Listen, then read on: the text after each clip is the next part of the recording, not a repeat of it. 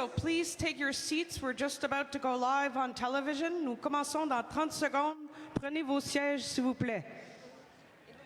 So we're starting 30 seconds. Please take your seats. Please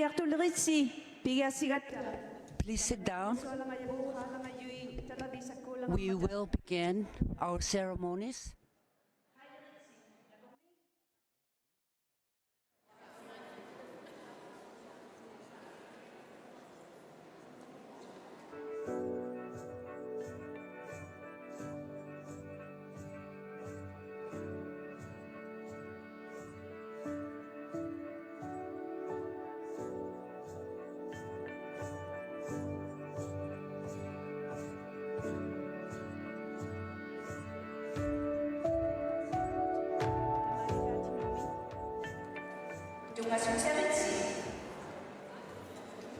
Welcome again. Come and have your seats, please.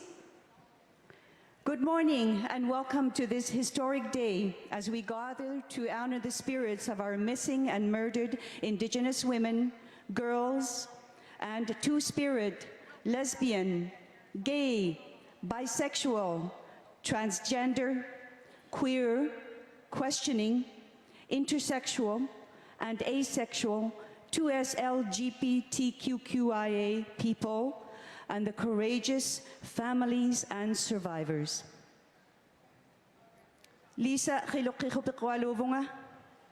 upigusum maripunga tamani hataugiamik o haktio hataugiamik ulumi. The MC for this event. I can't hear. Mon nom est Lisa Qulliq. Je suis très honorée d'être ici parmi vous. It is a real honor to be amongst you and to be co-MC. And I was also a proud member of the National Inquiry team, together with the other members of the research team.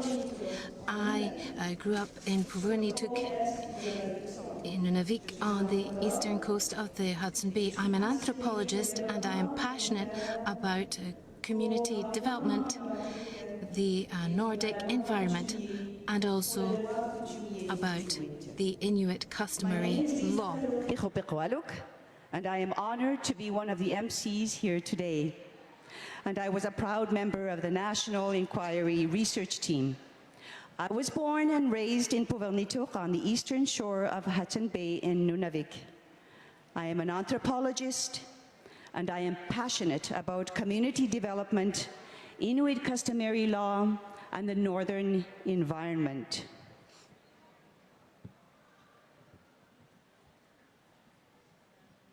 I think what I'm going to do is I'll introduce you, and then after I can talk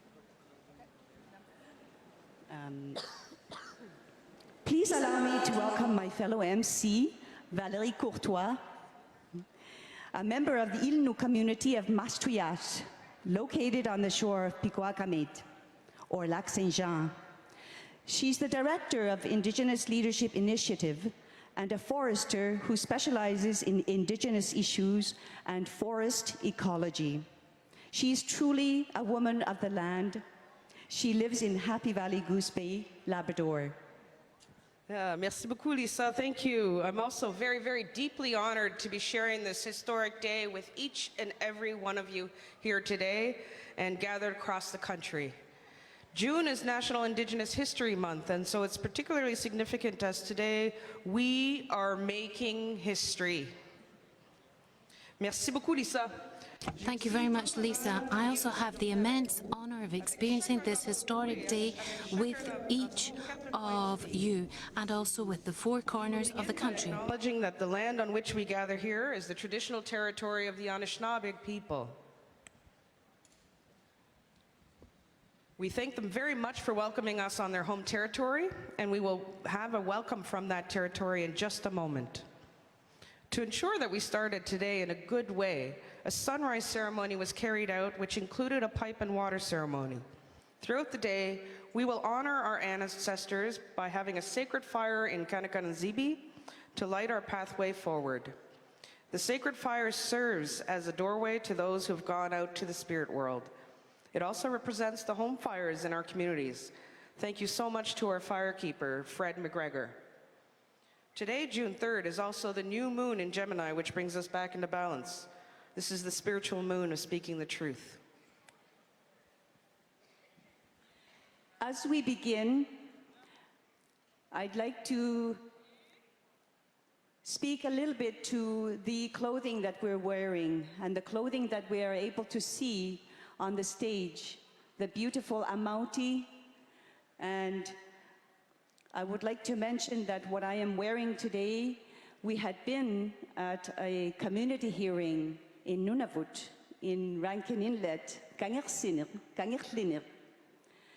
And when I met a lady, Amanda Ford, who made this type of arnautic.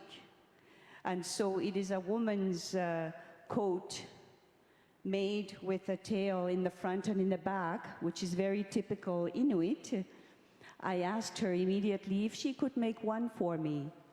And because it was during a community hearing on missing and murdered Indigenous women and girls, and we were hearing stories of Inuit families, I asked her to make it for me in red.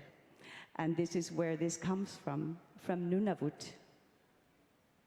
Thank you, Lisa. And when I learned that I would be MC here today, I of course immediately thought about my friend Mary Pia Benwin, who's a well-known Innu artist in Labrador. And Mary Pia, unfortunately, lost her best friend, Henrietta Millick, in 1982. And so as she was making this vest, of course with the red dresses on it, you could see, she was thinking about not only her best friend, Henrietta, who she says she thinks about every single day, but also all of the missing and murdered Indigenous women and girls. And so every bead on the side of my red dresses on my vest are meant to represent those women and girls who are missing or murdered. So thank you very much, Mary Pia. You are an artist. Hoyanami Valerie, what you're wearing is beautiful. Tapani Agu 2019 me silak yoamyud kavamau hatigid iltariyak hamata uhausingin nino nakakasi mayulimad upi usutsunga taman na nilirutigi Nunakasi majulimat uhausingit Adelaide Inuit naulima kusilak juami uhausingin nalunak taumata tapani 2019 me. 2019 is the United Nations International Year of Indigenous Languages. The aim is to raise awareness of the endangerment of Indigenous languages around the world and to establish a link between language, development, peace and reconciliation.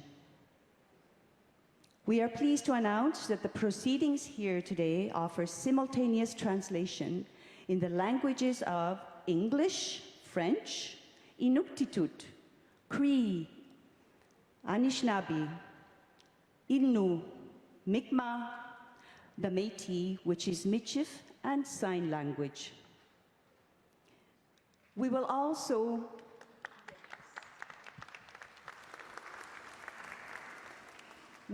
be posting this closing ceremony on our website later this month in all of these Indigenous languages.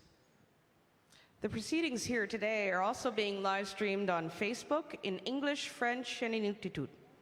To all our viewers at home, a national toll-free support line is available to provide support for anyone who needs it. That support line is 1-844-413-6649. That is 1-844-413-6649. You may call free of charge 24 hours a day, 7 days a week. À tous nos auditeurs à la maison, une ligne nationale de soutien est accessible sans frais pour toute personne qui en a besoin. Le numéro est composé pour la ligne de soutien le suivant, le 1-844-413-6649. Donc le 1-844-413-6649. Vous pouvez appeler sans frais en tout temps, 24 heures par jour, 7 jours sur 7. We are, of course, welcoming all of you here today watching from coast to coast to coast on the live stream. We welcome the elders from every part of Canada who have joined us today, family members and survivors, advisory committee members, those who have taken part in the Red Shawl campaign to raise awareness. We see beautiful red shawls here in the room. Youth, parties withstanding, and the many others who share their insights with this national inquiry.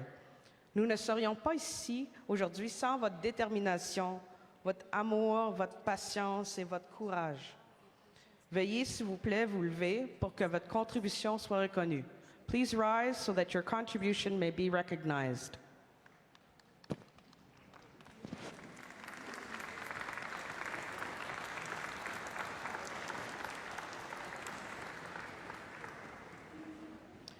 Nous invitons maintenant les commissaires, les grands-mères qui les conseillent, les membres du Cercle national des familles à, s'il vous plaît, entamer la marche de la vérité.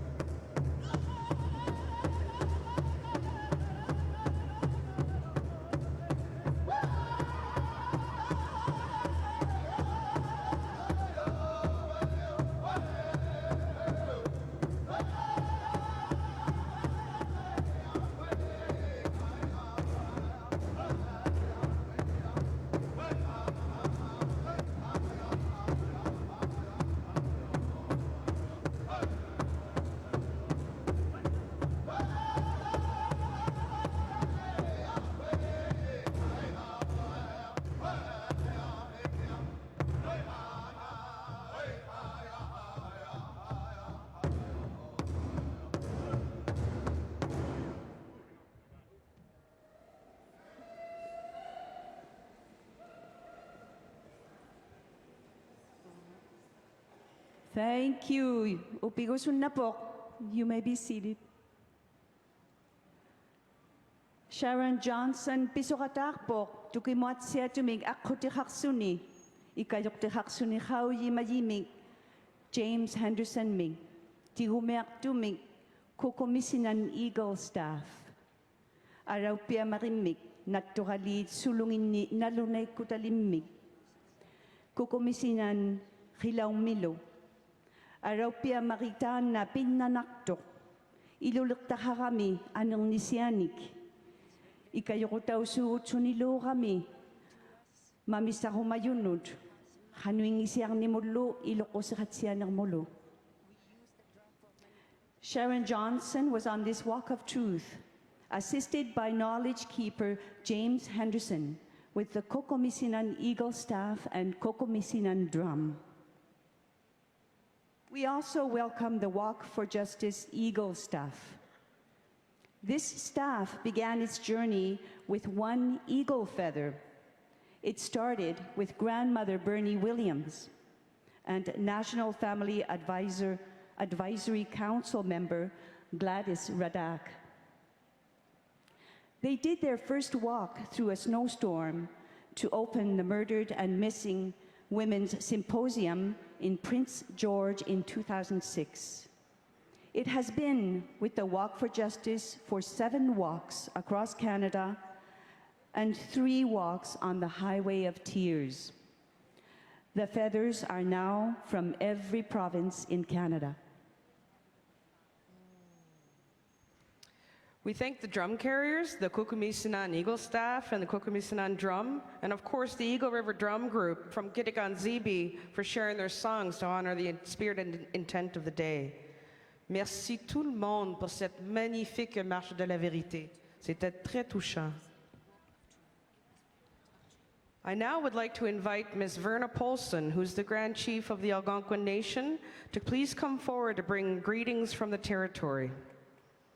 Verna.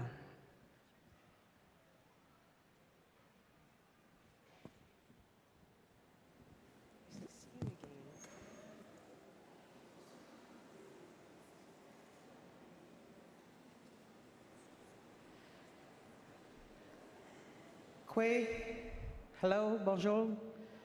Good morning, everyone. Today is a historic day. I'd like to thank all the families who are here and gathered on our sacred territory, the Algonquin Anishinaabe Nation. I welcome all of you. I woke up this morning and I always try to recap of what I'm going to say. I always speak from my heart and I'm for the people.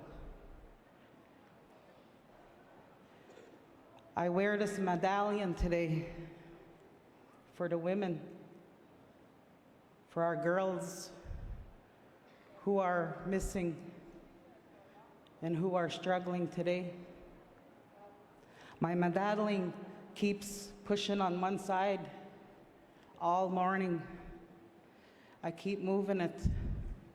It's moving away from my heart, it says, because there's so much work yet to be done.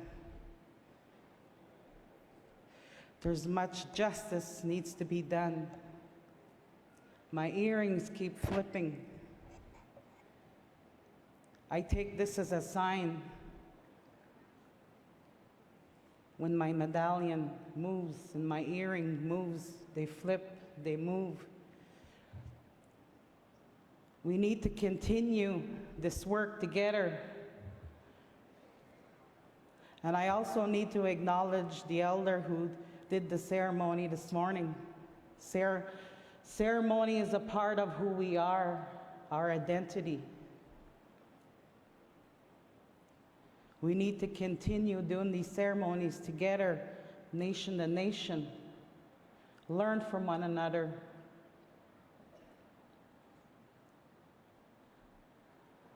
I see the Prime Minister is here today. There's much work that needs to be done. needs to continue for the families. It cannot stop. This is only the beginning.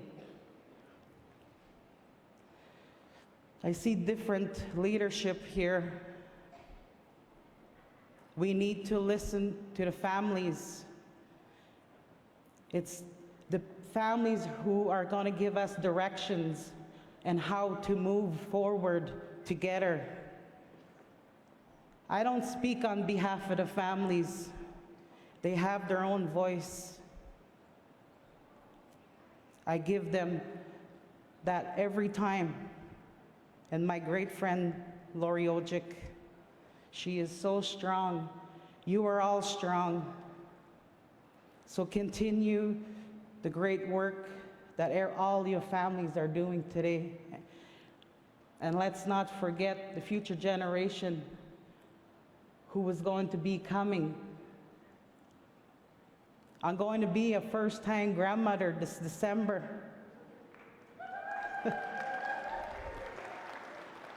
So, you know, when I used to hear people coming up to the mic and talk about their grandchildren, great-grandchildren, my heart is like, oh, I so want to be a grandma.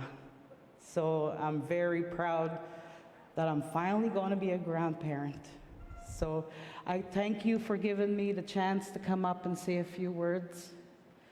And I thank everyone again for the hard work that you have shown our people.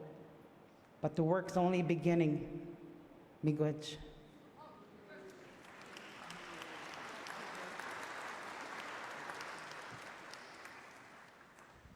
Kichimigwech, Verna. Thank you so much for those kind words of welcome.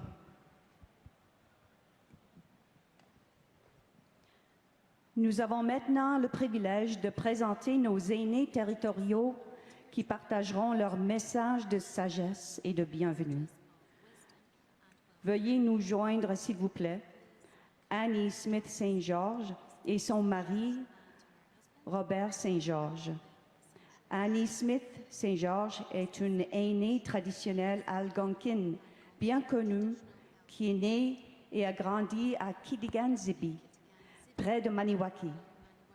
Fille de trappeur, elle a reçu plusieurs enseignements de ses aînés, de son oncle, de son grand-père et de William Kamanda, aîné internationalement reconnu. D'origine métisse, Robert est le père de 3 garçons et le fier époux de l'aînée algonquine, Annie Smith Saint-Georges, depuis 47 ans. Félicitations. En compagnie d'Annie, il a participé au lancement et à la clôture de la Commission de vérité et réconciliation, ainsi qu'à l'enquête nationale sur les femmes et les filles autochtones disparues et assassinées, et au mouvement Kind Men. Bienvenue.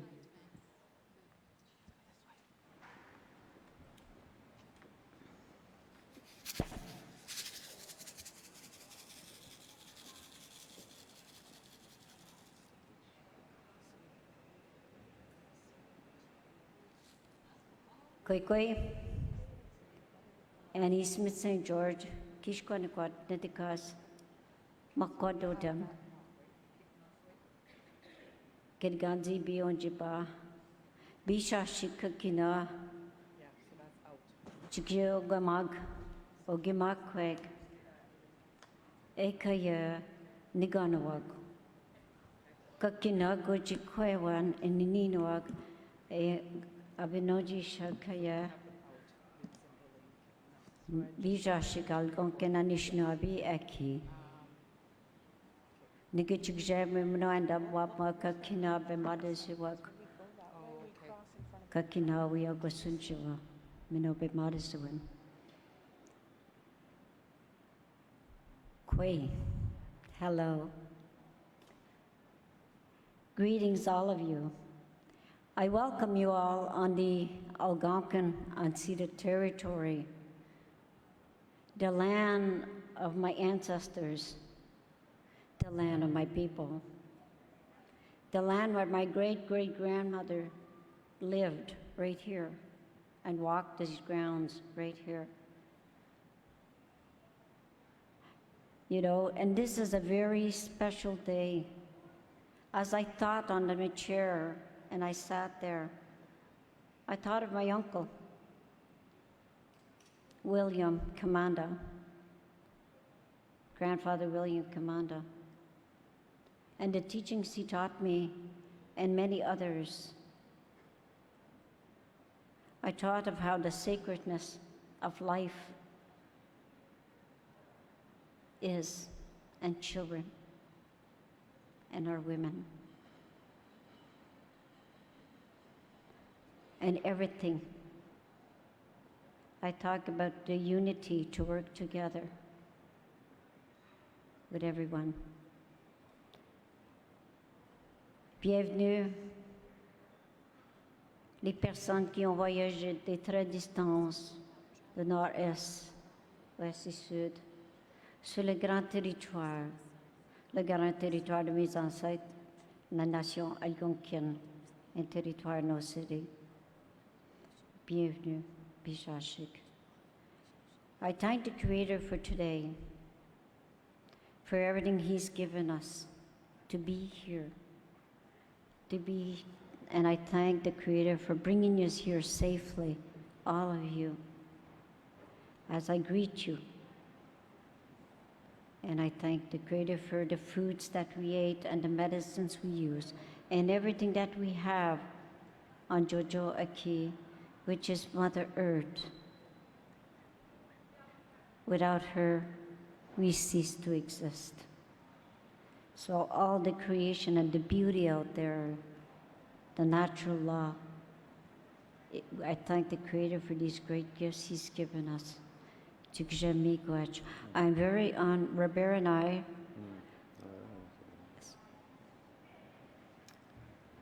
Merci à tout le monde d'être venu ici. C'est un moment historique dans l'histoire du Canada, pas seulement avec des peuples autochtones. C'est une histoire aussi qui va être racontée plus tard, qui va faire en sorte que nos vies et l'importance des femmes, les donneuses de vie, vont être mieux respectés. C'est le temps pour les hommes. Moi, je veux parler pour les hommes aussi. C'est le temps pour les hommes de changer leur cœur. D'avoir un cœur aimant, un cœur protecteur, un cœur qui nous amène de l'avant et non de reculons. Alors, je demande à tous les hommes d'en faire la promesse à eux-mêmes, premièrement, pour changer la vie. Parce qu'on a tous des défauts, on a tous fait quelque chose qui n'est pas correct dans notre vie. Et il faut se pardonner et demander pardon à tous ceux qu'on a maltraités ou pas aidés. Ouvrons nos cœurs pour vrai. Miigwech. Miigwech, and have a nice day, all of you. Miigwech. Miigwech. Honored.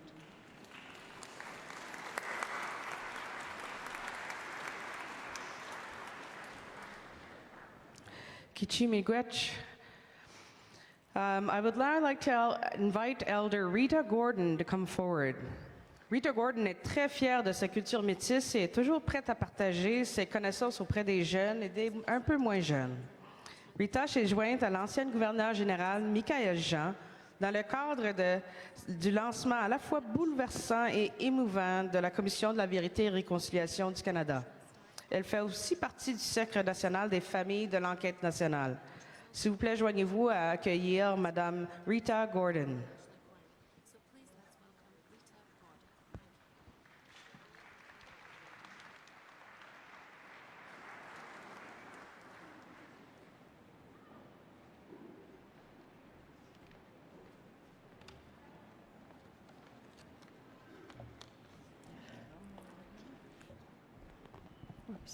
Tanchi Yuao Mainatuao.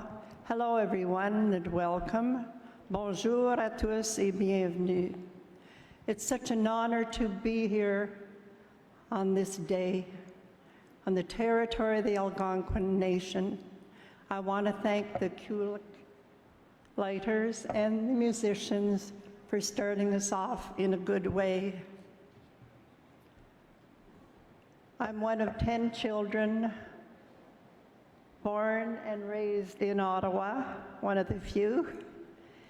And my father was Algonquin, my mother was French-Canadian and Métis. I'd like to share a prayer with you. Creator, when we were born, you gave us the gift of life. Today we are gathered here to stand up and remember Métis, First Nations, and Inuit sisters, mothers, daughters, grannies, aunties, nieces, and friends who are impacted by all forms of violence and abuse, including those that have gone missing.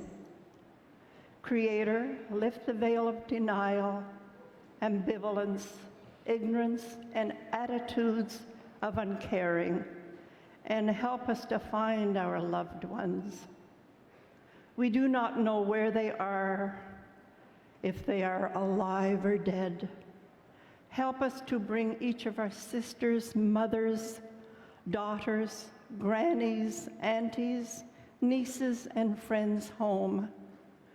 Creator, as we remember the women, we must also remember their loved ones. Our families and communities are in pain. Give us the strength and comfort during these dark times. When we tell our stories, open the ears of the listeners so it touches their hearts and calls them to action. Creator, give the wisdom and courage to our leaders, lawmakers, police, and anyone who is called to help a woman who is suffering abuse or violence, or who has gone missing.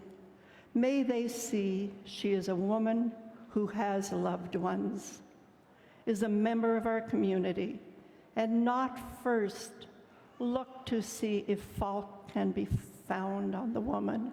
It's never her fault. Creator, we now turn our prayers to the men. In pain for the violence against our women, stop our men. They need to resume the role of taking care and protecting their mothers, sisters, daughters, grannies, aunties, and spouses. Give the men who have abused the strength, clarity, and courage to admit their harm, seek help, and change. For the men who have harmed or killed a missing woman, we pray the guilt will cause them to come forward so she may be reunited with her family and put to rest in a proper manner to allow her spirit to be at peace. Finally, Great Spirit, we pray for all women who give us the wisdom, strength, and courage to stand up for ourselves. Make a commitment to end violence and abuse in all of its forms. We pray that if there are women with us today, and I'm sure there are, who are in harm's way, that you place helpers in their lives and place courage in their hearts to find safety and to know safety is their inherent rights. Mercy, Miigwech, thank you, Quiana Mig. God bless each and every one of you, and God keep you safe. Thank you.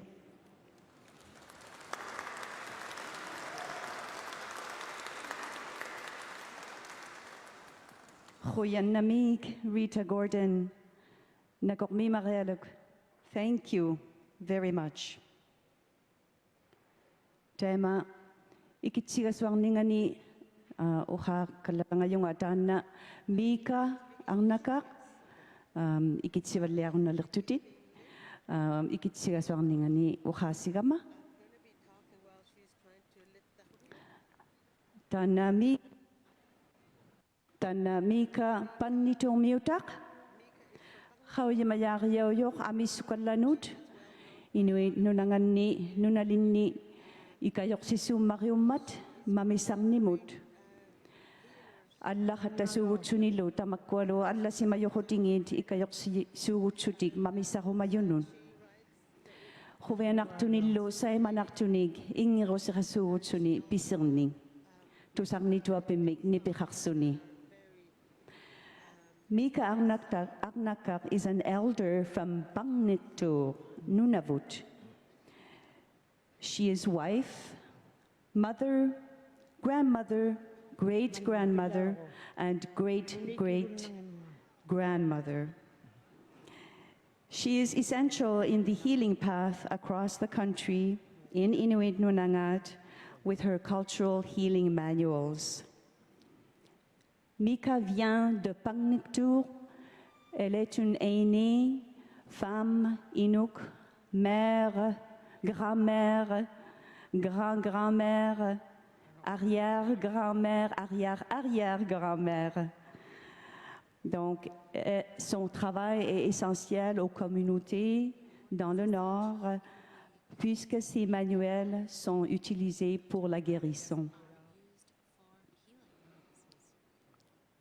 Elle allume notre huile à lampe à huile, excusez-moi, qui est un outil de femme et auparavant très important, très utile à la quotidien. Donc la femme Inuk, qui est singulier pour Inuit, c'était elle qui était responsable pour le Qulliq, puis elle gardait la flamme. Donc le Qulliq nous a suivis tout au long de l'enquête nationale. Le Qulliq est allé à toutes les communautés, toutes les audiences communautaires et a toujours été allumé par une femme Inuk qui restait tout au long des audiences. Donc le Qulliq est un symbole de lumière qui ouvre l'esprit et qui fait partager toutes les histoires de ses aimés. Donc il tient toutes les histoires de tout le monde, partout dans les communautés à travers le Canada. Mika is lighting the Qulliq, which in the past has been an extremely important tool kept by the Inuit women. And this Qulliq, this one, followed the commissioners to all of the public hearings, to all the communities, Inuit, First Nations, Métis, and at each hearing it was tended by an Inuk woman who tended the Qulliq, who listened, who provided support to the commissioners, and hence it holds all of the stories of loved ones. And so it is a symbol of light, of peace, and of healing. And we are very proud to share it with you. And so it belongs to the commissioners and to the national inquiry. Nillisivit ate. Mika will now say a few words.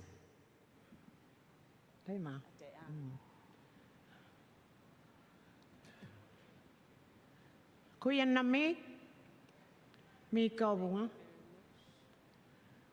Tamani sa sini kulang me ikumasetilonga. Tau tunga punga ananaga ikumasak palaw si mamat. Atata kalo. Tapane ikinyak tumi ukiyok tumi. Takigasan ne taan na to atong nekto ko. Kayo silang.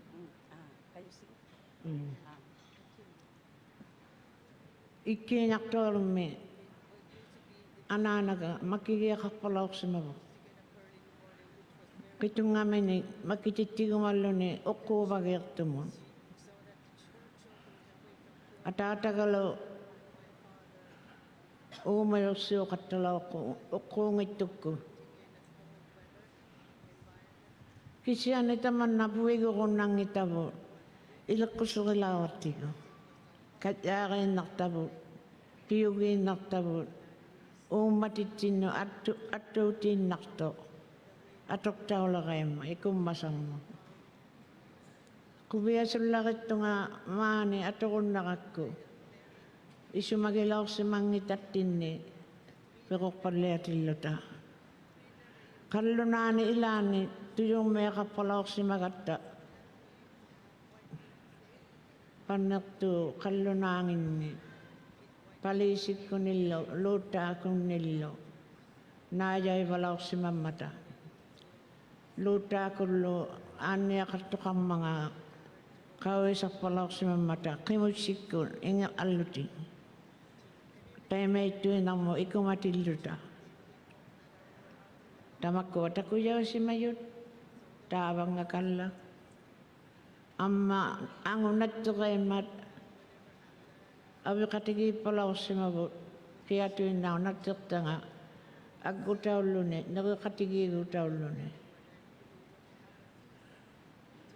Kuya namin ito nga tama tuming isumagiyaw na kata. Kuya namin lahat ito nga isumagiyaw na kata. Upin na kani, tama na, no nakakatulo ta, ilak ko sa lawat sigo. Kaway malawangin na ta, siya na, ilak ko sa takang mga. Tama ito, kaway malawat ito. Ito yung mga. Kuya namin kalong. Ami solong nito na unikali.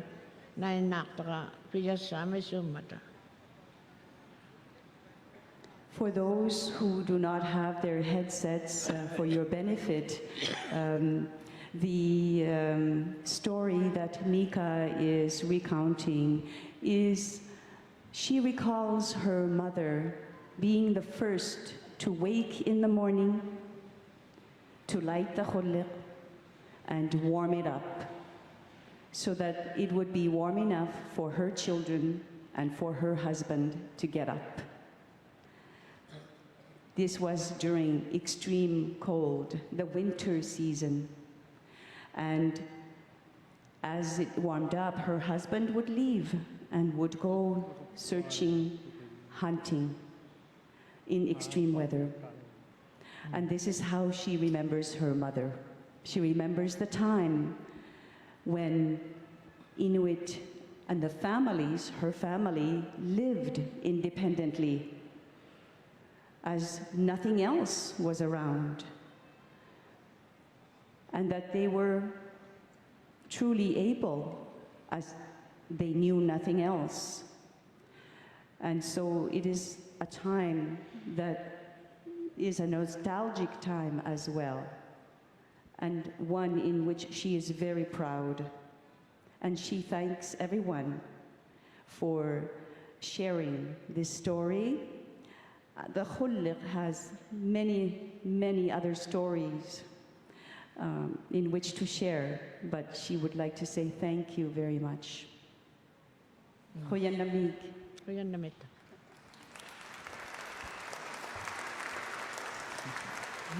Kuya namig, Mika. I would now like to invite the Elder Linda Naistus to come forward and please offer a Christian prayer. So Elder Linda.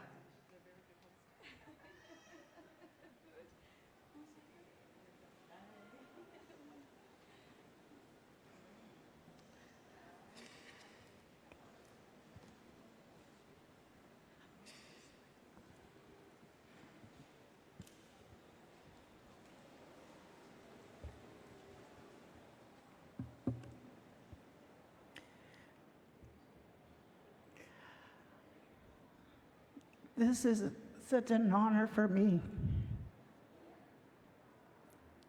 to be able to stand here for all these women and families.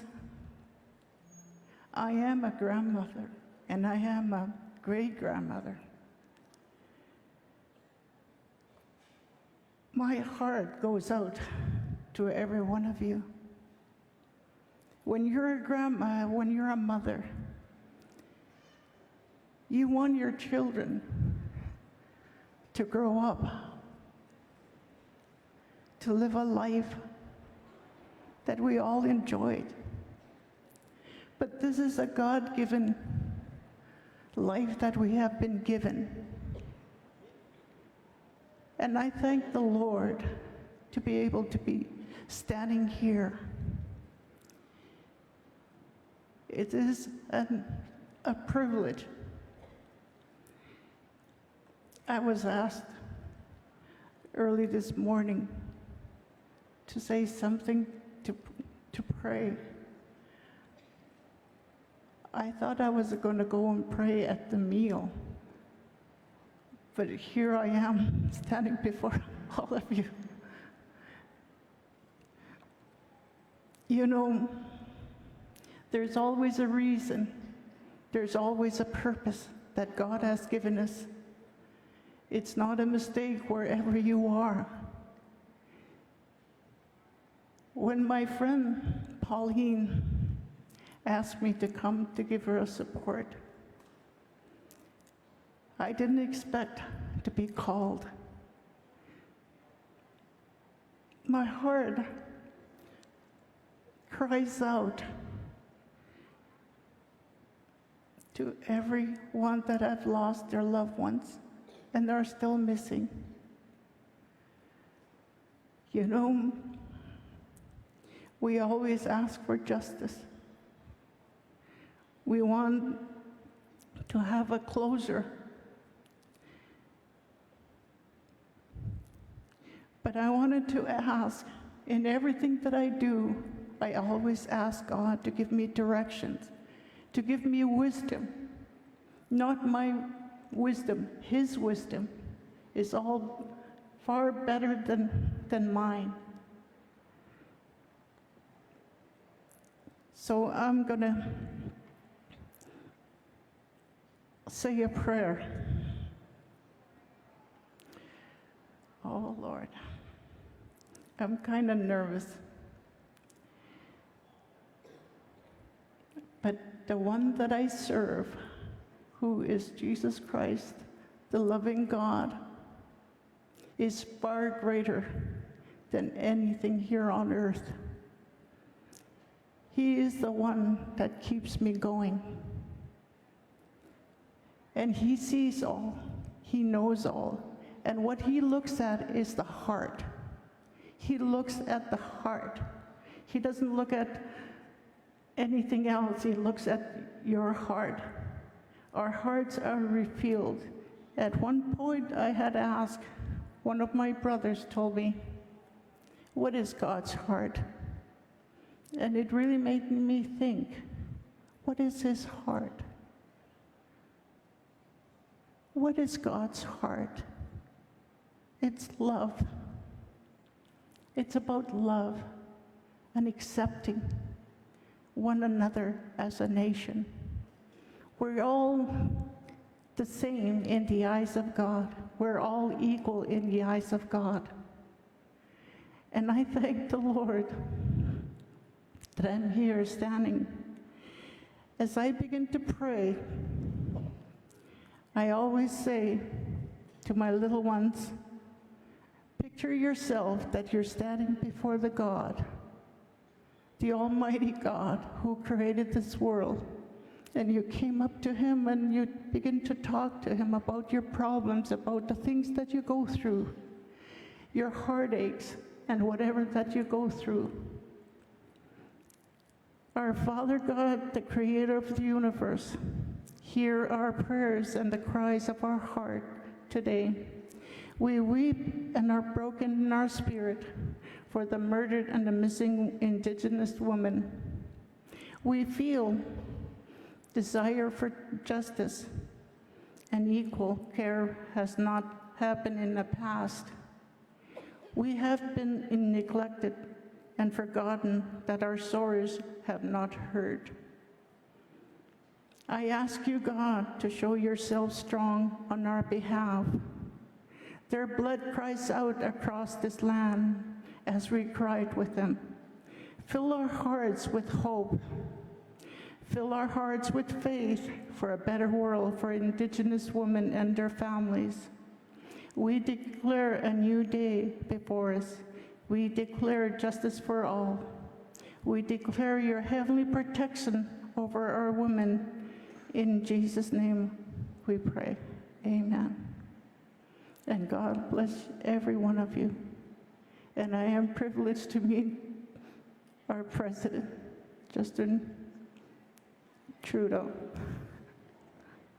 It's amazing.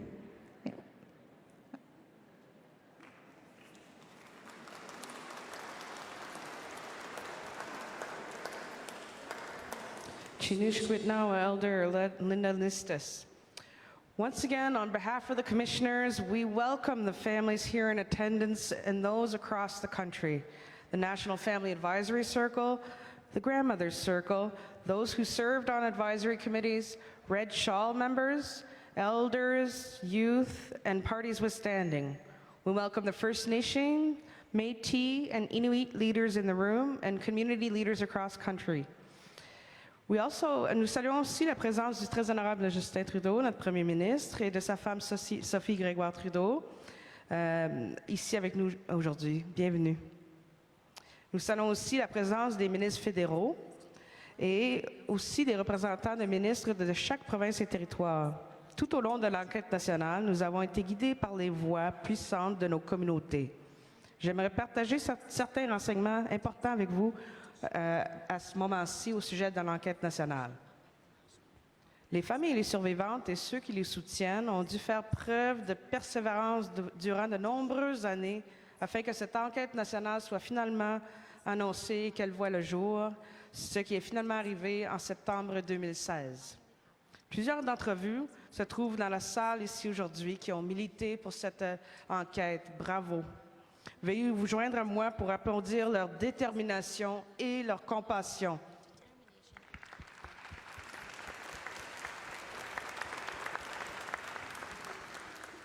We'd also like to acknowledge the 1,484 family members and survivors who came forward to share their stories with the National Inquiry. You are at the heart of this very National Inquiry and the final report.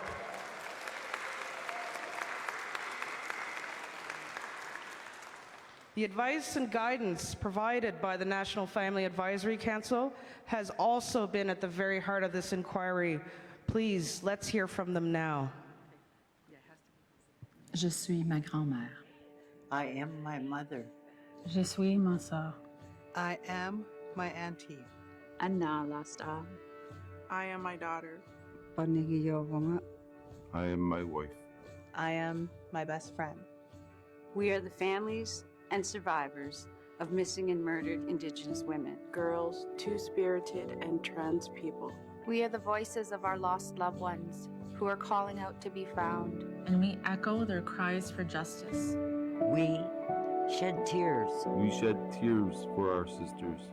Nous sommes restés en arrière To tell their stories. pour partager la vérité. Our ancestors protected our ways. so we could survive and persevere. Our relationship with Canada was created in peace, In peace, friendship, and trust. la paix, l'amitié et la confiance. Promising prosperity. Abundance and well-being. La confiance brisée a érodé. Broken trust has eroded this relationship. Jeopardizing what we hold most sacred. Our women and girls. Nos femmes et nos filles. We are here to restore their dignity And forge a path for change. Our children are our future. We must protect them. Nous devons les protéger. We ask all Canadians To stand with us. To stand with us. In ending all forms of violence. Learn about the truthful La vraie histoire Of the relationship between First Nation, Inuit, and Métis people and Canada. Honor that truth by upholding their rights. by upholding their rights and respecting our sisters. et en respectant leurs valeurs. Our language, our treaties, and our way of life. with clean water, housing, and safety. And respecting our women, our children, and our families. Donnez vie à la vérité en devenant des alliés. By becoming allies and advocating for change needed. I love you, baby. Good job. Thank you so much. Taken, not forgotten. Taken, not forgotten. I am here to speak for those who cannot speak. Our women and girls are sacred. Our women and girls are sacred. I'm here for justice. I am a change maker. Are you? J'initie le changement. Et vous? I am a change maker. Are you?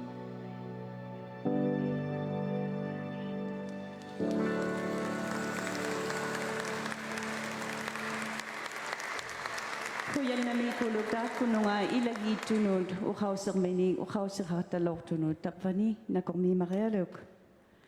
As the national inquiry crisscrossed this country from coast to coast to coast in our truth-gathering process, in addition to family members and survivors, commissioners and Canadians also heard from 83 knowledge keepers, experts, and institutional witnesses. A special thank you to those individuals for sharing their wisdom and knowledge. Nagormig. As well, more than 800 people also participated in creating 385 distinct artistic expressions. These are a compelling and deeply personal way to connect with our missing and murdered loved ones. Art is a powerful tool for commemoration and healing. The commissioners and staff have also relied on and benefited from the wisdom of our grandmother's circle. They have prepared this message. We are the grandmother's circle. Nous sommes le cercle des grands-mères. We are the grandmother's circle of Canada's historic first national inquiry. We are carriers of traditional knowledge. Our role is to provide teachings and guidance. We have witnessed the process of the national inquiry and borne witness to the family members and survivors who have testified. We honor the tremendous courage of the Indigenous families and survivors who have shared their difficult stories with us. As grandmothers and elders from many nations, we have clearly heard from the families, survivors, two-spirited and trans people that the violence must stop. That the violence must stop. That the violence must stop. Nous croyons en la force et en la puissance de nos femmes, de nos filles et de nos personnes bispirituelles et transgenres autochtones. Since the beginning of European contact, we have experienced the full impact of colonial violence. This targeting genocide of our women, girls, two-spirited, and trans people is criminal. Canada must be accountable for its inaction that has led to ongoing violence. Our ancestors had a beautiful vision of what Canada could be. Nations and peoples living side by side in peace and prosperity. That vision is still waiting to be realized. We are the people of the land. We have a responsibility to protect the land as the land protects us. La terre nous donne la vie, tout comme nos femmes. We want Canada to know that our women are the heart and home fires of our nations. For the Inuit, the Qulliq is that home fire which sustains our land.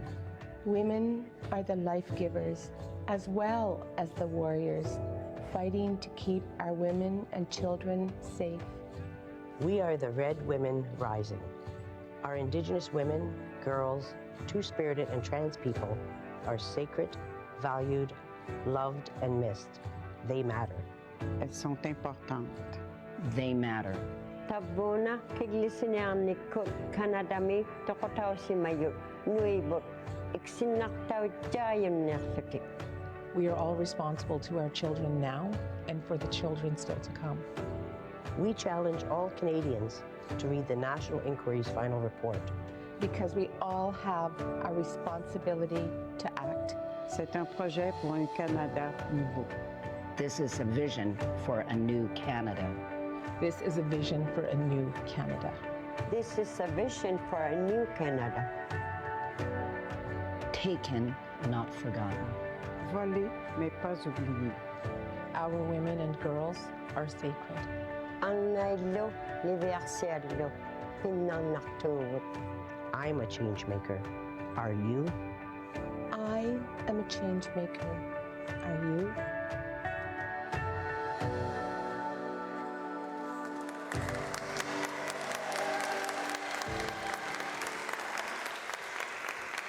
Wow, what powerful videos those are. Thank you so much to the elders and grandmothers for your invaluable advice and support. We now ask everyone here to honor the spirits of our missing and murdered First Nation, Metis, Inuit women, girls, 2SL, LGBTQIA people, and the many families of the heart, and survivors to join us now, if you are able. Please stand for a minute of silence.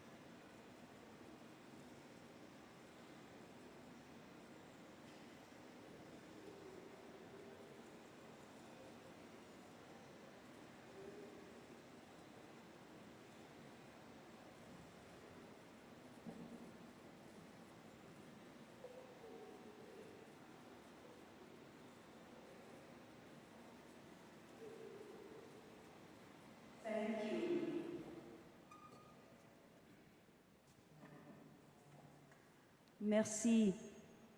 En cette journée très spéciale, nous portons dans nos cœurs de nombreux êtres chers. L'enquête nationale a été le fruit d'un travail d'équipe. Des personnes dévouées ont travaillé pendant de longues heures, parfois dans des conditions éprouvantes.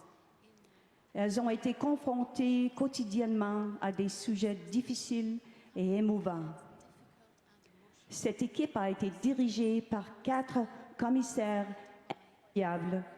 incroyables et infatigables. J'invite maintenant notre commissaire en chef, Marianne Buller, à nous rejoindre pour dévoiler les thèmes généraux qui sont ressortis de cette enquête nationale. Chief Commissioner Buller is Cree and a member of the Mistawasis First Nation in Saskatchewan.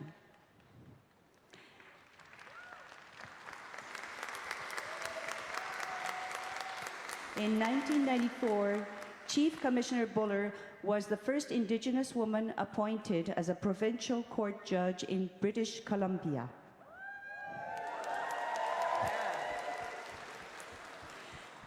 Chief Commissioner Buller has lectured and written extensively about Indigenous issues and rights. She retired as a judge in 2016 to accept this role as Chief Commissioner. Chief Commissioner?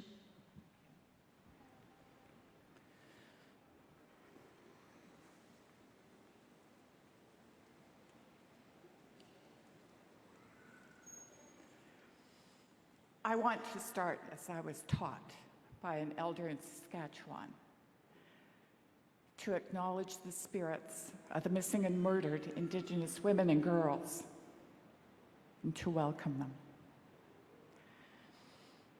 I also honor the courage of survivors of violence, and I raise my hands to the strength of the 2S LGBTQIA people. Elders, firekeepers, Mika, thank you. Drummers and singers, thank you for joining us today. I thank also the Algonquin Anishinaabe people for welcoming us today to their unsurrendered land. Good morning, bon matin, tanse. Families, friends, honored guests, thank you for joining us today. This is a big day for all of us. It is indeed an honor for me to serve as Chief Commissioner in this historic national inquiry into missing and murdered Indigenous women and girls. In over 2 years of public hearings and evidence gathering from coast to coast to coast, we listened to the truths of more than 2,380 family members, survivors of violence, experts, and knowledge keepers. My sincere thanks to all of you who shared your truths. Your truths now cannot be unheard. You have started to rewrite Canadian history in a good way. Thank you.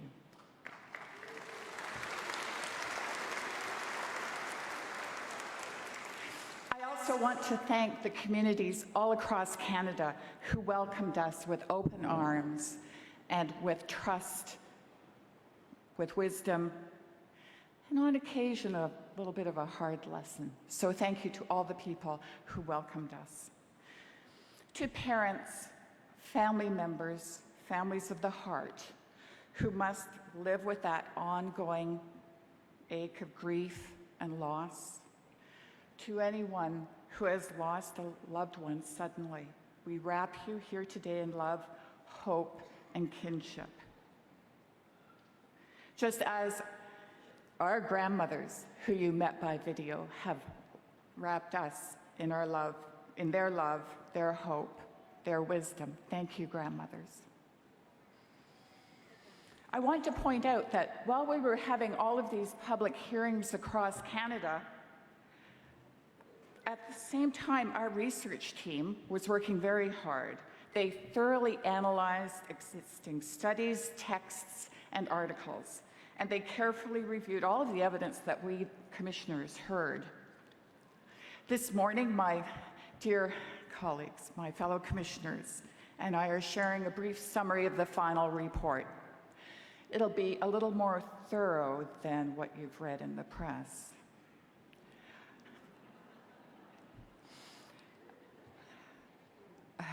Yes, our mandate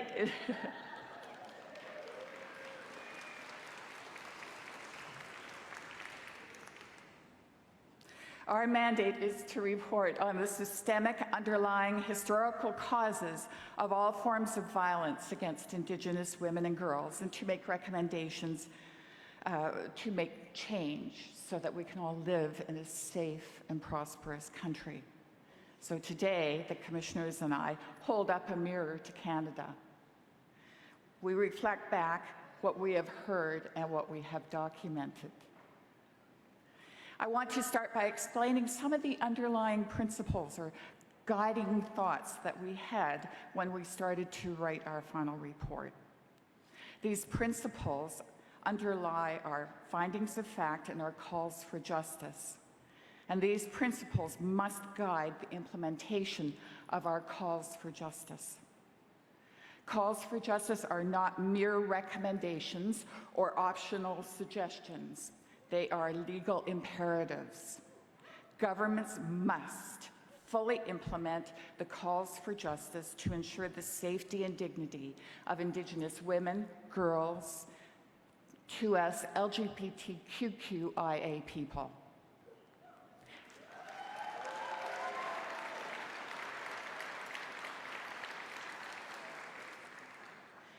They are calls for justice because that is what you, families and survivors, told us that you want: justice. These principles, as I've said, must guide the implementation of our calls for justice in order for them to be effective, for them to be something more than Band-Aid measures. First, there must be substantive equality. Now, substantive equality means achievement of true equality in outcomes. Next, Indigenous women and girls, 2S LGBTQIA people, are holders of inherent Indigenous rights, constitutional rights, and international and domestic human rights. Issues must be reframed from unfilled needs to the denial of their basic rights.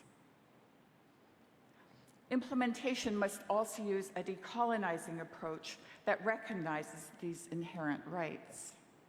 Further, implementation must use a strength-based approach, focusing on the resilience and the expertise of individuals and communities.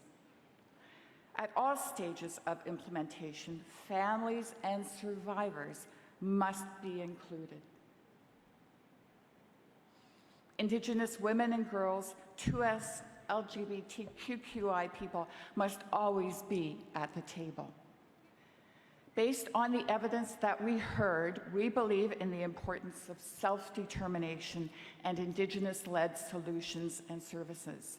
So, planning and delivery of services and solutions must be led by Indigenous governments, organizations, and Indigenous people.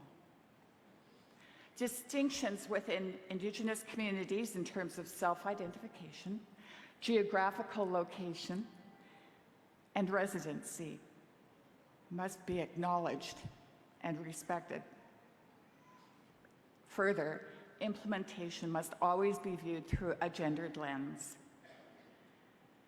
Implementation of our calls for justice must ensure cultural safety.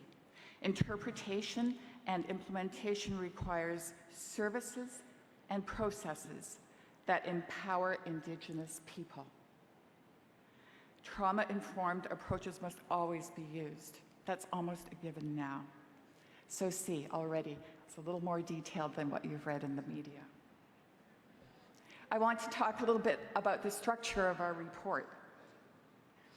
The findings and calls for justice are grouped as overarching, and then those concerning health, culture, security, and justice. We have addressed Inuit, Métis, and 2S LGBTQIA issues with additional calls for justice. And we have a report, findings of fact, and calls for justice for the province of Quebec. Turning now to the overarching findings of fact. And these are findings of fact that are comprehensive and large and general in scope.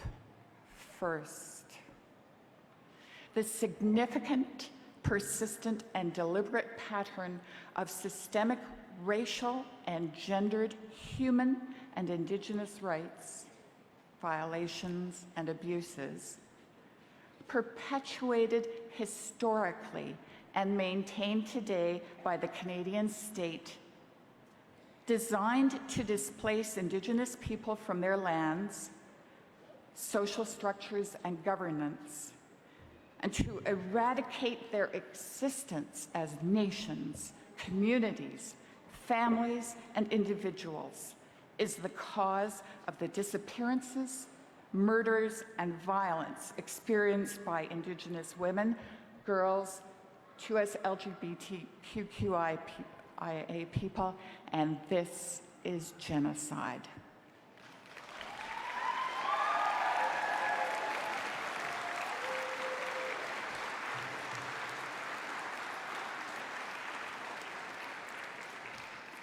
This colonialism, this discrimination, and this genocide explains the high rates of violence against Indigenous women, girls, 2S LGBTQIA people.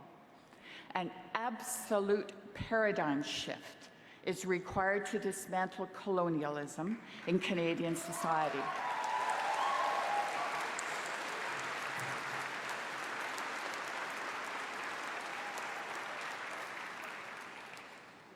And this paradigm shift must come from all levels of government and public institutions. Ideologies and instruments of colonialism, racism, and misogyny, both past and present, must be rejected.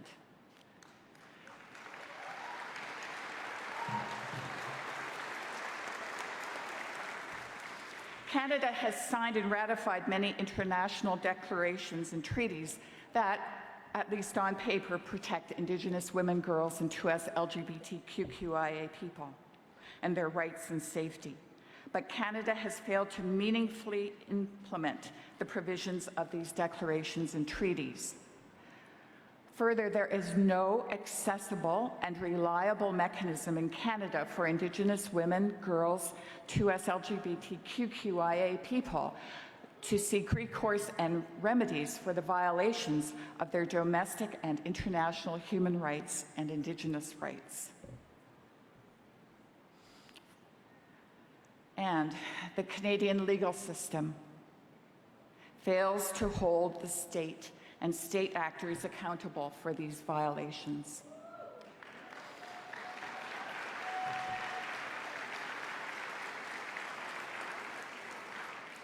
Over time, the Canadian state has displaced Indigenous women, girls, 2S LGBTQIA people from their traditional roles in governance and leadership and continues to violate their political rights. We, the commissioners, recognize self-determination and self-government as fundamental human and Indigenous rights and a best practice. Efforts by Indigenous women, girls, and LGBTQIA people to be self-determining and to be respected face significant barriers, especially in the area of funding and support. Temporary and deficit-based approaches do not increase capacity for determination or self-governance. And such approaches, as we already know, fail to provide protection and safety, as well as substantive equality. Those are our overarching findings of fact, based on what the families and survivors told us. Turning now to our calls for justice, because that's what the families and survivors told us they want. In our report, the terminology all governments means Indigenous, federal, provincial, and territorial governments. We have 231 calls for justice that are directed not only at governments. We have included calls for justice that all Canadians can act on, because we, the commissioners and myself, see the solutions to this national tragedy as including all Canadians. We all are the solution.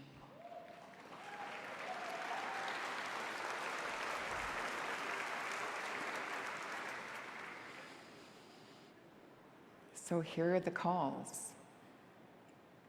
All governments, in partnership with Indigenous peoples, shall develop and implement a national action plan to address violence against Indigenous women, girls, 2S LGBTQIA people. All governments, with the full participation of Indigenous women, girls, and 2S LGBTQIA people, shall fully implement and comply with all relevant international and human Indigenous rights, treaties, and instruments. All governments, in meeting human and Indigenous rights obligations, must prioritize and resource the measures to eliminate the social, economic, cultural, and political marginalization of Indigenous women, girls, 2S LGBTQIA people. All governments, and in particular Indigenous governments and Indigenous representative organizations, must take urgent and special measures to ensure that Indigenous women and girls, 2S LGBTQIA people, are represented in governments and that their political rights are upheld. Further, those governments must equitably support the role of Indigenous women and girls and 2S LGBTQIA people in governance and leadership. All governments shall immediately take all necessary measures to prevent, investigate, punish, and compensate for violence against Indigenous women and girls, 2S LGBTQIA people.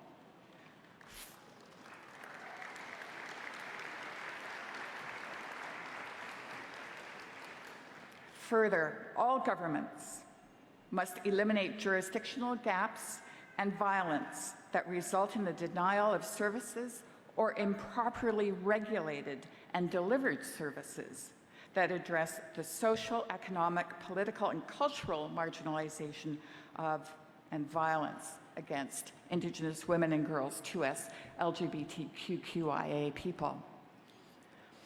Federal, provincial, and territorial governments, in partnership with Indigenous peoples, shall establish a national Indigenous and human rights ombudsperson and tribunal.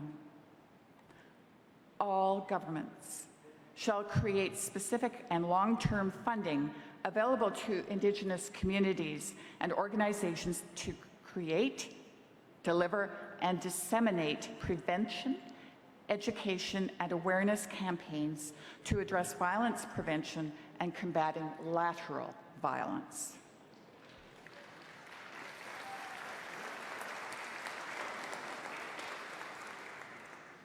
All governments shall develop laws, policies, and public education to challenge the acceptance and the horrendous normalization of violence. The federal government shall create an independent mechanism to report on the implementation of these calls for justice to Parliament, and that reporting shall be annually.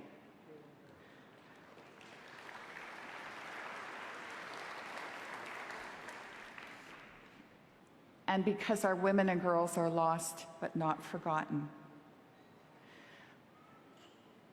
we have called upon the federal government, specifically the Privy Council Office and Library and Archives Canada, to maintain and make easily accessible our public record and website. And for all Canadians, we have calls for justice for you too. And I'm just going to name a few of them. First, read our report. Speak out against racism, sexism, and misogyny.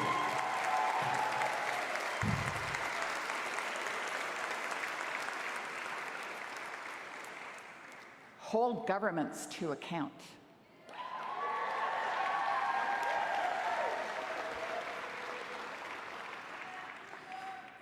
And decolonize yourself by learning about Indigenous peoples and the true history of Canada.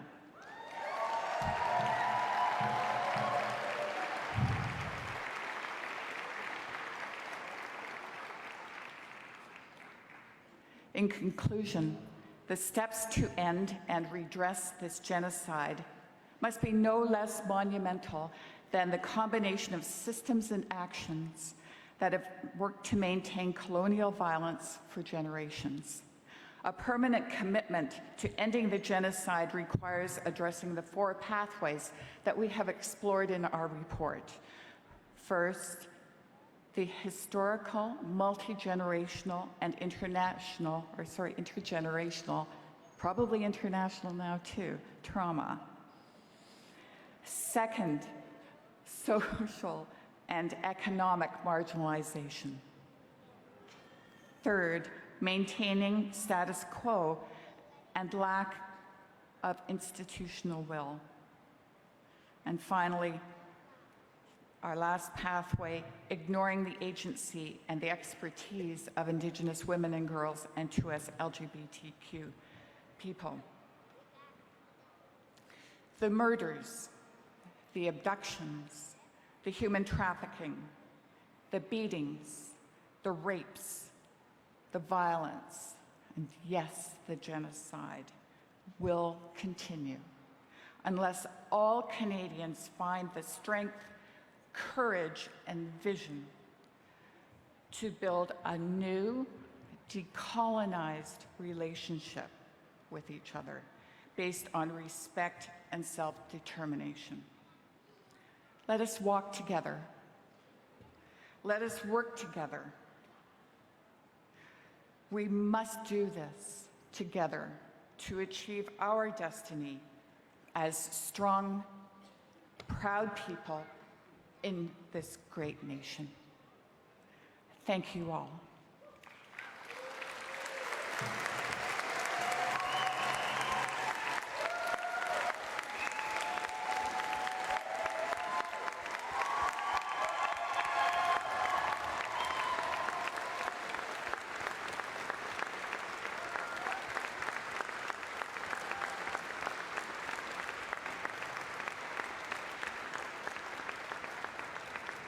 Chinishkubit now, Commissioner Buller, thank you so much.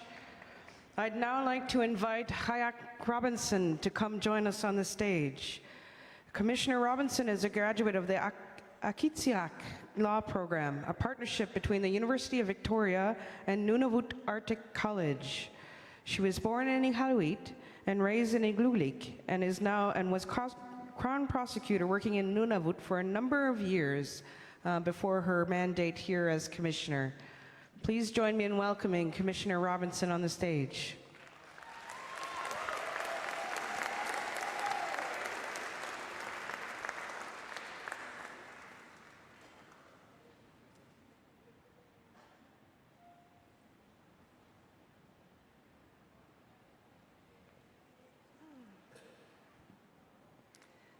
It's not often I have to lower the mic, but after Marion, I always have to.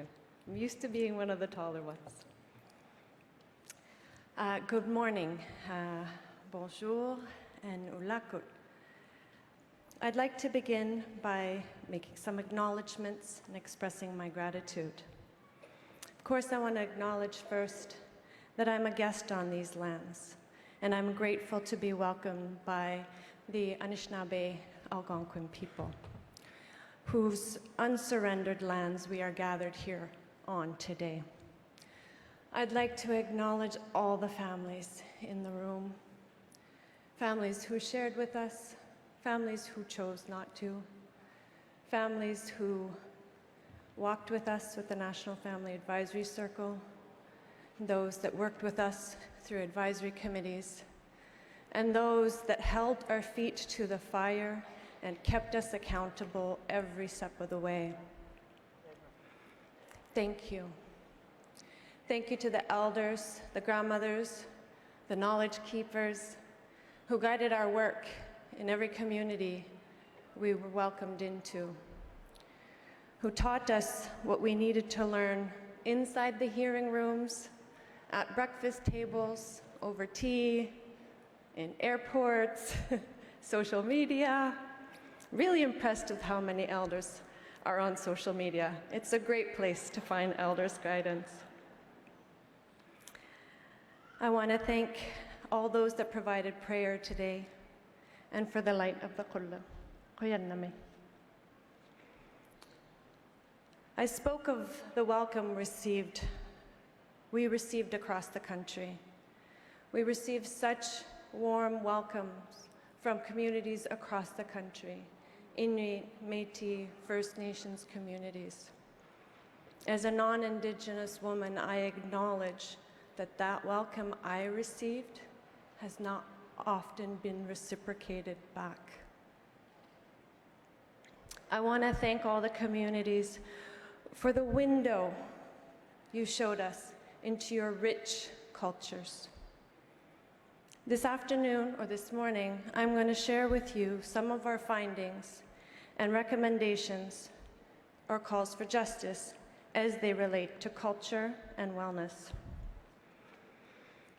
Throughout our journey, we have heard how the denial of culture and the denial of identity is a root cause of the violence.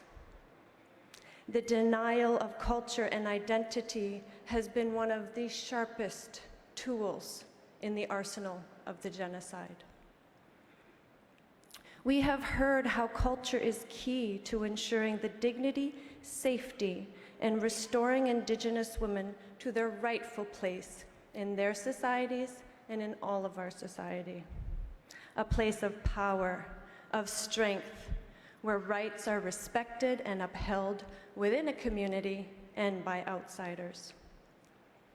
We must all understand that culture goes beyond artistic expression. Culture is the essence of humanity, of a society, of a community, of a family. Culture relates to violence because culture covers all aspects of life. Its language, its history, values, belief systems, institutions, laws. It's also fundamental to be passed on generation to generation, and when it's disrupted in one, generation, it has devastating impacts and compromises the generations to come. Culture defines relationships and obligations. Relationships and obligations that, like a tapestry, a blanket, create safety, security, and justice for its citizens, its women, its girls, its gender diverse people. Security and justice and safety is denied when cultural rights of Indigenous women and girls and 2S peoples is denied, dismissed, or disrupted. They're interconnected and cannot be separated. Safety, justice requires culture. Other rights, such as the rights to essential services, are also denied and compromised when cultural rights are ignored. When institutions, through racism, dismissal, or through the imposition of foreign systems, disrupt, deny, or attempt to eliminate culture, those services that are provided are not effective. Those spaces become dangerous spaces. Those spaces become where violence is perpetuated.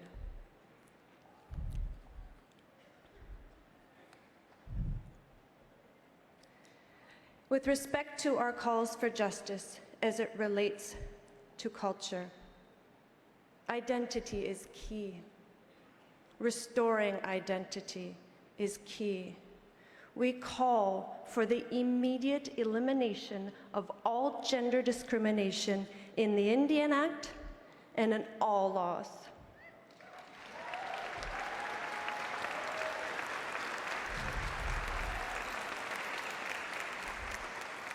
Further, Indigenous people define who they are. Governments don't.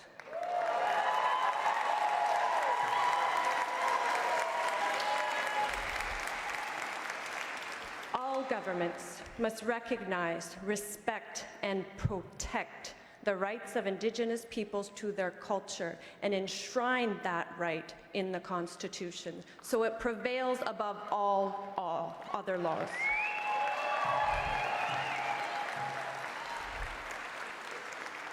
The laws designed to squash, eliminate, and destroy culture must be eliminated.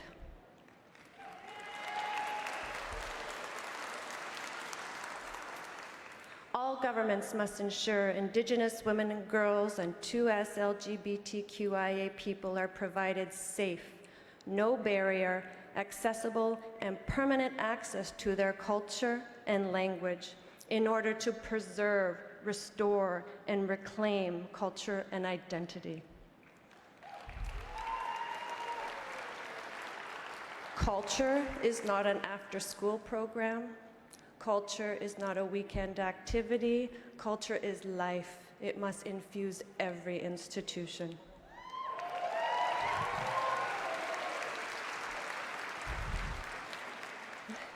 Further, with respect to government services, effective services are those that are Indigenous-led and rooted in Indigenous culture, and those that are culturally safe.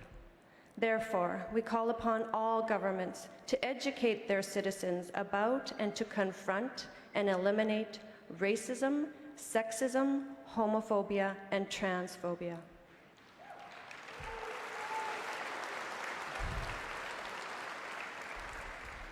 To accomplish this, the federal government, in partnership with Indigenous peoples and provincial and territorial governments, must develop and implement anti-racism, anti-sexism national action plans to end racist, sexualized stereotypes of Indigenous women and girls and LGBTQIA people. The plan must target the general public as well as the public service.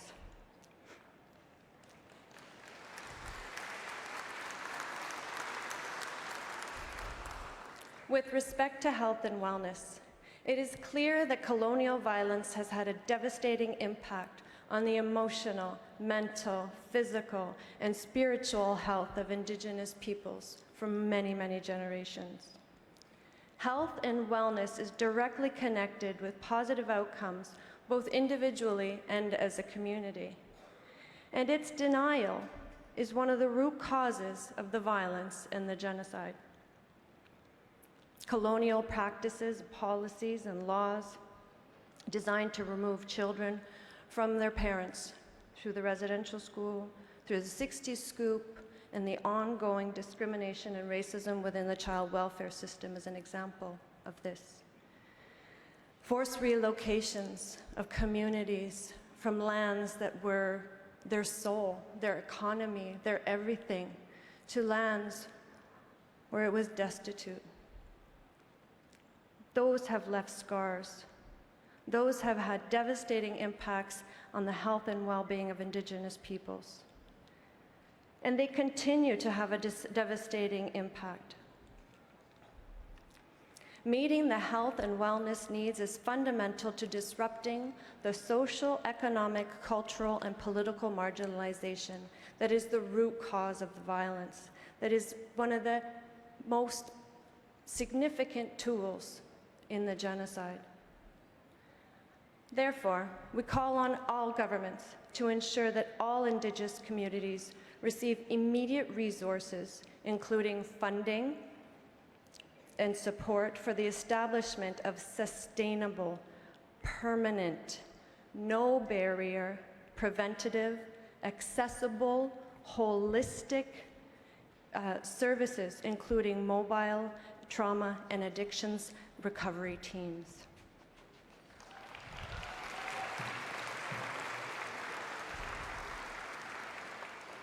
We further direct that trauma and addictions treatment programs be paired with other essential services, such as mental health services and services designed to assist those who are being sexually exploited and human trafficking, and must be distinctions-based and meet the individual needs of First Nations, Inuit, Métis, women, girls, and gender-diverse people. We call on all governments to provide continued access to healing programs and support for the children of missing and murdered Indigenous women and girls, as well as gender-diverse people, and to their families.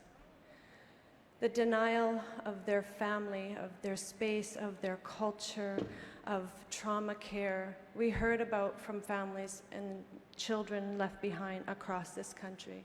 We as a society must not leave the kids behind either.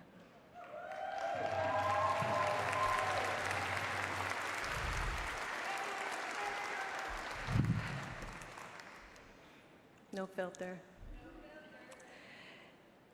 On a personal note, this has been an incredible journey, the journey of the National Inquiry, and it's hard to believe it's coming to an end. There is so much more work to do, and I look forward to seeing what my part might be in that. This process has tested me to my core. As a non-Indigenous person, I have struggled to come to terms with my role in Canada's genocide. I have sat with feelings that I'm sure many of you non-Indigenous people in the room or watching may be feeling and sitting with right now. Shame, guilt, denial, that urge to say no, no, no, that's not what this is. This is not who I am. I didn't play a part in this. My ancestors didn't play a part in this. We're good people, no. But it's the truth. It's our truth. It's my truth. It's your truth.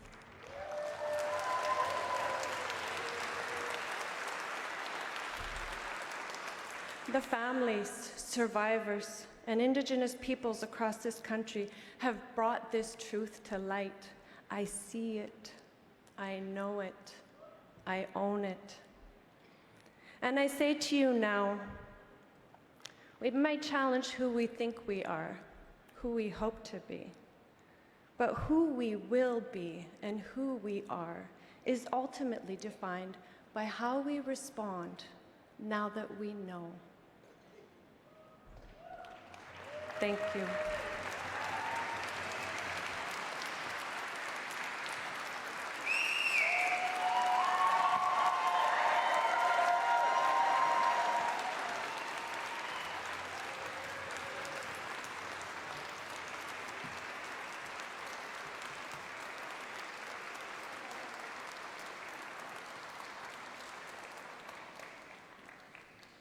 Kuyanami Qulliq Khaya, Nakokmi Marealuk Khaya, Pinaswa Hatau Tsutit, Kamisanau Hatau Tsutit, Inuni Kikatulau Havit, Nakokmi. I would now like to invite Commissioner Brian Eyolfson to join me. Commissioner Eyolfson is a member of the Qulliq First Nation in Ontario. He holds degrees in psychology and law and served with the Ontario Ministry of Indigenous Relations and Reconciliation. He was also a vice chair with the Human Rights Tribunal of Ontario. Commissioner Eyolfson.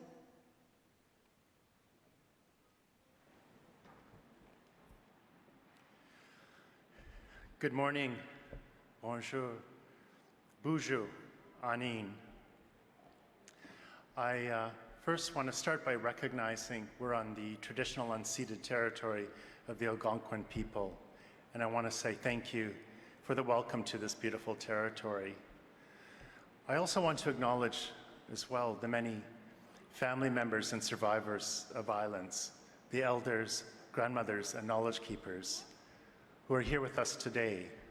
I'm grateful for the guidance that so many of you have provided to us. And I want to recognize our National Family Advisory Circle, our Grandmothers Circle, and our advisory groups who have supported us and guided us throughout this work. And I want to say thank you to the elders for starting us in a good way this morning with prayer and for the lighting of the Qulliq.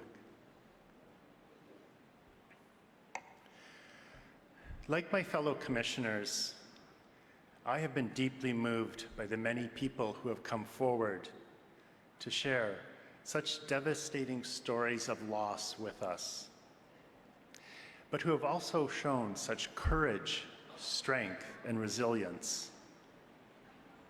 Through sharing their truths, family members and survivors of violence have shown us all the way forward. And I urge all Canadians to read our final report and the calls for justice, which includes calls for justice for all Canadians.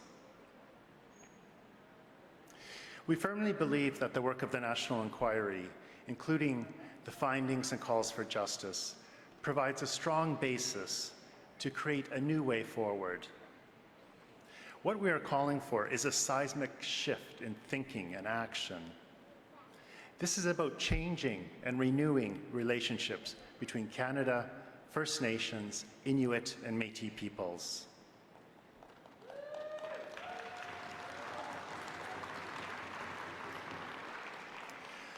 I want to take this opportunity this morning to address briefly some of our findings and recommendations, our calls for justice in the area of human security.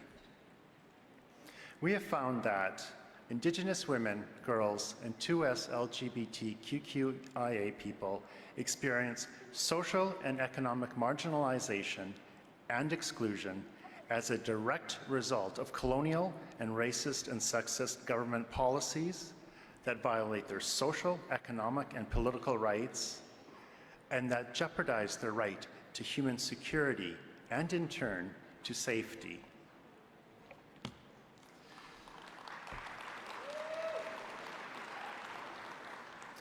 The Canadian state has caused Indigenous women, girls, and 2S LGBTQIA people to be removed from their homelands, their communities, and their families. They experience disproportionately high rates of poverty and insurmountable barriers in obtaining secure housing, food, education, employment, transportation, and other basic needs. Indigenous children and the elderly are especially vulnerable under these circumstances.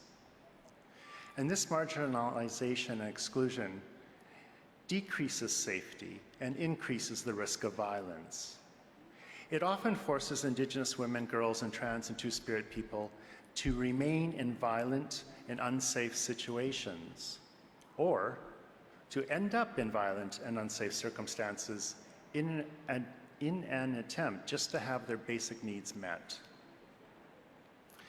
So some of the calls for justice that we have made in the area of human security include that all governments uphold the social and economic rights of Indigenous women, girls, and 2S LGBTQIA people by ensuring that Indigenous peoples have services and infrastructure that meet their social and economic needs, and that all governments immediately ensure that Indigenous peoples have access to basic needs like housing, clean drinking water, and adequate food.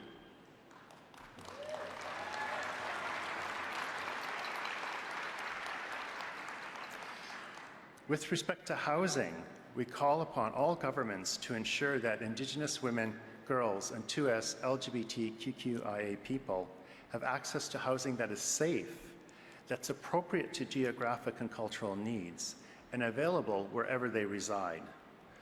As well, we call for the establishment and long-term sustainable funding of Indigenous-led, low-barrier shelters, safe spaces, transition homes, second-stage housing, and services for Indigenous women, girls, and 2S LGBTQIA people wherever they reside.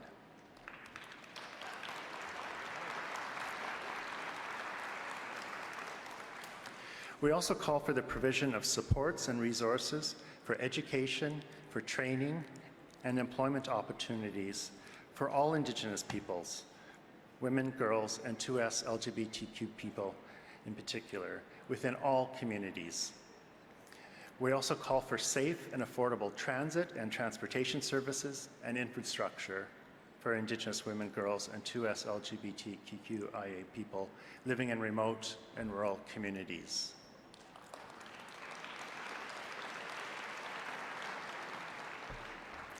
So those are some of the calls for justice related to human security that I wanted to highlight this morning.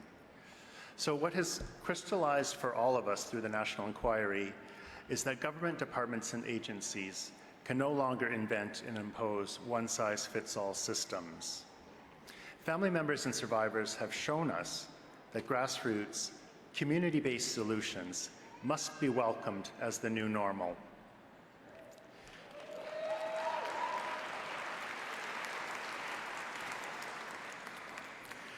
All governments must support and resource community-based solutions designed to improve social and economic security, led by Indigenous women, girls, and 2S LGBTQI people, with long-term sustainable funding to meet the needs and objectives as defined by Indigenous peoples and communities, recognizing Indigenous peoples' right to self-determination in the pursuit of economic and social development.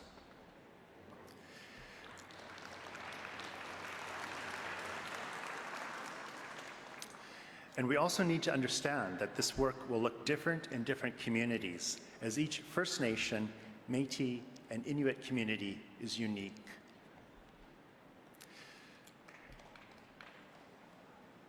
In closing, we have the opportunity now to make the necessary changes to ensure the safety of Indigenous women, girls, and 2S LGBTQIA people for generations to come. Through our concrete actions, let's honor and give life to the truth. Chimigwich, merci, thank you.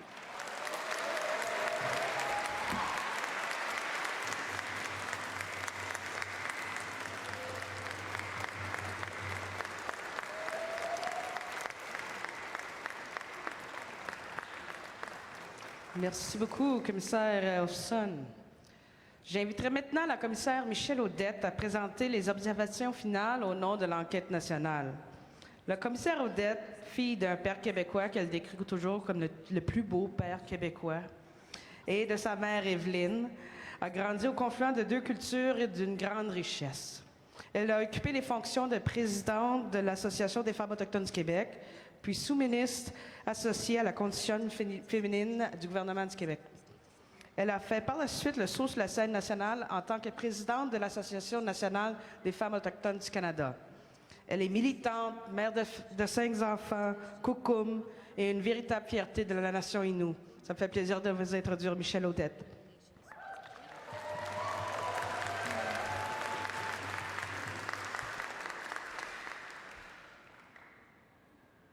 Laurie, you have to come here. Melanie, you have to come here. You all know me. Families, this is why I'm here. And this is why I'm here. Our survivor, Marie-Thérèse, my niece. Merci. Merci à la nation Anishinaabe. Merci, Laurie, de nous accueillir sur ton territoire. Un grand territoire. Un territoire qui a su accueillir des gens qui étaient en mode de survie. Et qu'aujourd'hui, nous sommes celles et ceux qui sont en mode de survie. That is not acceptable. Merci.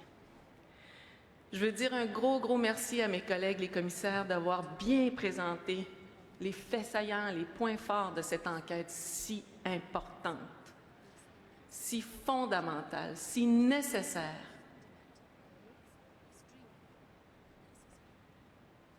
When we were called to come here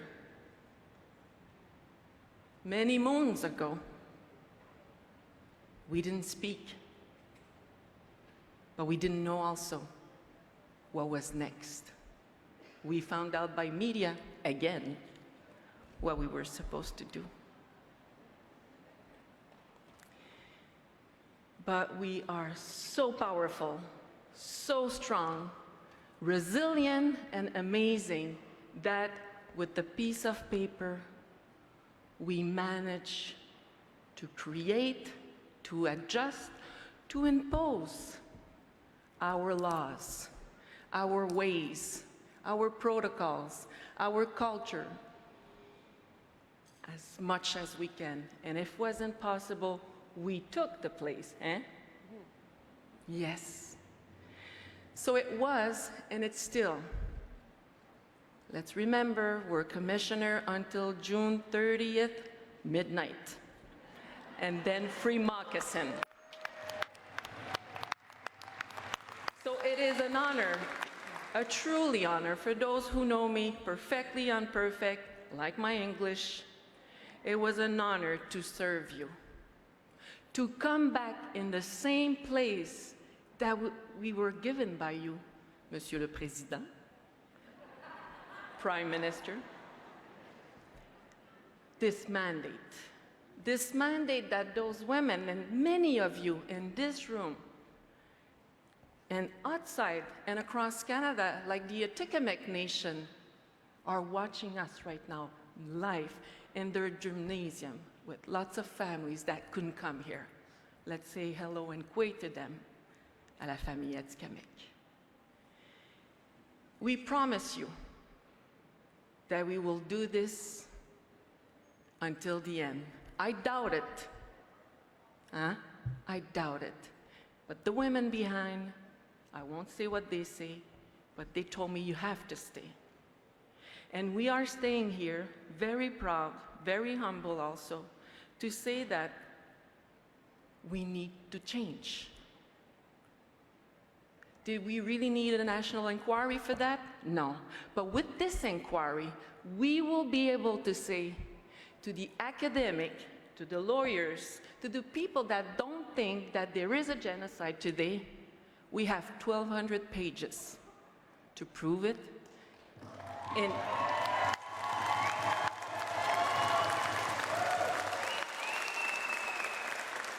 as a mother, grandmother, and I'm supposed to be, again, a grandmother in any second, minute, or day.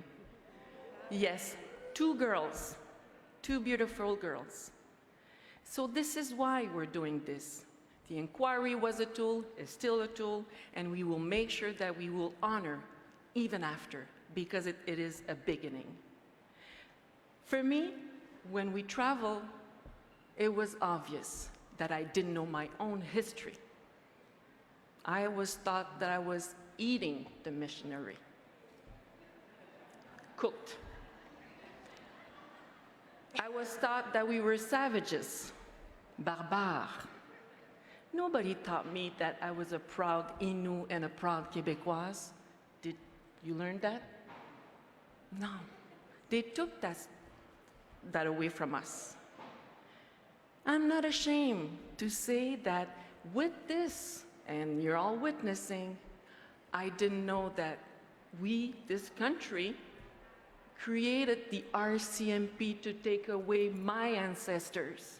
Police maybe, army, but ouch! And this institution is still here today, alive. They made an apology, but we want action. We have solutions in the report. We want it now. We want to work with you. I do. Why I want to work with the police? Some, or everybody, I'm sincere. If Marie-Thérèse today is alive, when she was taken away by 2 white Québécois, those men did their job. They removed the ethnicity. They removed the indigenous visage that she had. They saw a woman. They saw a person that she deserved to be found right away. It should happen everywhere, all the time, every day. This is non-negotiable.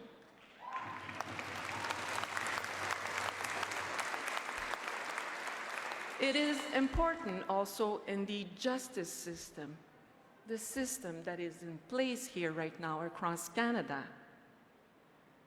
that it's not functioning. It's bitter. We know it. We know why, because the women told us, because the families told us. They told us that they felt that people don't matter. They don't matter when they go through that system. So why we would say, well, turn around to them, go get help when you feel that you're not welcome, when you're not respected, when you're not protected, and you don't feel secure? Where do they go? That has to stop too.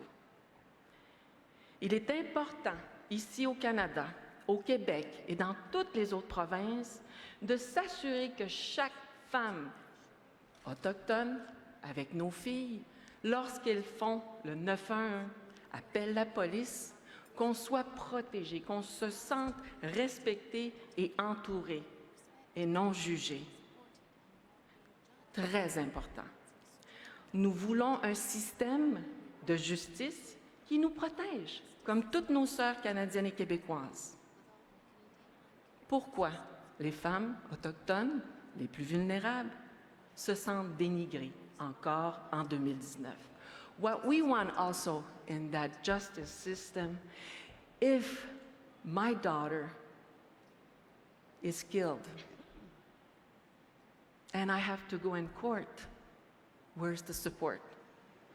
Where is the support? How do I understand this complex world when I'm highly emotional and affected? Where do I go? Who speak to me? And then I realize it costs a lot.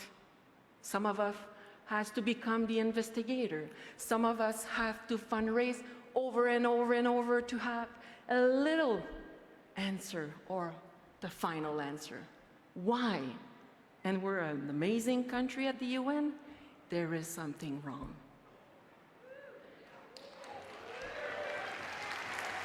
But most of all, my daughter matters. This is what the families told us across Canada. And when you end in a federal court, provincial court, or any court, and nobody mentioned the name of my loved one, they call her the Indian, when she's a human being, she's a beautiful person, and she has a name, and people that love her. That has to stop also. That has to stop.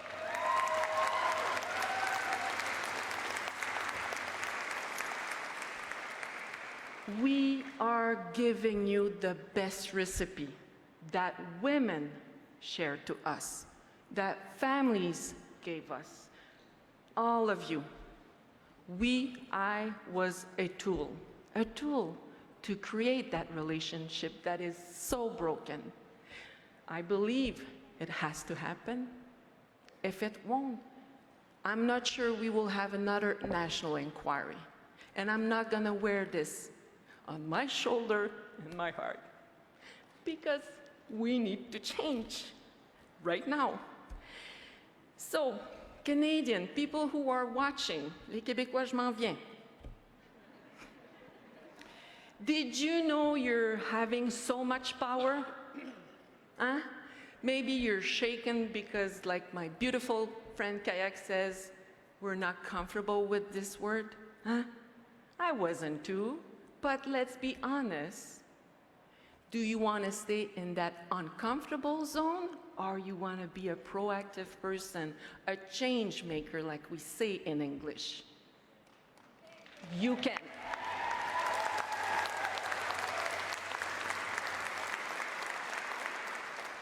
The responsibility that we hold, Monsieur Trudeau, la responsabilité que vous avez maintenant comme Premier ministre du Canada, nous devons la faire ensemble. Nous devons la faire maintenant. Et pour terminer, je dirais, my 2 baby girls that are coming in any minute, we're giving you something, Mr. Trudeau. In those words, the tears of the families, the anger, and the hope were able to become words. Your world, my world, your words. Make sure you honor every one of them, every word, toi aussi, so we can live instead survive. Merci.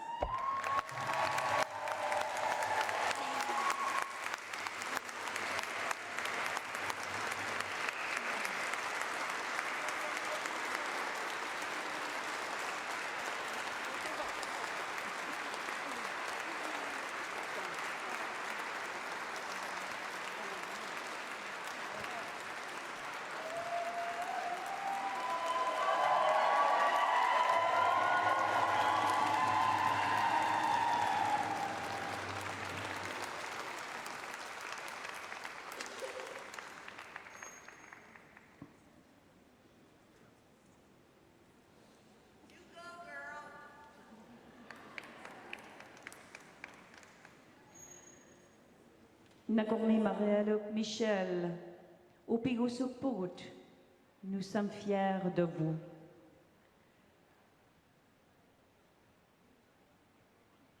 Nous sommes fiers de vous et votre co-commissionnaire. You have listened, witnessed, and worked to give life to the truth of so many. Your words give everyone throughout this land a great deal to reflect on as we seek to create a new Canada. Nakormik. À présent, j'ai l'immense honneur de vous présenter les très talentueux Florent Vallant et Régent Bouchard. Florent est un auteur, compositeur et chanteur inuit très connu comme un des membres du groupe Kikashtin et aussi en ayant une carrière solo très fructueuse. Il est né sur le Nitassinan, aussi connu sous le nom du Labrador, et a grandi à Maliotenam. Joignez-vous à... Régent Bouchard est un musicien, poète et réalisateur qui travaille au Québec pendant des décennies, notamment dans le cadre de collaboration avec Florent. Monsieur Bouchard vient de la région des Laurentides. Donc, joignez-vous à nous à les accueillir, Monsieur Florent Vallant et Régent Bouchard.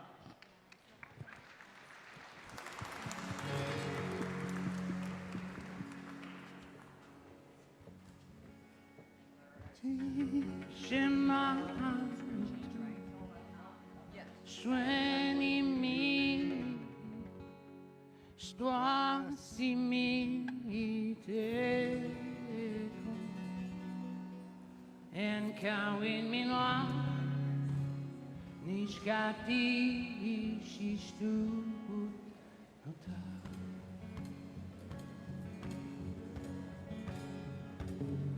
Jishema hapitu Shwenim hi Stwasimi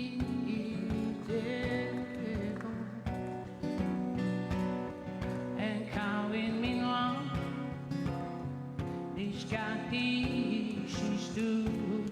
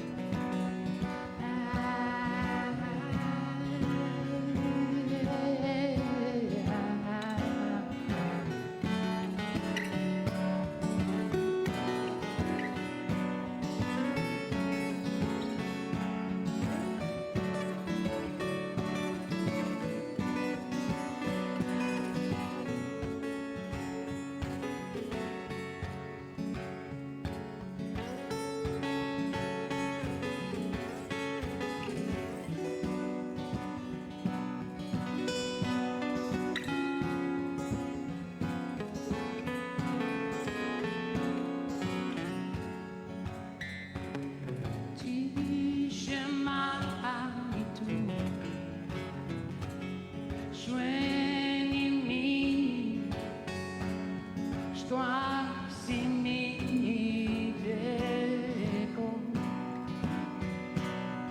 and counting me long niscati si studa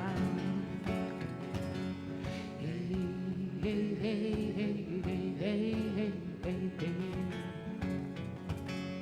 hey hey hey hey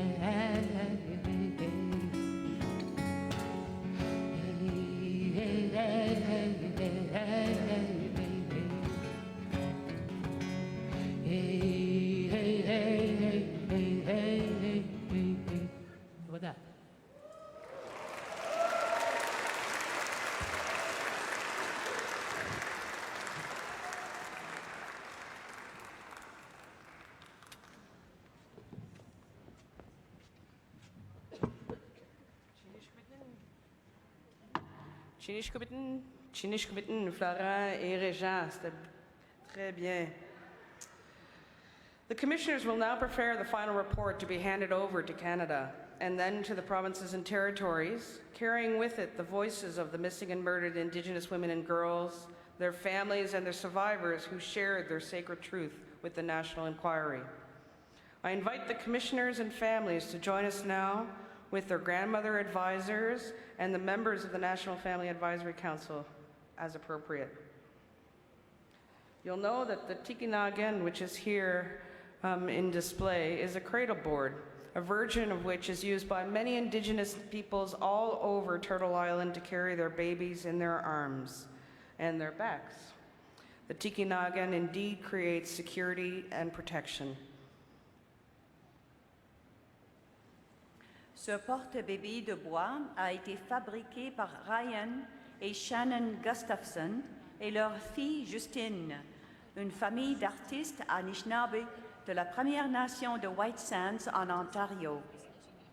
Ce Tikinagan est orné d'un motif floral perlé dans les teintes de rouge en hommage à nos sœurs disparues et assassinées.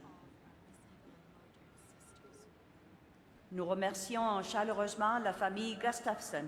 A very special thank you to the Gustafson family. The significance of this sacred ceremony today is that the final report of the National Inquiry into the missing and murdered Indigenous women and girls is being placed within this cradle board and presented to all of Canada. It is a way of protecting the sacred truths within, and at the same time symbolizes rebirth and new possibilities. You will see the commissioners have gathered on a red star blanket. And at the center of the star blanket is a caribou hide and a beautiful button blanket from the West Coast. The star blanket is used to honor a life-changing time such as birth, death, graduation, and marriages.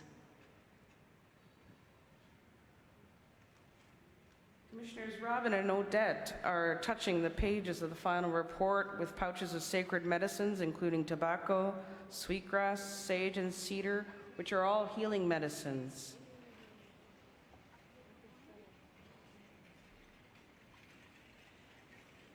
Dan ripig au pakto ullorea me mirsusi mayo. Dan atong ni hamarityo allanun nalliunersiuil tuang mata katititaw yuhal tuang maluni inulak tu hakto vinuil tuang maluni nui sugumman nalunay kutakiyaw kami. Tako alu kami sanaid at tuy hatatut pinnanaktunik atuti haktunik mamisang nimon. Tatsi hatasutilo pinasoro tigilaw tamita tusakti siutingin ning.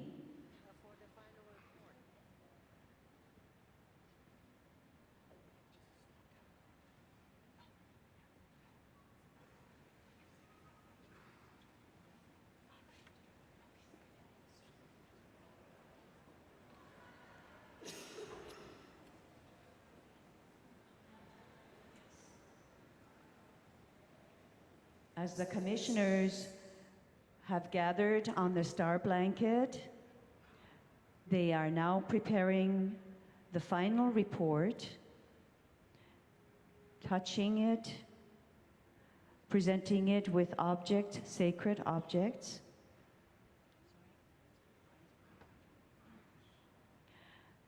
And Brian Eyolfson has touched it with sacred ash.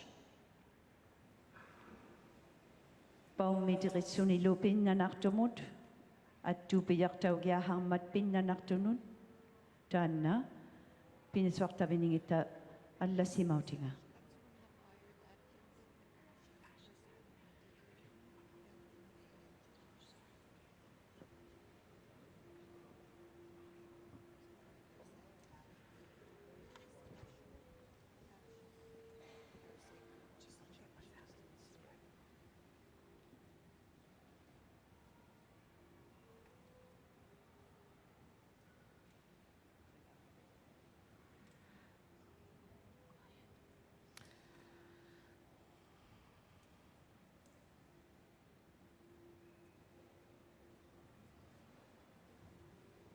Commissioner Buller has copper cups of water from the east, west, south, and north, and the rivers in between. The northern cup is iceberg water, considered to be the purest on earth. The copper is also sacred and is considered to be a natural purifier of the water.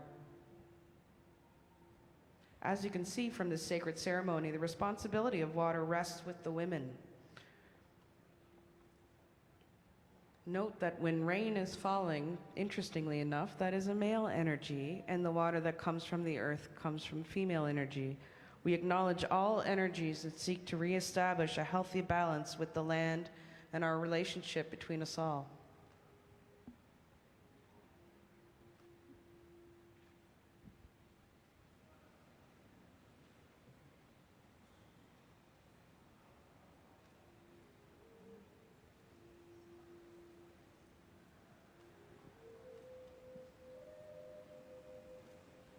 To finalize its preparation, it is now wrapped in a sacred blanket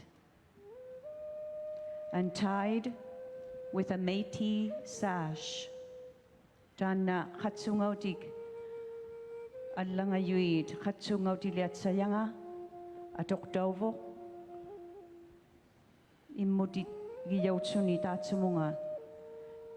The sash comes from Quebec and is tied around the final report. The sacred bundle is now being acknowledged by the grandmothers, the families of the survivors, and the families of the heart from coast to coast to coast are acknowledged as they wrap their truths also within the sacred bundle. If you are able and are in the room, please stand so that we may acknowledge you now, including those who are watching on the screens in your home. If you are home and you are a family member of a survivor, a family of the heart, please also take a moment to stand.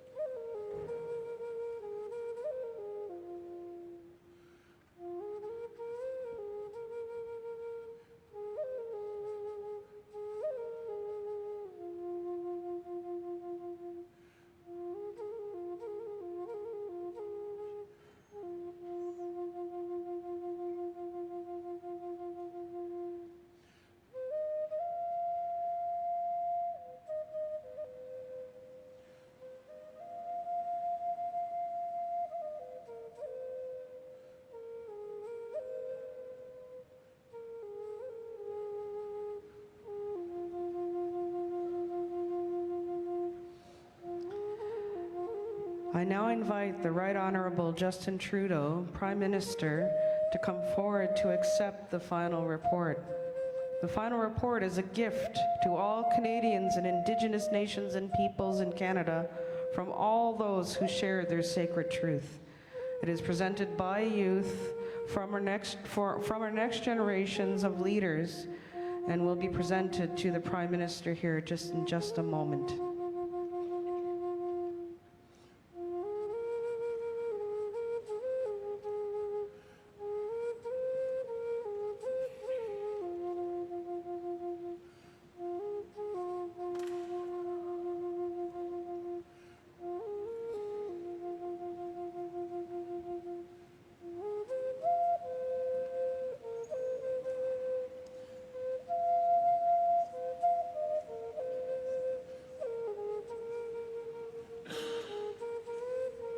Please be seated.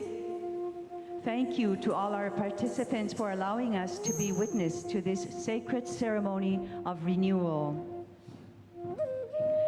We now celebrate with the Women's Warrior Song. We also welcome our local jingle dancers, Tanya Babin, Selena Karam Matasawagan, Amanda Fox, Maya Baudrin, Amber Chief, Abigail Baudouin, and Cara Kennedy.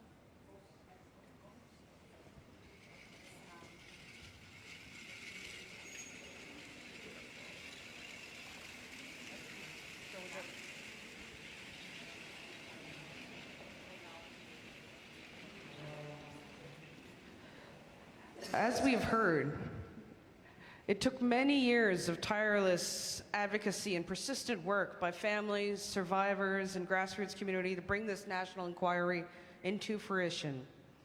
We'd now like to invite the National Family Advisory Circle and the Grandmothers Circle to share some of the calls to justice from the final report.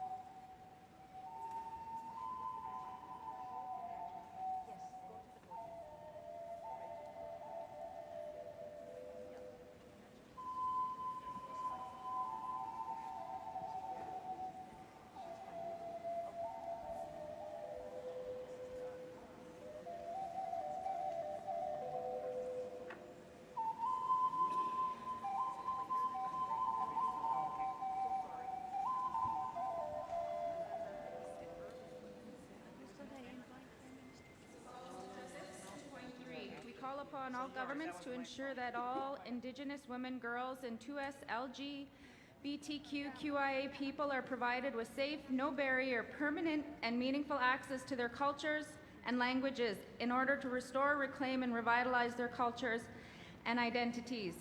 These are rights held by all segments of Indigenous communities, from young children to elders. The programs and services that provide such access should not be tied exclusively to government-run cultural or educational institutions. All governments must further ensure that the rights of Indigenous children to retain and be educated in their Indigenous language are upheld and protected. All governments must ensure access to immersion programs for children from preschool into post-secondary school.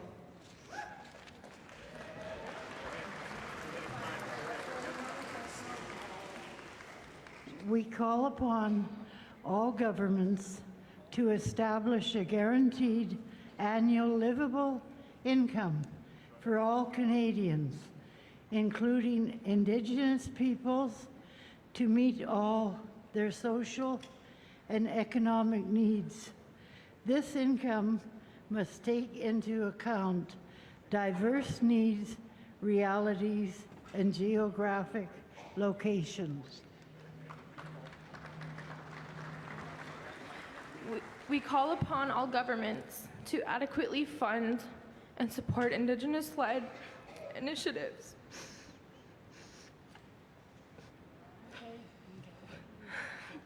to improve the representation of Indigenous peoples in media and pop culture.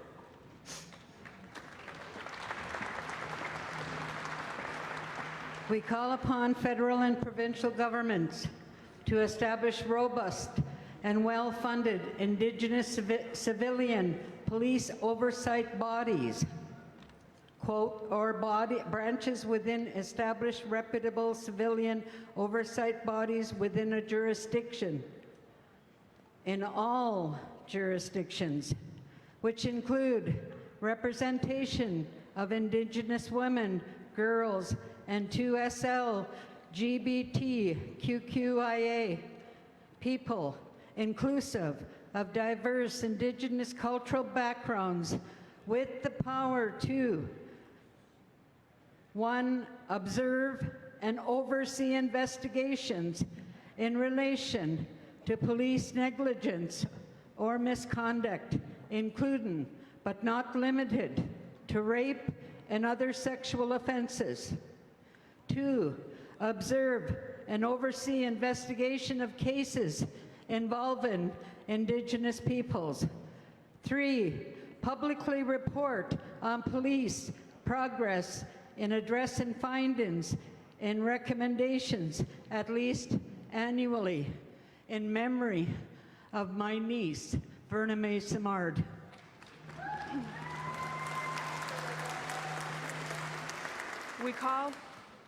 We call upon all governments to ensure that the rights to health and wellness of Indigenous peoples, and specifically of Indigenous women, girls, and two-spirited, lesbian, gay, bisexual, transgender, queer, questioning, intersex, and asexual people are recognized and protected on an equitable basis.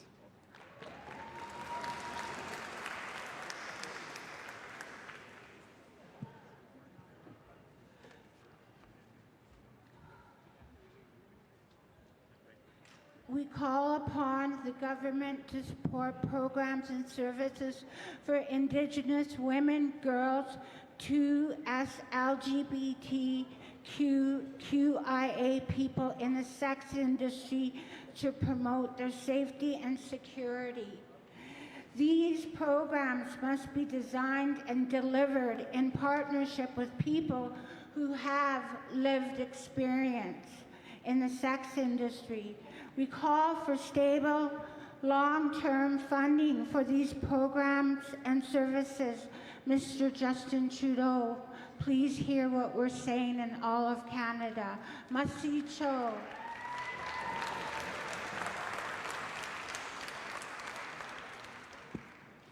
We call upon all governments in partnership with Indigenous peoples to create a permanent empowerment fund devoted to supporting Indigenous-led initiatives for Indigenous individuals, families, and communities to access cultural knowledge as an important and strength-based way to support cultural rights and to uphold self-determined services.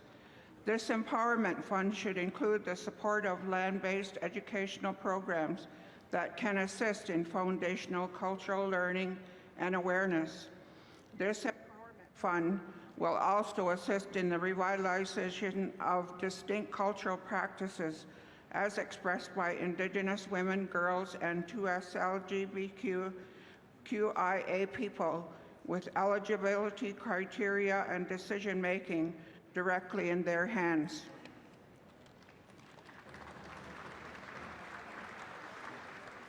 We call upon all governments to ensure that all Indigenous communities receive immediate and necessary resources, including funding and support for the establishment of sustainable, permanent, no-barrier, preventive, accessible, holistic, wraparound services, including mobile trauma and addictions recovery teams.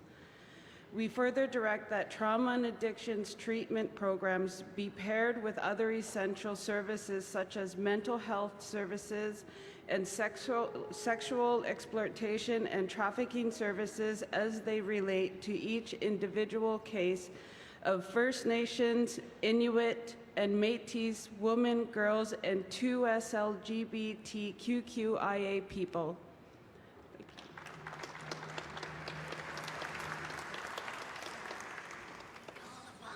Governments to establish culturally competent and responsive crisis response teams in all communities and regions to meet the immediate needs of Indigenous persons, families, and/or communities after a traumatic event, an accident, murder, or violent event, alongside ongoing support. Thank you.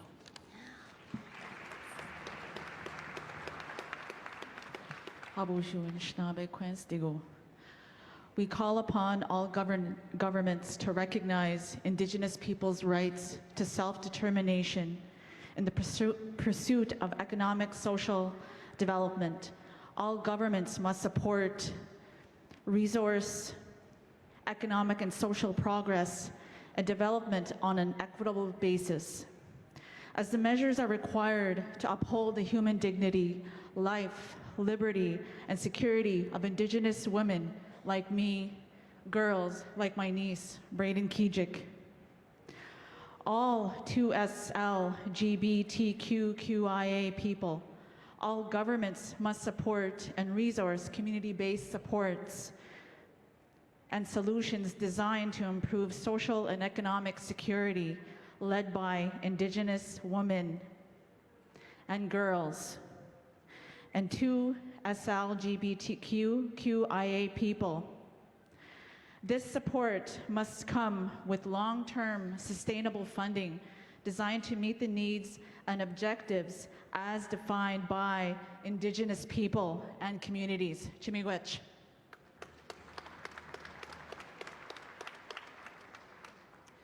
We call upon the federal government to review and amend the criminal code to eliminate definitions of offenses that minimize the culpability of the offender. I'm here speaking on behalf of my daughter, Hillary Bunnell. Thank you. We call upon the federal government to review and reform the law about sexualized violence and intimate partner violence, utilizing the perspectives of feminist and Indigenous women, girls, and 2SL LGBTQIA people. Merci.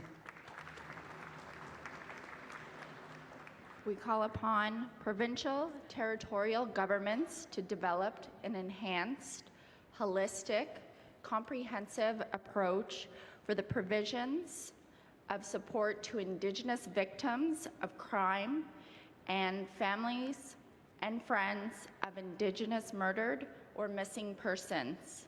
This includes, but not limited to, the following measures: guaranteed access to financial support and meaningful and appropriate trauma care must be provided for victims of crime and traumatic incidences, regardless of whether they report directly to the police, if the perpetrator is charged, or if there is a conviction.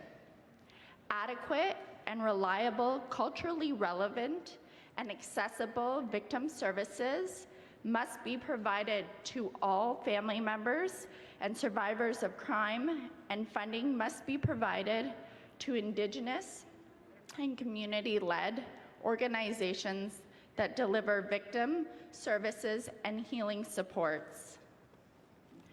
Legislated paid leave, disability benefits must be provided for victims of crime or traumatic events. Guaranteed access to independent legal services must be provided throughout court processes. As soon as an Indigenous woman, girl, or 2S LGBTQIA person decides to report an offense, before speaking to the police, they must be guaranteed access to legal counsel at no cost. Victim services must be independent from prosecution services and police services.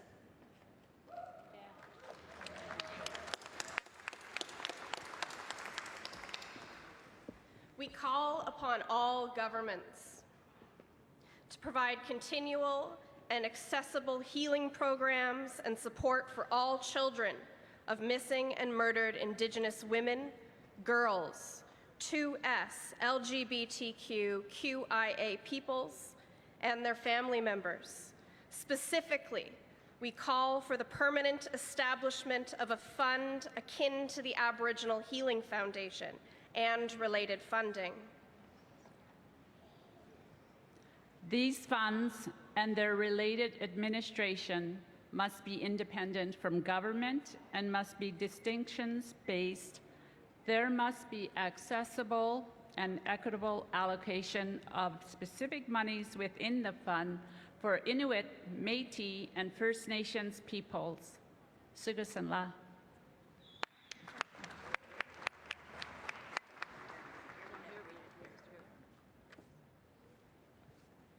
Decolonize by learning the true history of Canada and Indigenous history in your local area. Learn about and celebrate Indigenous peoples' history, cultures, pride, and diversity, acknowledging the land you live on and its importance to local Indigenous communities, both historically and today.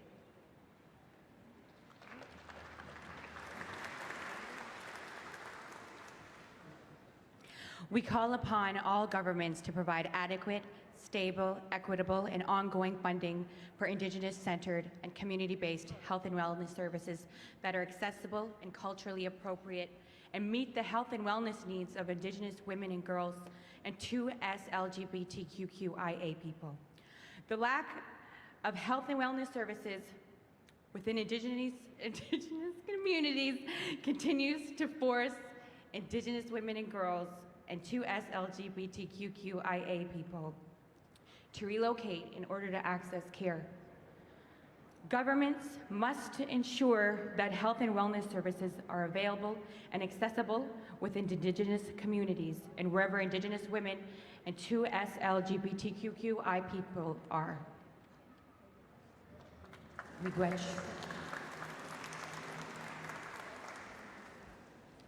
Today we are here in memory of our late daughter, Drita Naistus. We call upon all provincial and territorial governments to enact missing persons legislations. We call upon all governments to ensure that protection orders are available, accessible, promptly issued, and effectively serviced and resourced to protect the safety of Indigenous women and girls and 2SL LGBTQIA people.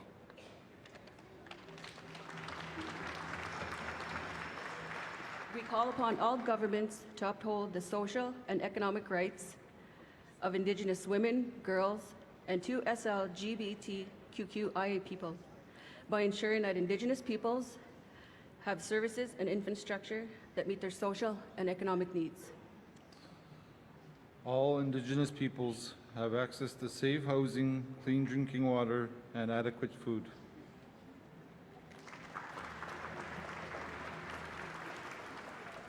We call upon all Canadians to confront, speak out against racism, sexism, homophobia, and transphobia, and teach and encourage others to do the same wherever it occurs, in your home, in your workplace, in your community, in social settings. We call upon all governments to create time and space for relationships based on respect as human beings, supporting and embracing differences with kindness, love, and respect. Learn about Indigenous principles of relationship specific to those nations or communities in your local area, and work and put them into practice in all of your relationship with Indigenous people. Egusani. We call on all Canadians to denounce and speak out against violence against Indigenous women, girls, and 2SL LGBTQIA people. Perfectionner ses connaissances et lire le rapport final. Écouter les vérités racontées et reconnaître le fardeau de la violation des droits de la personne et des droits des Autochtones, ainsi que ses répercussions actuelles sur les femmes, les filles et les personnes LGBTQIA autochtones.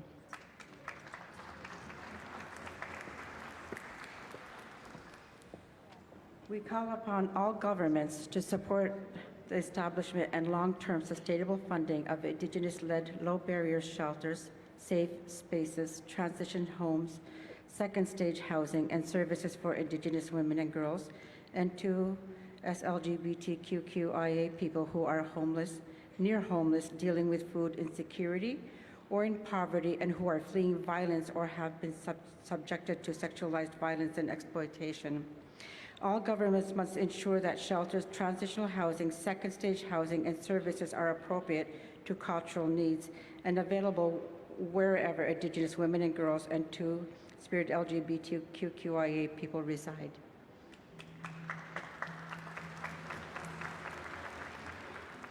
Nous demandons à tous les gouvernements d'offrir les ressources nécessaires et les fonds permanents requis pour préserver les connaissances en numérisant les entrevues avec les gardiens du savoir et les locuteurs des diverses langues.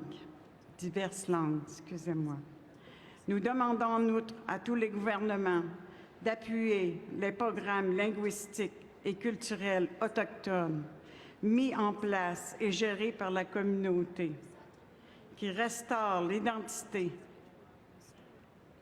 la place de chacun et le sentiment d'appartenance au sein des communautés inuites, métisses et des Premières Nations aux moyens de ressources et de financement permanents accessibles.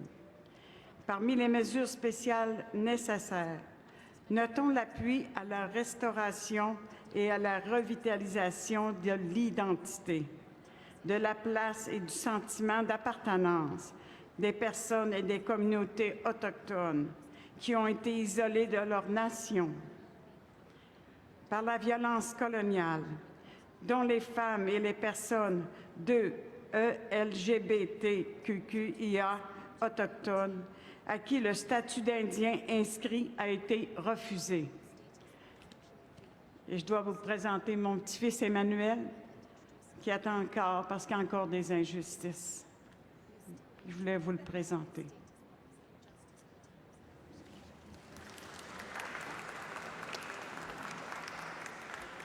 Call for justice for governments. Culture. 2.1. We call upon all governments to acknowledge, recognize, and protect the rights of Indigenous peoples to their culture and languages as inherited rights and constitutionally protected as such under Section 35 of the Constitution. To all my Mi'kmaq brothers and sisters from Newfoundland. Tahoe!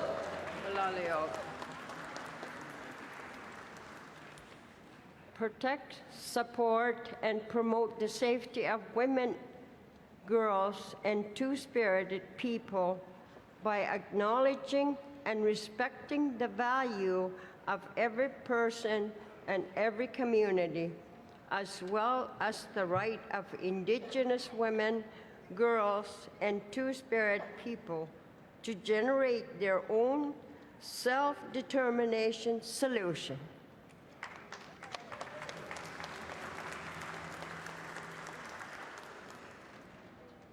Calls for Justice 15.8.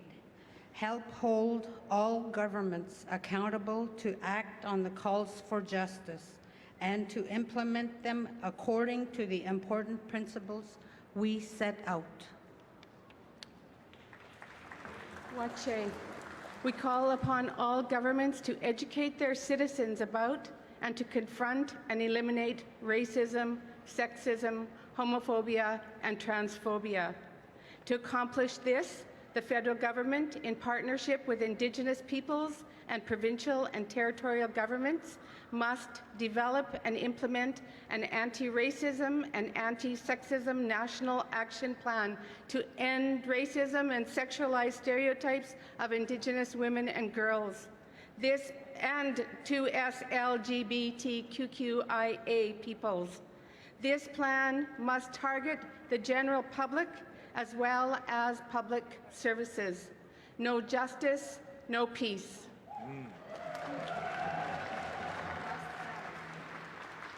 Call for Justice 3.3. We call upon all governments to fully support First Nations, Inuit, and Métis communities, to call on elders, grandmothers, and other knowledge keepers to establish community-based trauma-informed programs for survivors of violence and trauma.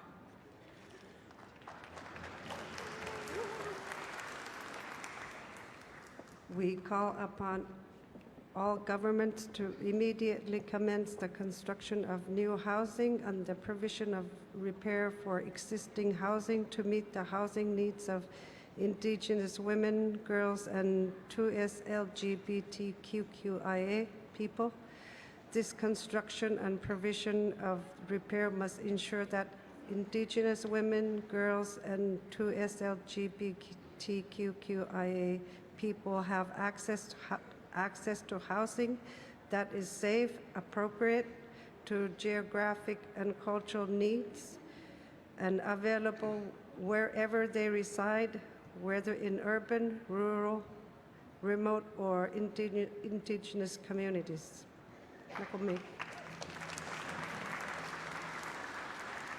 Kuyan na may kayo nakawasi, ama tusayo sigo kuyan na may narakawasi, tamani tiluda. Ama ikaktuin na pinarliwang ni kundutan na ukarumang na taka akiraktong na taman na uvenyo katigingin na mo ama kikutuin na kanatamiute akiraktok tigigi akangitu ikayok tigi ngalutig ikayok tigi na taman na akiraktong no piungitu pinarliwang ni kuy surat takatakot tigo ikayok tigi lutitaman na akiman na sa yun naktigo tamanin yun natin ni. Tanaw karamang naktaka 15.4. Using what you have learned and some of the resources suggested, become a strong ally. Being a strong ally involves more than just tolerance. It means actively working to break down barriers and to support others in every relationship and encounter in which any area you participate. Kuyan nami.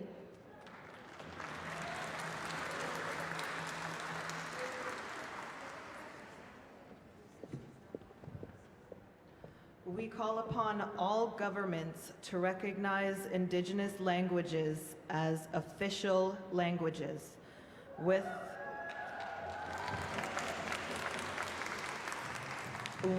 the same status, recognition, protection provided to French and English.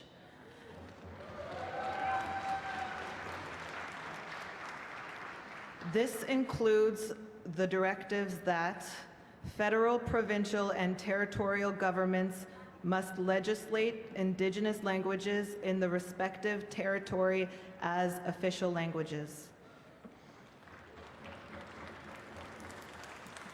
all governments must make funds available to Indigenous peoples to support the work required to revitalize and restore Indigenous cultures and languages.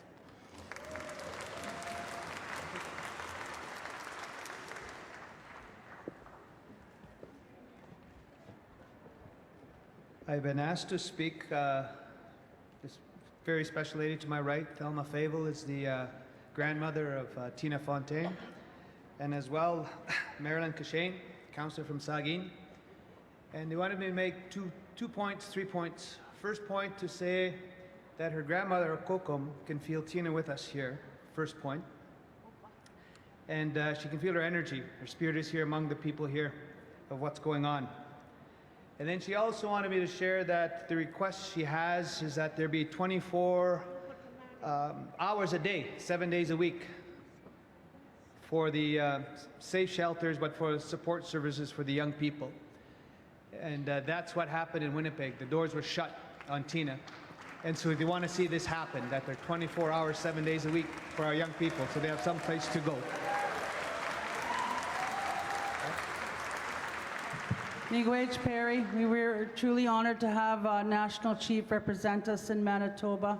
We asked him to be with us.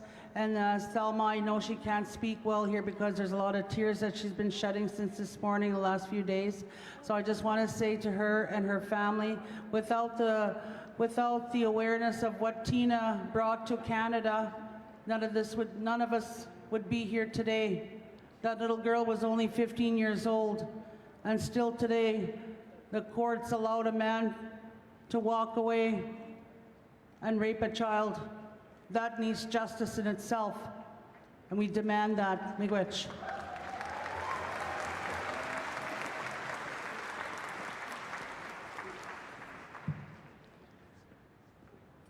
Kwai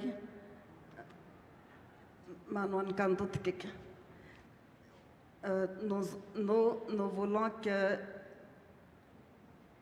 Nous voulons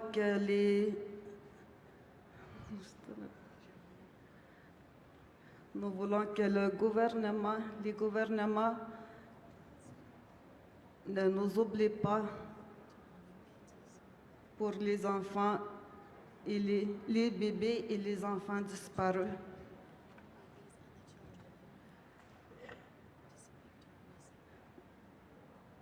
Nous demandons que le ministre de la Justice et celui de la Santé nous donnent leur appui. Merci.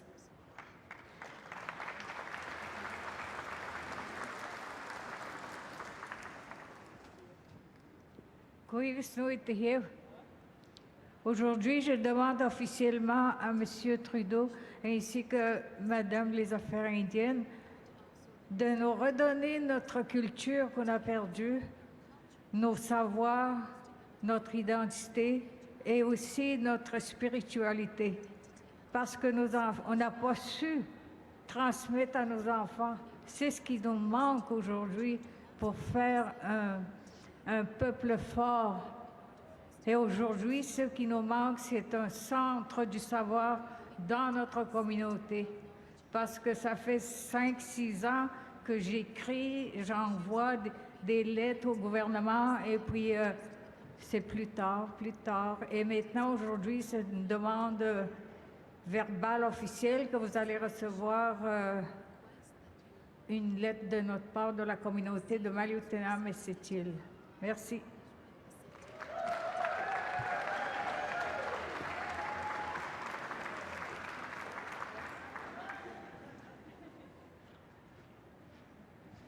Merci beaucoup, Nakormi, to the National Family Advisory Committee and the Elders Circle. Thank you so much, the Grandmothers Circle.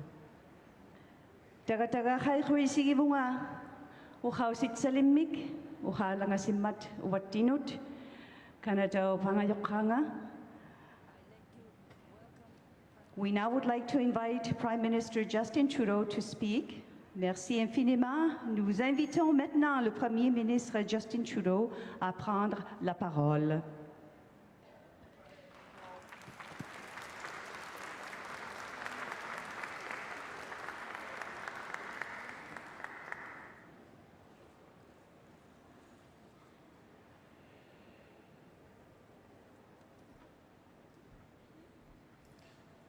Minau Gejibago Shig Kakina. Good morning, everyone. Let me start by acknowledging that we are on traditional, unsurrendered Algonquin territory. Thank you, elders, for your words. Thank you to the commissioners for your tireless work and your commitment to unearthing these important truths. And thank you to the people featured in the videos. Your strength is an example and an inspiration to us all. This is an important day, and one that is long, long overdue. Today, I am humbled and grateful to receive this report as we conclude one chapter of this painful story. It's a story unimaginable to most Canadians, and yet, for too many, is a heartbreaking reality. Many of you have spent the last few years courageously speaking of your loss and reliving incredible pain. To all those who spoke up and gave such powerful testimony, I want to thank you deeply for your bravery, and I hope that today you can take a new step in your long journey of healing. And all those who chose to not speak up, thank you for carrying such strength and choosing your own time and your own choices with whom to share. Aujourd'hui, je suis très reconnaissant de recevoir ce rapport alors que nous fermons un chapitre de cette histoire douloureuse. C'est une histoire qui est difficile à imaginer pour la plupart des Canadiens. Mais pour beaucoup de gens, c'est une réalité déchirante.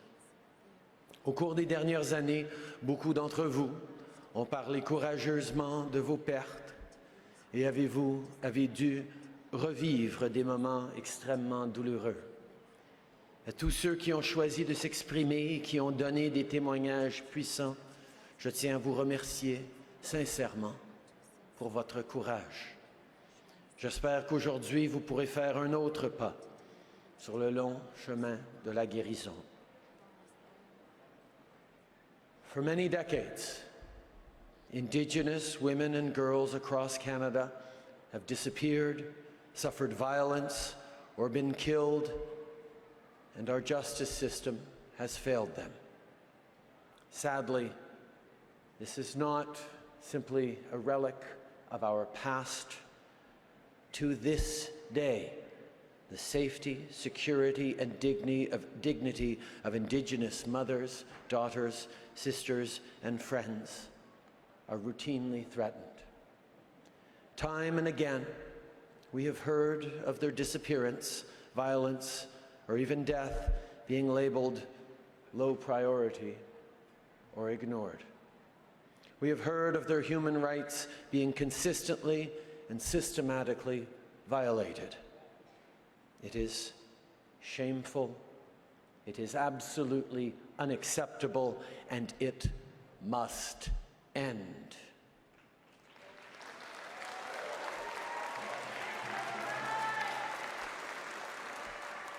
For far too many years, Indigenous families, communities, and organizations have urged the Government of Canada to take action and call a national inquiry. When we took office, we knew that the status quo for Indigenous women and girls in this country had to change. So over the past few years, we have undertaken the most ambitious and comprehensive inquiry in this country's history, the first truly national inquiry ever conducted in Canada in partnership with provinces and territories. Thousands of family members and survivors came forward to share their truths at hearings and statement gatherings across the country. We heard from knowledge keepers, experts, officials, and many shared their truths through art. There were stories of anger, sadness, and deep frustration. And I know this has been a very, very difficult process for everyone involved. The process has been long, and I can only imagine how awful it has been to relive such intense pain. So to the families and survivors here today, and to those watching or listening at home, I want you to know that this report is not the end. The work of the commissioners, the stories they have collected, and the calls for justice they have put forward will not be placed on a shelf to collect dust. I know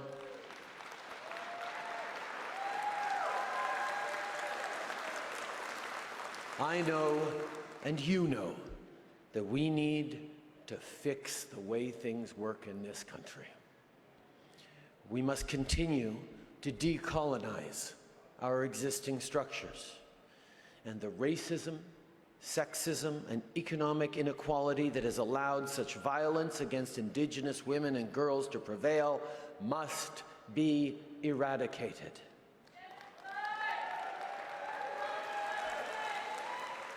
We have begun some of this important work already. We're working with Indigenous communities to improve health and wellness by investing in essential infrastructure, including housing, and eliminating boil water advisories. We're also working together to better support the inherent jurisdiction of Indigenous peoples in areas like education, governance, and child and family services. And we just recently introduced legislation to help ensure the survival and revival of Indigenous languages. But we know there is much, much more left to do. And today is one more step on our path to reconciliation. We will conduct a thorough review of this report, and we will develop and implement a national action plan to address violence against Indigenous women, girls, and LGBTQ and Two-Spirit people. We will work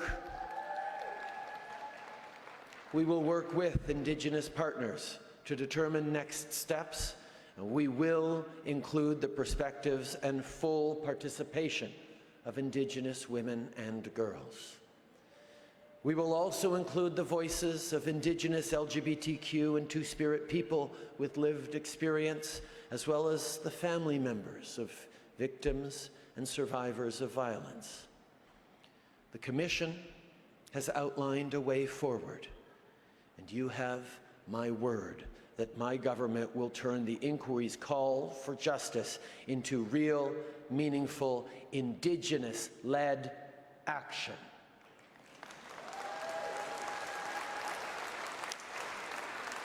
Nous allons examiner le rapport en profondeur et nous allons développer et mettre en œuvre un plan d'action national pour mettre fin à la violence faite aux femmes et aux filles autochtones, ainsi qu'aux personnes LGBTQ et bispirituelles. Et nous allons travailler avec nos partenaires autochtones pour déterminer les prochaines étapes. Nous allons inclure les perspectives des femmes et des filles autochtones et encourager leur pleine participation. Nous allons aussi tenir compte des voix des personnes LGBTQ et bispirituelles ayant une expérience vécue, ainsi que celle des membres des familles, des victimes et des survivants de la violence. La Commission nous montre la voie à suivre et je vous donne ma parole que mon gouvernement va donner suite aux appels à la justice énoncés dans le rapport de l'enquête en prenant des mesures concrètes, cohérentes et menées par les peuples autochtones.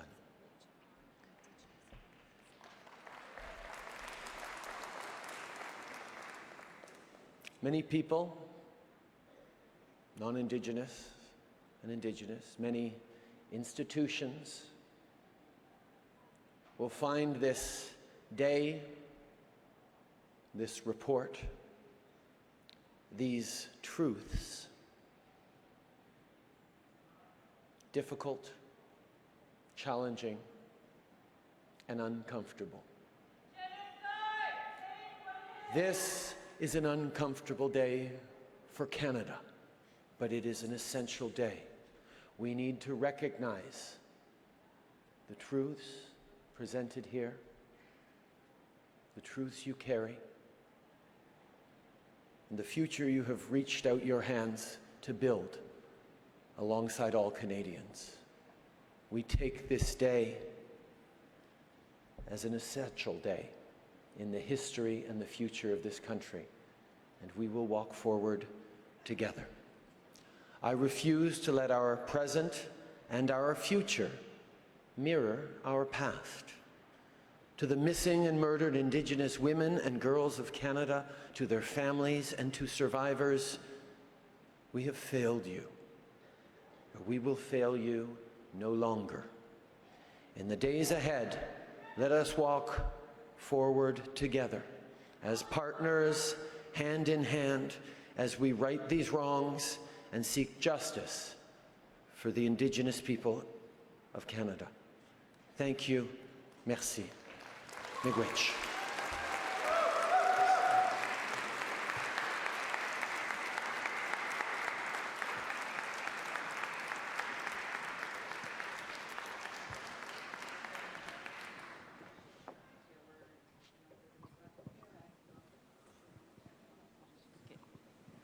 Merci beaucoup, Monsieur le Premier Ministre. In addition to Canada, what makes the national inquiry truly national is that it is supported by all 13 provinces and territories, as well as the federal government of Canada. We now invite ministers representing Canada's provinces and territories to come forward to receive the final report presented to them by youth from coast to coast to coast. They are Minister Rick Wilson from Alberta, Minister Sylvie Damour du Québec, Minister Lisa MacLeod from Ontario, Minister Eileen Clark from Manitoba, Minister Elisa P. Shuutepik from Nunavut, I'm sorry for the pronunciation of your name, Minister Scott Fraser from British Columbia, Minister Warren Keating from Saskatchewan, Minister Darlene Compton from Prince Edward Island, Minister Kelly Regan from Nova Scotia, Minister Jake Stewart from New Brunswick, Minister Catherine Cochrane from the Northwest Territories, and Assistant Deputy Minister from Judy White from the Newfoundland and Labrador government, as well as a representative from the Yukon government. So please come up and receive the reports. Oh, there they are. Good.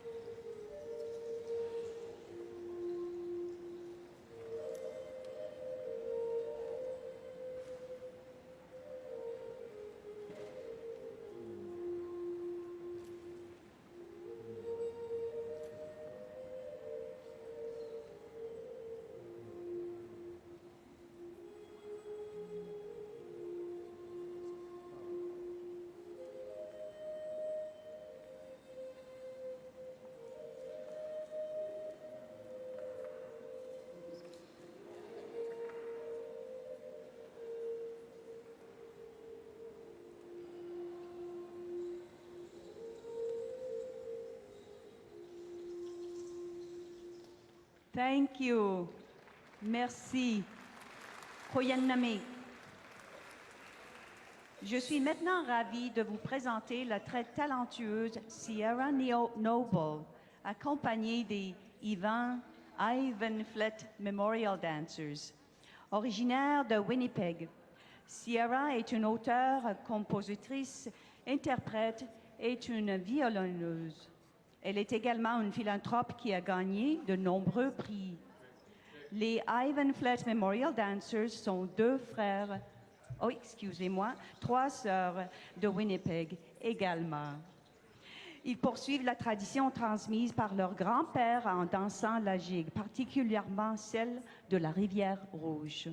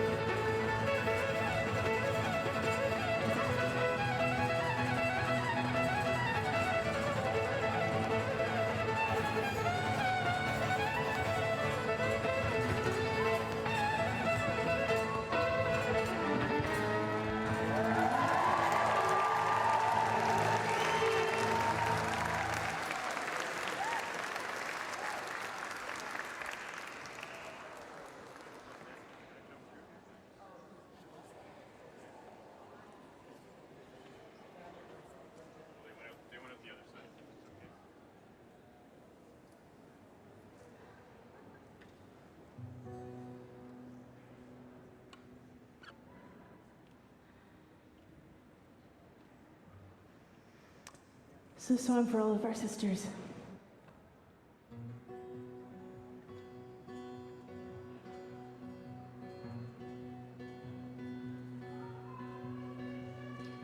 Woke from midnight all alone. Was it a dream that you had phoned? Were you even thinking of me? Is it even a possibility? Missing me? Is it even a possibility? Monday morning coming on fast. Was hoping the saga smooth last. Whatever you tell me, I wanna believe.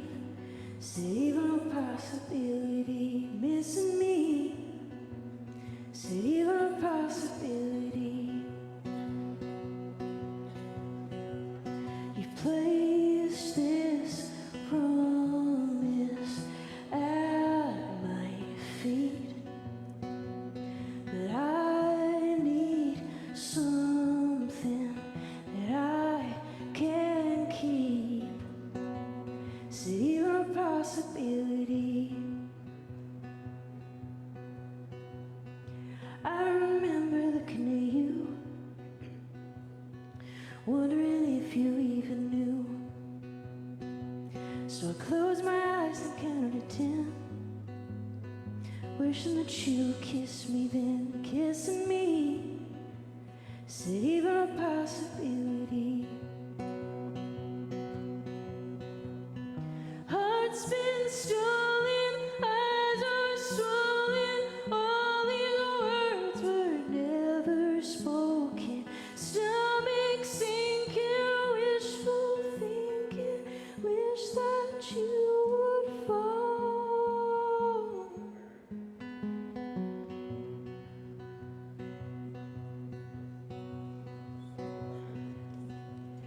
I wish these fears would disappear, so we could run away from here. Is it even a possibility?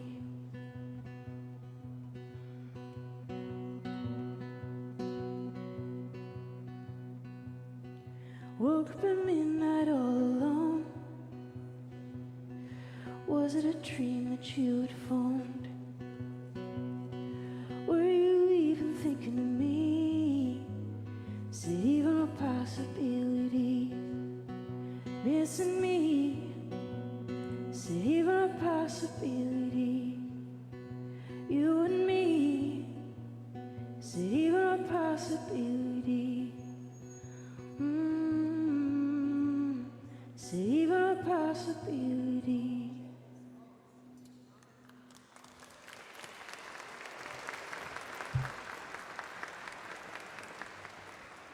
Wow, what a voice, Sierra. Thank you so much to Sierra and the Ivan Flett Memorial Dancers for that performance. I'd now like to re-invite our elders to close us in a good way today with a prayer. Please come forward once again, Annie, Robert, Rita, and Mika after will give a prayer from where she is.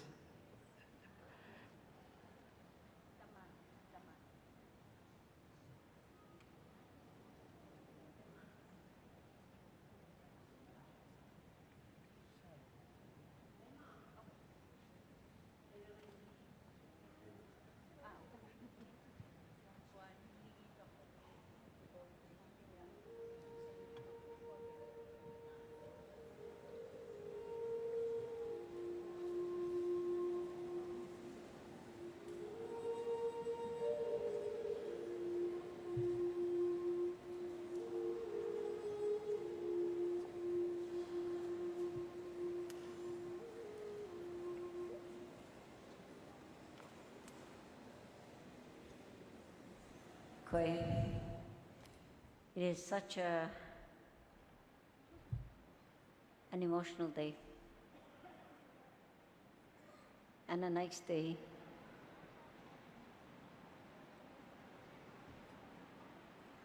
and a lot of testimonies. The walk has just begun. We're only starting to walk.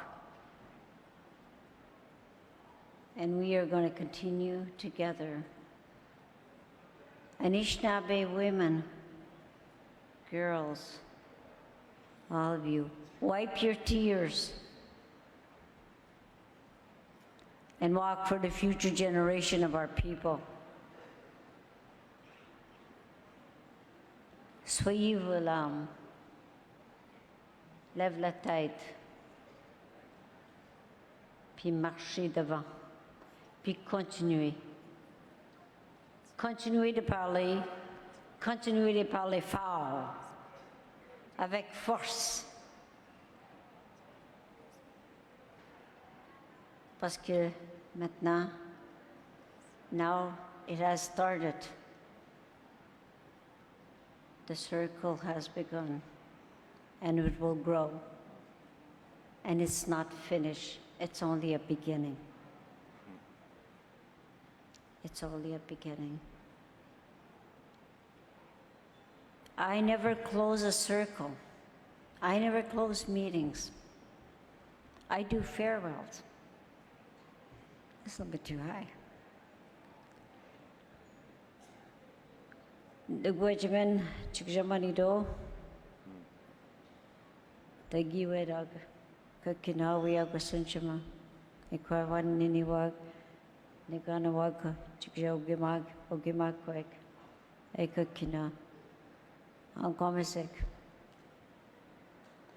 I asked the Creator to take us home safely to the northeast, southwest, through your travels, and to hug your loved ones, your children, your grandchildren, to take them in your arm and to hold them. Take your wives and your husbands and hold each other and love each other. The most important great gift that the Creator's given is your children. That's your gift. Your responsibility, our responsibility. And it is very important that we care for them. The two little girls here, that's our responsibility. That we're playing here, having fun. And that's the way it's supposed to be.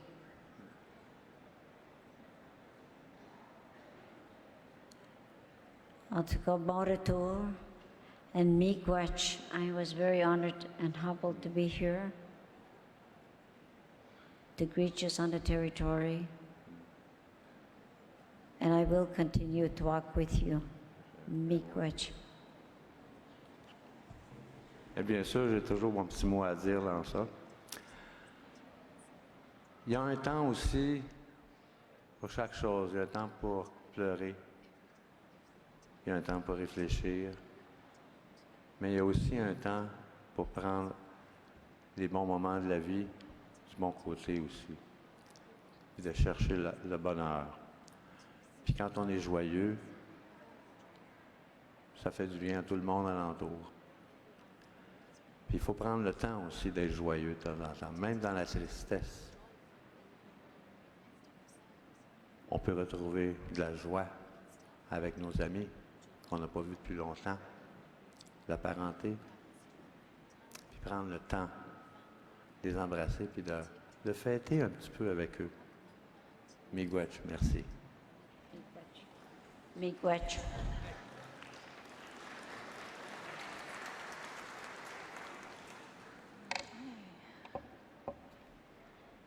Mighty Creator, bless all the people who have gathered here today. We give them thanks for their journey.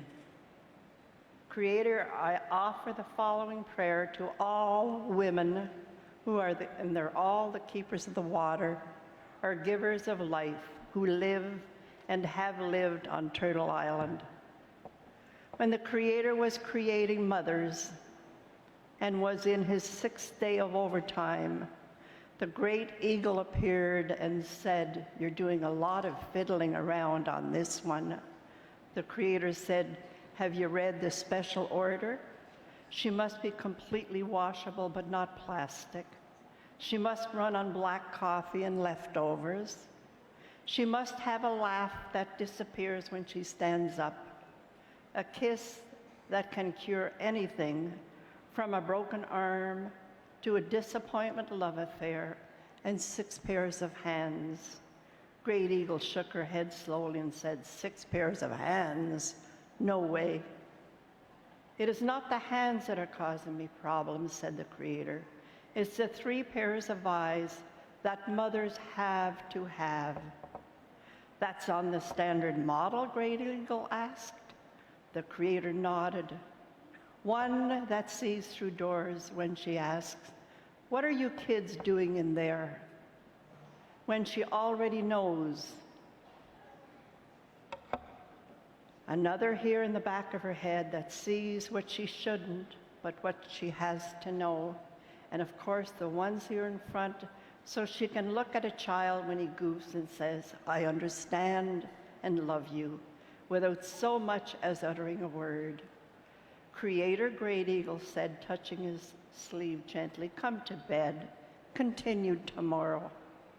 "I can't," said the Creator. "I'm too close to creating something, so close to myself. Already I have one that heals herself when she's sick, can feed a family of 6 on 1 pound of moose meat, and get a 9-year-old to stand under the shower." Great Eagle circled the model of a mother very slowly. "It's too soft," she sighed. "But tough," said the Creator excitedly. "You cannot imagine what this mother can do or endure."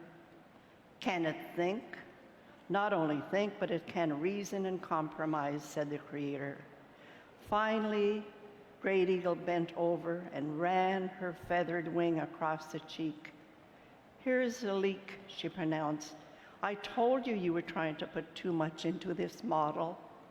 "It's not a leak," said the Creator. "It's a tear." "What's it for?" "It's for joy, sadness, disappointment, pain, loneliness, and pride." "You're a genius," said the Great Eagle. Creator looked somber and said, "I didn't put it there." May the Creator dry your tears of troubles, sadness, heartaches, and may He replace them all with tears of joy and happiness. Miigwech, thank you, merci, kuyanamig, to all of you. May the Creator bless all of you, all my relations. This is dedicated to the memory of all the keepers of the water and those who could have been. Thank you.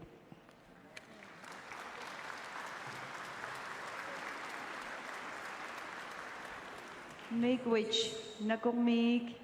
Et maintenant, nous allons demander à Mika Arnakar, notre aîné, de nous offrir une prière de clôture. Man tutsianikut ukwatitausigibukut Mika Arnakar mut. Tutsiatitausibukut. Nakurmiig. Tutsianartunga inyornunga. Surusi pillugi. Innai pillugi. Akaongelautu pillugi. Assuortu pillugi. Taiguusingi teemaa tukaqartu.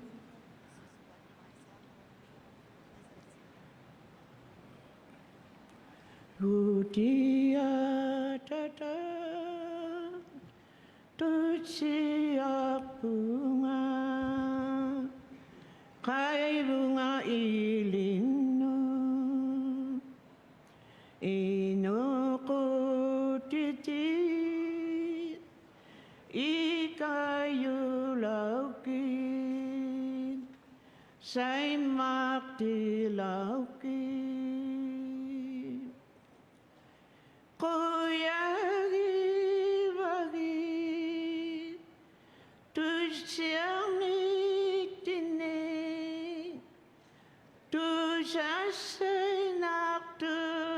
tutin naligi vagi matino Suroshi kuluin nutara kuluin Say mati laukin Angilu Kau mati lugin Naligi lugin Kuyagi bagin Tusyang nitining Tusasay naptudin Naligi bagin matino Inoto kailu Ayok sa tulo Ikayo laukin Isumangilo Say maktilogin Mami tilogin Kuyagi vagin Tusyang nitining Tusasay naptudin Naligi vagin matino Guti atata bokuyagi vati Ulokate tausera ta uluminamattumin Piyo alumi Tusako minakto alunni Unikati akto alunni Atulak simayuni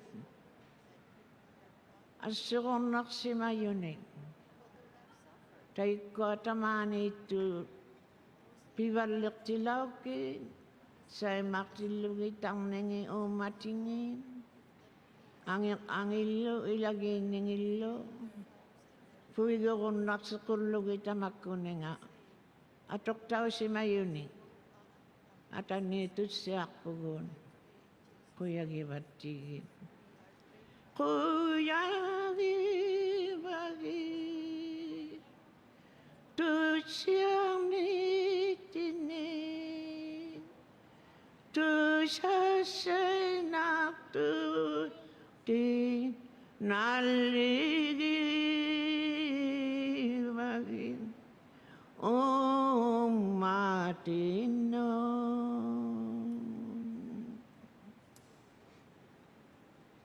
Kuya namin Amen. Wow. Kuya Naming, that was very, very beautiful. Thank you so much to all our elders for sharing your compassion and wisdom. We thank everyone here present here for participating in this sacred ceremony as we honor the spirits of our loved ones. As we mentioned earlier, 800 people participated in creating 385 distinct artistic expressions that are here to share with us.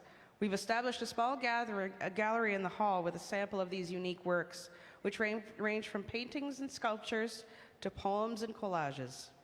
We thank all the artists, families, and communities who created these incredible works of art.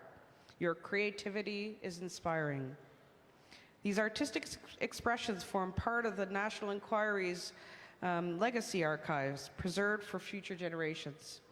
You can see this gallery at the back of the hall as you are exiting. Merci à nos aînés de nous avoir partagé votre compassion et votre sagesse. Nous remercions toutes les personnes ici présentes pour leur participation à cette cérémonie sacrée visant à honorer l'esprit de nos proches qui sont disparus. Comme nous l'avions mentionné, près de 800 personnes ont participé à la création de 385 expressions artistiques distinctes qu'elles nous ont partagées. Nous avons mis sur pied dans sa halle une modeste galerie qui présente quelques-unes de ses œuvres uniques qui vont de la peinture à la sculpture, à des poèmes, à des collages. Nous remercions tous les artistes, toutes les familles et les communautés qui ont créé des œuvres magnifiques. Votre créativité est une source d'inspiration. Ces expressions artistiques font partie de la collection patrimoniale autochtone de l'Enquête nationale. Elles seront conservées au bénéfice des générations futures. Vous pouvez visiter cette galerie à l'extérieur au fond du hall en sortant. As you leave, you will be invited to take a red ribbon of remembrance. Many people across the country have tied ribbons like these in public places, such as bridges and gates, in memory of their missing loved ones. We also have small gifts of reciprocity. These are National Inquiry pins, Moose Hide campaign pins, and thank you to founder Paul Lacerte, who is with us today. Healing stones, as well as Labrador tea, white sage, and wild strawberries seeds, which we ask you to plant as a symbol of growth and renewal. We also invite you to sign our unity cloth as a sign of your support for ending violence against Indigenous women, girls, and 2SLGBTQIA people. We are now reaching the conclusion of our closing ceremony. A note to the media, the commissioners will be holding a press conference immediately following this closing procession in the Resource Center. Our final report is available in English, French, and Inuktitut online and on our website. We also have some hard copies here today. I saw online that many of you have been picking them up. Une fois de plus, au nom des commissaires et des employés de l'enquête nationale, je vous remercie de nous avoir permis de prendre part à un événement aussi important dans l'histoire et la guérison du Canada. We will now invite our drummers to join us again. Although this concludes our morning together, it certainly does not conclude our movement. This marks a new journey of healing, mutual respect, and rebirth. A note about the drummers, you'll notice that they are coming from all four directions, and the final drum will be the southern drum, which is represented by this group here. So when that drum starts going, it is the moment to start to think about walking out, and of course the Eagle staff, the Kukunissiman Eagle staff and drum will be leading the way, and they are ready now. So at this moment. As we have at many of our National Inquiry hearings across Canada, we invite our National Family Advisory Circle members and Grandmothers Circle to lead us in song. I now invite the Mi'kmaq Epigig drummers to share the Mi'kmaq Honor Song. This spiritual song was written by George Paul from the Mi'kmaq Nation and has become cherished by the Mi'kmaq people. Please join us.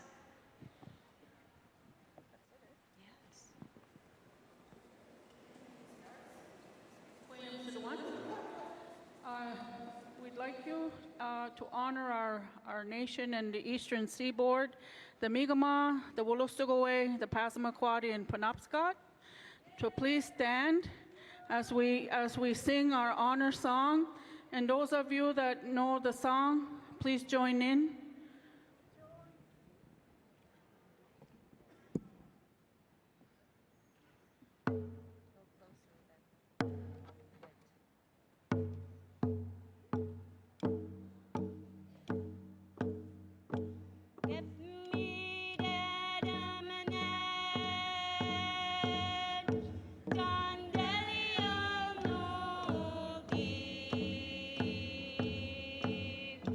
Mi'kmaq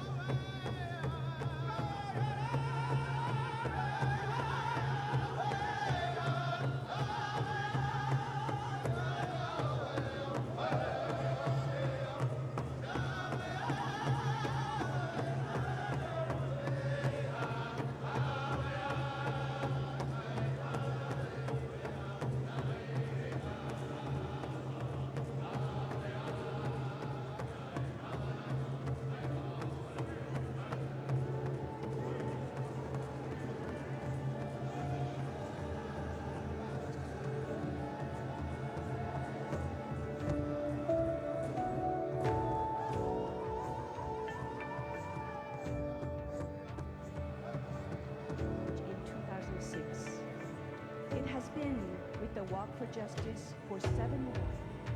So, mothers, daughters, our families and communities are in pain. Give us the strength, daughters.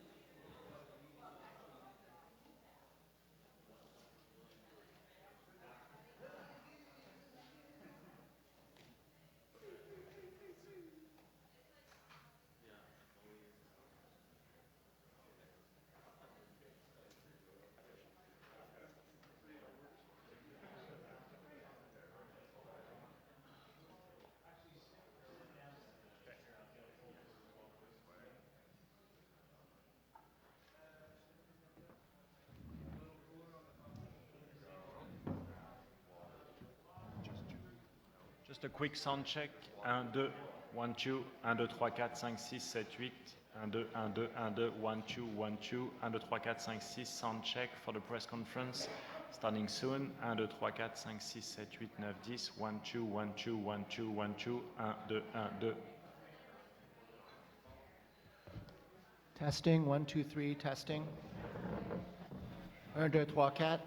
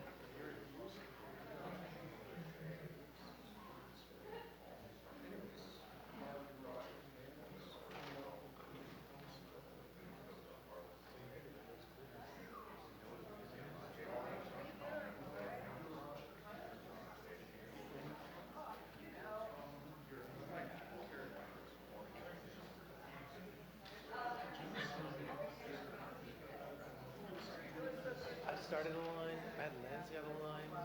No one said like what the plan is, but like feel free to line.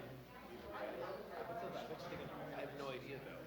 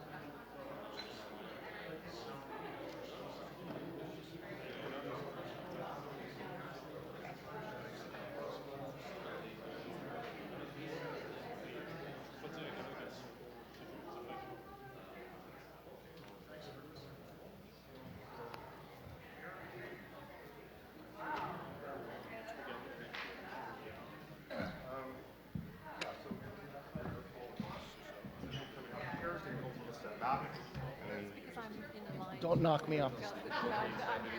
No, thank you. I keep my place very jealous. Thanks. It's just what I need.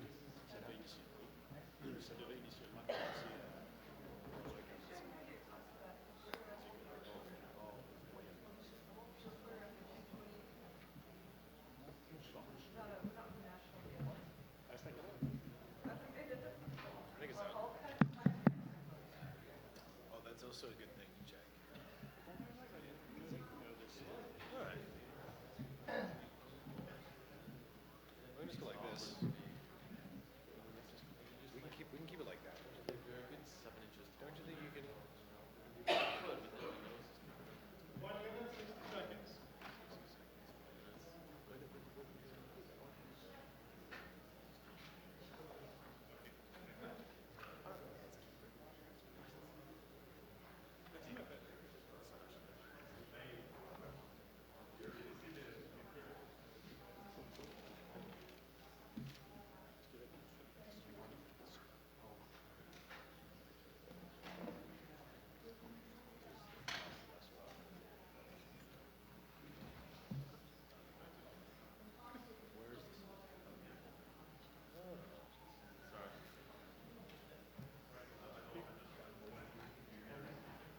Okay.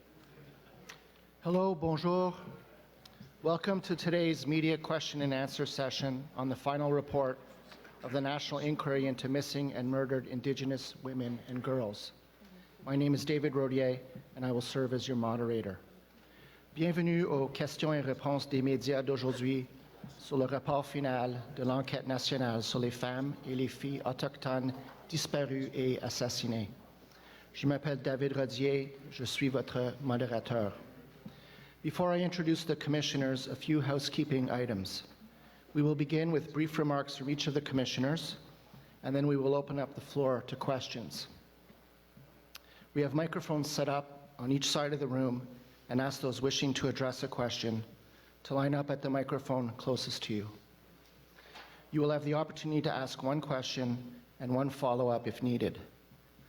Before your question, please state your name and media outlet.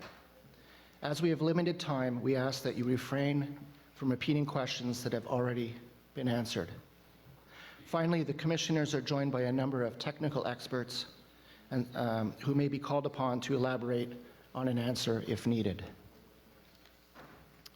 Avant de présenter les commissaires, quelques questions d'ordre administratif. Nous commencerons avec de brèves remarques de la part de chacun des commissaires. Ensuite, nous passerons aux questions. Nous avons des micros installés à chaque côté de la salle et demandons à ceux qui souhaitent poser une question de bien vouloir s'approcher au micro le plus près de vous. Vous aurez l'occasion de poser une question et d'ajouter un complément à votre question si nécessaire. Avant de poser votre question, veuillez indiquer votre nom et votre organisation. Étant donné que notre temps est limité, nous vous demandons de ne pas répéter des questions qui auraient été préalablement répondues. Enfin, les commissaires sont assistés par un certain nombre d'experts techniques et spécialisés qui peuvent être amenés à compléter une réponse si nécessaire. So it is now my pleasure to introduce our panel. Je vais maintenant présenter les invités d'aujourd'hui.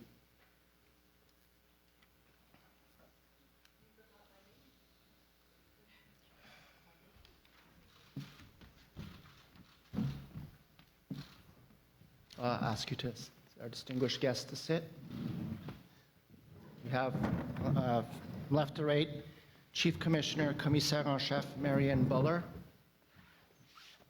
Commissioner Commissaire Brian Aolfson, Commissioner Commissaire Kaya Robinson, and finally Commissioner Commissaire Michel Odet. And now over to you, Chief Commissioner Buller, et maintenant à vous, Commissaire en Chef Buller. Thank you very much. Good afternoon. As I said earlier, it is a real honor for me to serve as Chief Commissioner for the National Inquiry into Missing and Murdered Indigenous Women and Girls. Truly, of historic inquiry. I have to tell you personally, this has been a very challenging and very moving experience for me to be Chief Commissioner. But it isn't about me. It's about the families and survivors who shared their truths, who are at the heart of our final report. I thank them, all of them, for their courage, their tears, and their honesty. We heard from more than 2,380 family members, survivors of violence, experts, and knowledge keepers from coast to coast to coast. Our research team scrutinized a wealth of existing research and did even more research. From all of this work, we have learned that the national tragedy of missing and murdered Indigenous women and girls, 2S, LGBTQIA people, has been generations in the making. The Canadian state has and continues to enact laws and enforce policies that perpetuate the violation of human and Indigenous rights. This is colonization. This is discrimination. This is genocide. There needs to be a transformational change in how we build and maintain relationships between Indigenous and non-Indigenous people. These relationships must honor Indigenous and human rights. This transformational change is needed to ensure the safety and security of Indigenous women and girls, 2S LGBTQIA people. Thank you very much.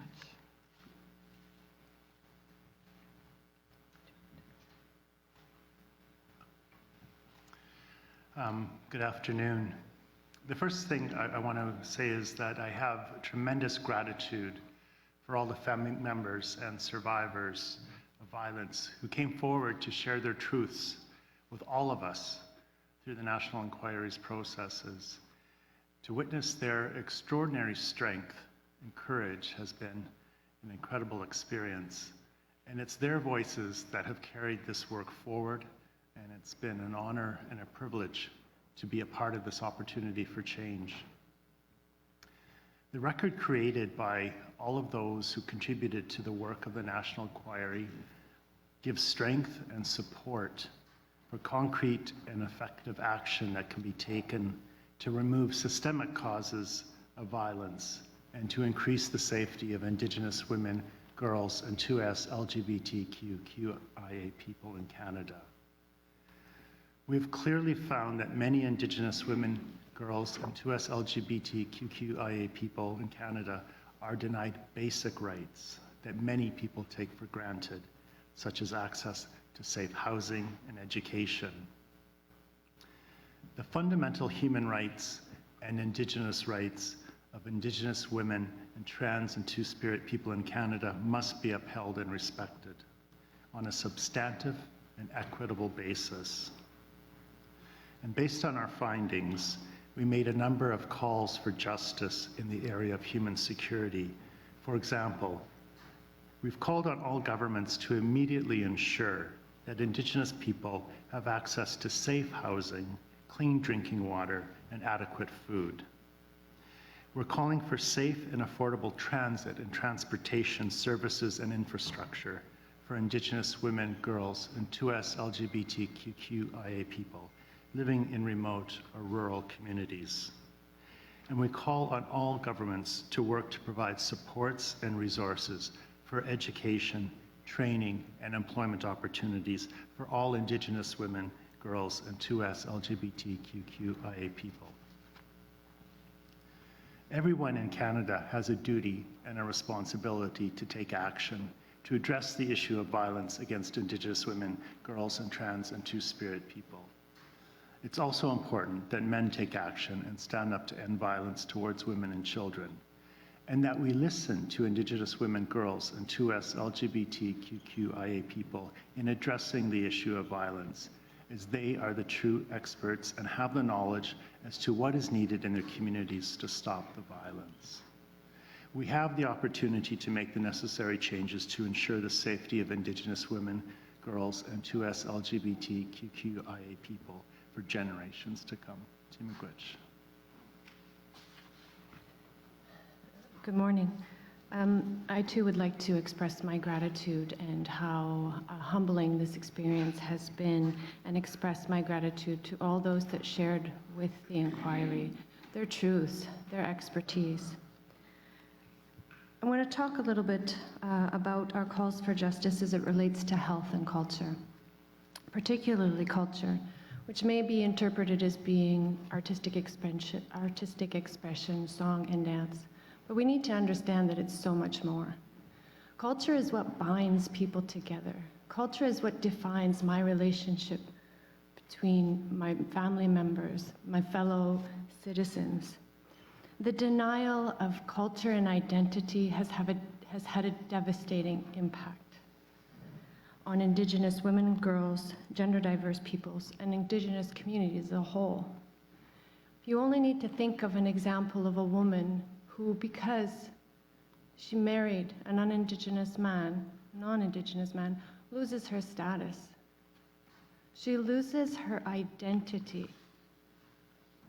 Who is she now? By losing her identity, she loses her place in a community. Her children lose her as the transmitter of knowledge for the next generations to come. She loses her house. She loses her health benefits. She loses her identity and her humanity. And that loss of identity is created by Canadian law and enforced by Canadian officials. That is an example of what the loss of identity does. We talk about health and wellness.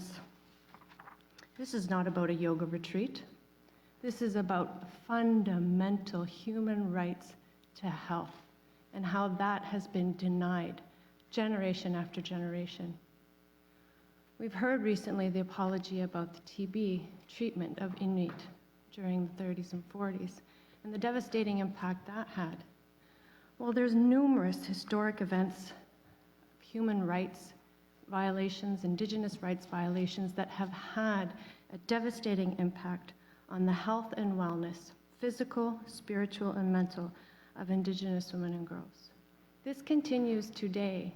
In the vast majority of the Canadian Arctic, a woman giving birth has to leave her community, leave her spouse, leave her other children, leave her job, her economic security, to give birth in a community that is not hers. What is a celebration turns into a sentence. This happened, I suspect, today. So the rights to health and the rights to culture and wellness must be upheld.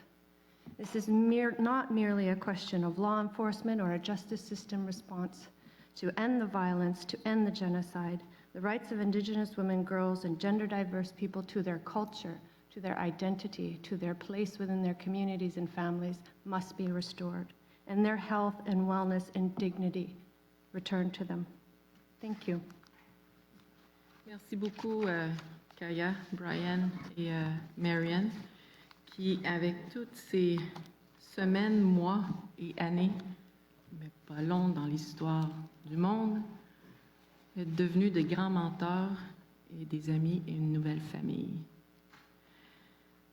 Les gouvernements, le gouvernement du Canada, nous ont ordonné, par le biais des termes et références, un exercice qui n'a jamais existé auparavant.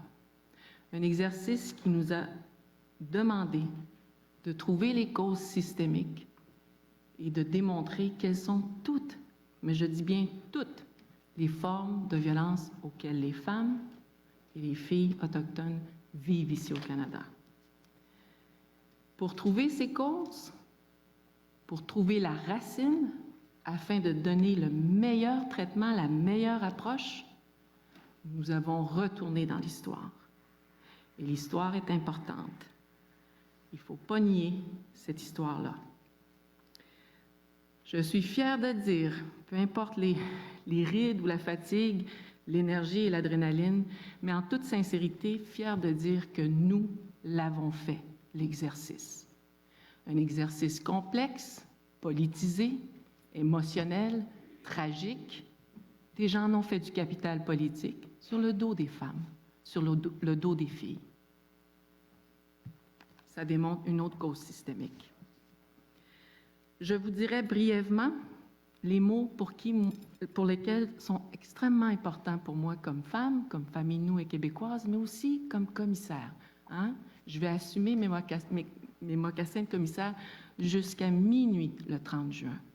Aujourd'hui, oui, c'est le dépôt d'un rapport important, historique. Il reste beaucoup de choses à faire. Pour terminer, je demande à ceux et celles qui se rappellent que les milliers de pages qu'on retrouve, les milliers de mots et de solutions et de messages d'espoir et de résilience, il est important de reconnaître ce qui s'est passé ici, avant qu'on appelle ça le Canada, et maintenant le Canada, que nos institutions, nos gouvernements, nos organisations, les mouvements, l'imputabilité est fondamentale, la reddition de comptes va de pair, et afin d'honorer cette vérité-là, vous en faites partie. J'en fais partie. Et les mots qui sont importants pour des femmes qui n'ont pas eu les réponses ou le soutien nécessaire, la sécurité et la sûreté doivent de pair aussi. Merci. Merci. Thank you, Commissaire Odet. I will now open up the floor to questions.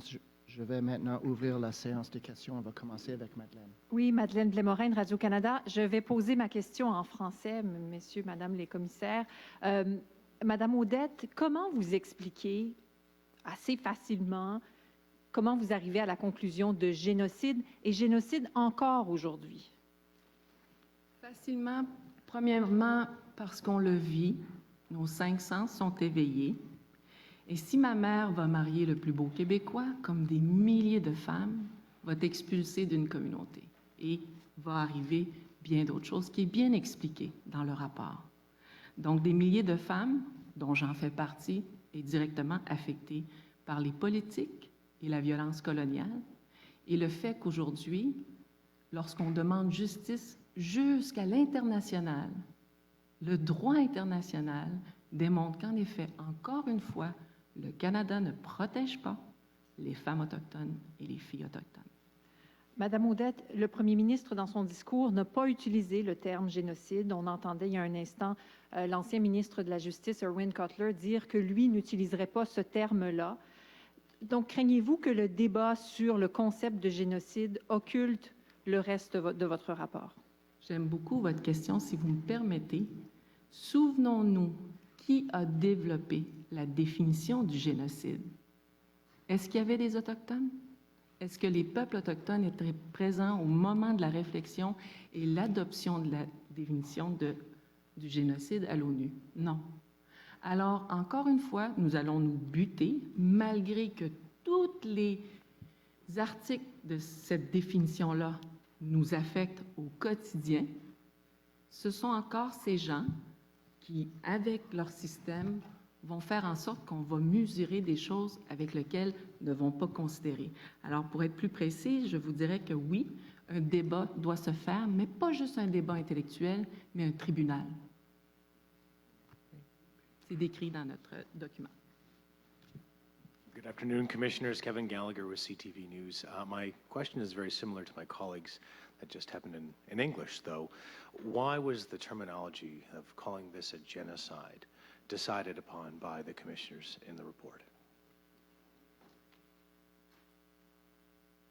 Based on the evidence that we heard, we read, it was an inescapable conclusion.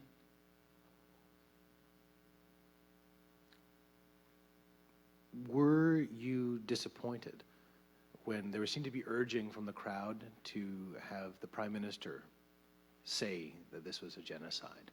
It didn't seem that that was in his speech at all today.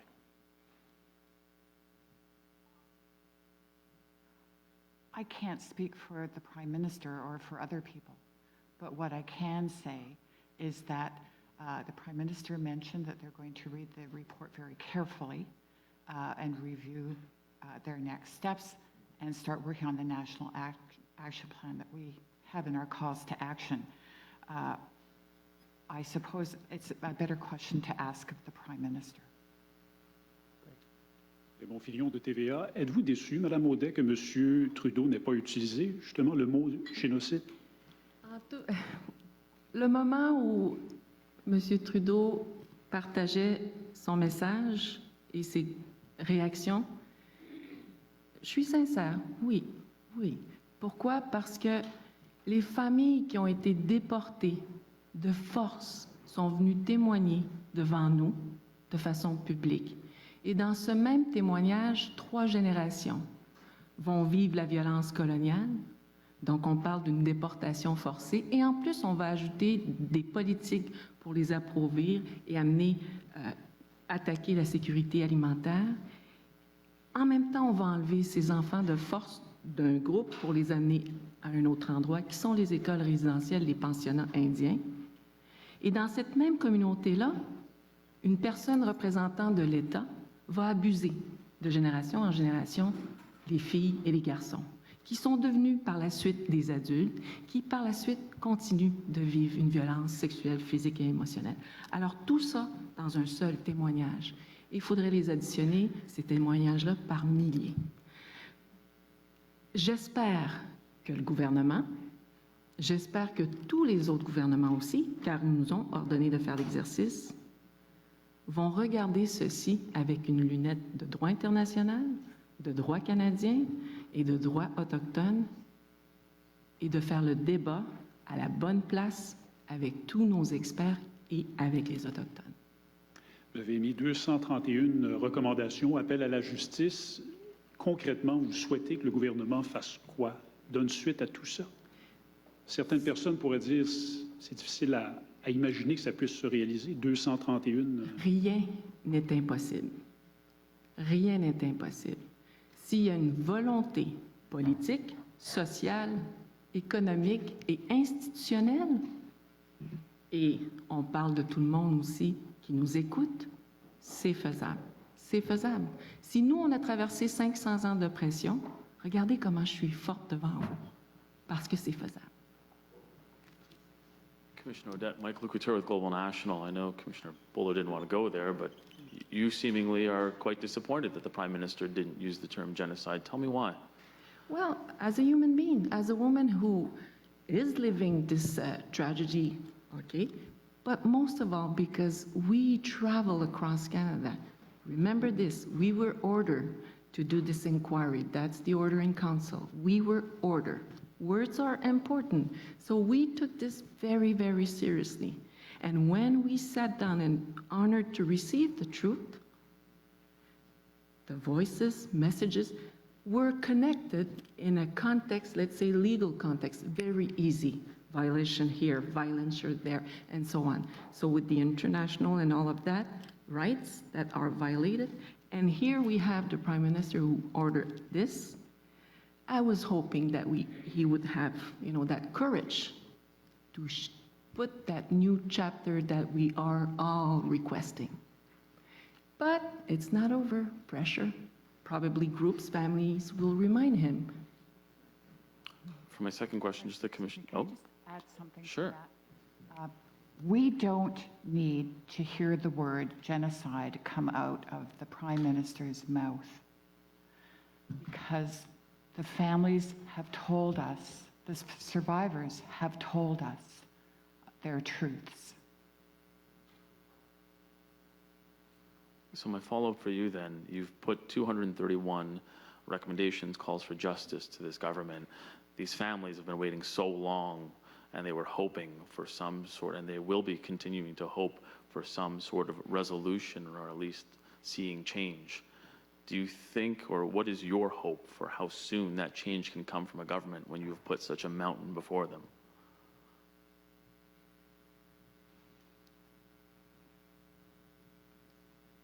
There are calls for justice that this government, even in the short term it has, is able to act on, specifically with respect to the gender discrimination in the Indian Act and eliminating that immediately. There are investments they can make in victim services. They can insist the police start changing their policies and protocols. There's work that can be started now. Bonjour. Mesdames, Monsieur le commissaire, Catherine Lévesque de la presse canadienne. Je ne suis pas très originale, mais pourquoi ne pas avoir parlé de génocide culturel? Pourquoi être allé une étape plus loin dans votre rapport? Si je peux me permettre, pas pour sonner sarcastique, je pense que c'est important de prendre le temps de lire l'analyse qui a été faite quand même par des experts en matière de droit international et au niveau de cette convention-là, du génocide, qui va expliquer que on ne parle pas de génocide culturel, on parle d'un génocide qui affecte la culture, la sexualité, la dignité, la sécurité. Peut-être qu'il y avait un choix politique à l'époque où on a entendu au Canada officiellement génocide culturel, mais aujourd'hui, moi j'ai pas honte, c'est ça, c'est tout. D'accord. Parmi vos recommandations, vous parlez de l'exploitation des ressources naturelles et du fait qu'il faut considérer les effets sur les femmes et les filles autochtones. Oui. Je me demandais, on a Trans Mountain qui s'en vient, qu'est-ce que le gouvernement devrait faire dans un monde idéal avant la première pelletée de terre? Je vais être sincère avec vous, il y a déjà beaucoup de gens, de leaders autochtones qui vont avoir dit haut et fort comment les choses doivent se faire. Donc, M. Trudeau et tous les gouvernements knows how, savent comment. Pour ce qui est de la sécurité des femmes, ça c'est fondamental que la sécurité sexuelle, la sécurité économique et culturelle des femmes dans les territoires où on va exploiter le territoire, elles ne sont pas considérées, elles ne sont pas protégées et on propose des solutions qui émanent justement des femmes. Hélène Buzetti, Le Devoir. My question is actually for Commissioner Buller. I would like to know how concerned are you that the debate over the use of genocide and the appropriateness of using that word will overshadow the rest of your report? I'm very glad that people are having this conversation about genocide, what it is, what it means, the effects that has on people and has had for generations. And I want to share a little story with you about a family that I heard from in one of our public hearings, because the families started the discussion about genocide through their truths. For this particular family, the grandparents went to residential school and, of course, lost their language, lost their culture, lost many of their relatives. The parents of that family were forced to relocate. Some of the women in the family were sterilized by force, not by choice. Some of the members of the family in the parents' generation also were required, again by force, to go elsewhere, to live elsewhere. Women who married non-status Indian men were forced out of their own communities and any sort of safety net that they might have had. There were also, in that same generation, parents who were scooped and taken away by force. There was intergenerational violence in the family, all stemming from the trauma that the parents and the grandparents felt. So Indigenous families, Indigenous people have been talking about this for generations. Now the children are in foster care. They're losing their culture, their sense of being. And this is a very common discussion. So it's something that the Indigenous communities have known for generations. And it's only through the families and survivors who spoke out and shared their truths that now all of Canada knows. And as a follow-up, have you seen the comments of former Minister Bernard Valcourt? What have you thought about it when he said that the use of the word genocide is similar to propaganda? And how widespread do you think such a thinking is in Canadian society?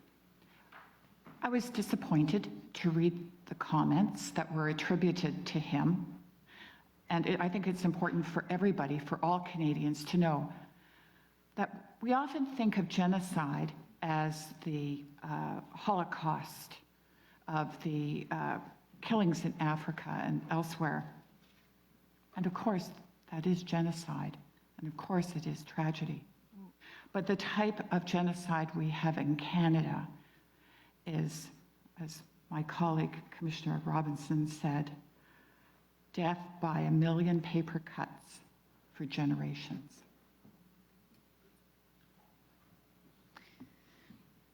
Thank you.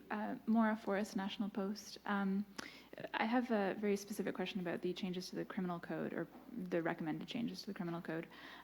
One of the recommendations is to review the Gladio principle in cases where there are Indigenous women victims.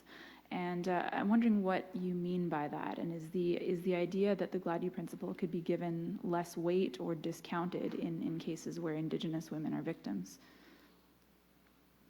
I'll answer that.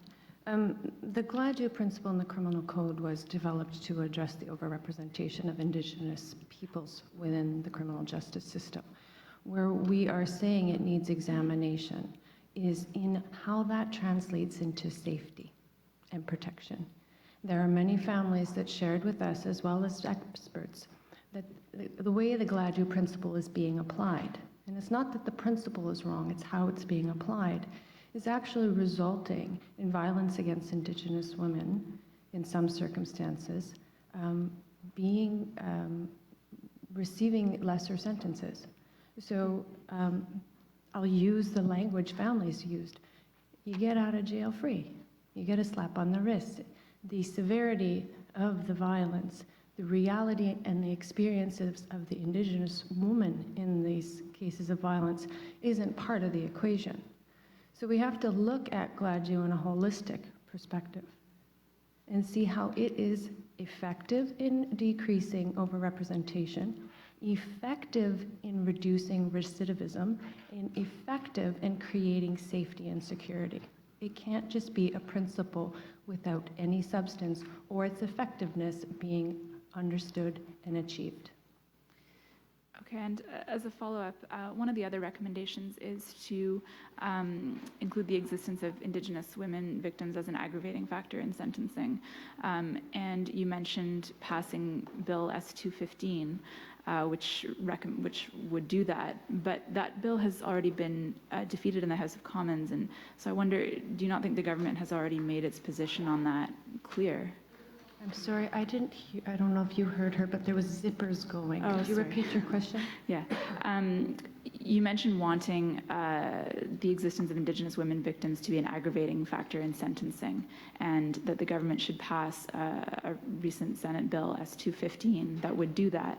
But that bill has been defeated in the House of Commons, and I wonder if you think the government has already made its position clear on that proposal. Hopefully they'll read the report and reconsider. What needs to happen in this case, because we've also heard that in this country there is no recourse. Violence against Indigenous women can happen with impunity for various reasons. The recent case before the Supreme Court is an example of that, how Indigenous women are dehumanized by the criminal justice system. By making this an aggravating factor, you're requiring the judges to put this in their minds when they are deciding on sentencing. Further, it's a message to the Canadian public that violence against Indigenous women, because so pervasive, needs to be denounced. Bonjour, Mélanie Marquis de La Presse. Madame Odet, la question est pour vous. Juste pour que ce soit clair, demandez-vous au gouvernement de reconnaître formellement qu'il y a eu un génocide au Canada et quelle serait la signification d'un refus du gouvernement, quel qu'il soit, qui soit au pouvoir, de le faire, de le reconnaître? Pour répondre avec la fin du refus, ça c'est si on refusait aujourd'hui? Aujourd'hui ou demain ou la semaine prochaine. OK. Écoutez, moi, je pense que, comme Mme Buzetti, je pense qu'elle a parlé de faire de l'ombrage avec ce mot. Je vous dirais non. Quel courage que les femmes ont eu, encore une fois, pour ébranler un pays. La tornade, hier, les a pas empêchés d'être ici. Donc, avec la force, au niveau des gouvernements, de ne pas vouloir reconnaître, on s'y attendait, ça. Et on va s'y attendre longtemps, parce que ça fait des siècles qu'on dénonce et que ça ne change pas. Mais de plus en plus, avec le rapport de la Commission sur les femmes assassinées et disparues, on vient de donner un outil, on vient de élever le discours juridique, socialement et avec beaucoup de preuves qui démontrent qu'au Canada, les choses ne marchent pas bien pour protéger les femmes autochtones. Vous avez poussé pour que le Québec fasse l'objet d'un rapport séparé. Oui. J'aimerais vous demander laquelle des recommandations vous jugez la plus importante et juste me préciser un peu aussi quelle forme vous voudriez voir l'enquête publique sur les enfants autochtones disparus prendre. Connaissez-vous l'ampleur du phénomène? Il y a ce phénomène avec beaucoup de médias ou de gens. Quelles sont les priorités au niveau des recommandations? Elles sont toutes importantes. Il y avait 10 000 projets de recommandations donnés par les femmes pendant cet exercice démocratique. Donc, ce qu'on vous propose, ce sont nos priorités comme commissaire. Pour ce qui est de la commission au Québec, je pense que les familles qui sont venues témoigner, une vingtaine de familles qui nous ont expliqué la perte d'un être cher sans avoir de réponse, je ne suis pas sûre qu'on accepterait ça aujourd'hui en 2019, que mon enfant tombe malade, puis on ne me laisse pas me dire de quoi il est mort, où est-il enterré et depuis quand. Il y aurait un scandale. Alors pourquoi nous, il faut qu'on tolère ces choses-là? C'est ce qu'on entend de la part des familles. Dylan Robertson with the Winnipeg Free Press. I had a question about subpoenas, because I noticed in the report you only issued these subpoenas in late 2018. It's pretty extraordinary to have the power to actually get subpoenas. I'm just wondering how you justify that timeline. Very few came back. I understand it was a tight turnaround. There's dozens of families that might be wondering, did the commissioners actually look at the case of my missing child, my deceased relative? How do you justify doing these subpoenas so late in the game? What was the last phrase? How do we justify?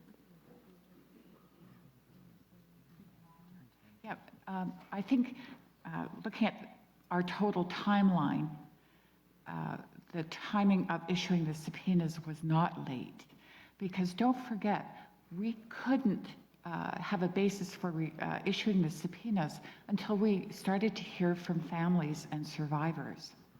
So in the total picture, it's not late for issuing them.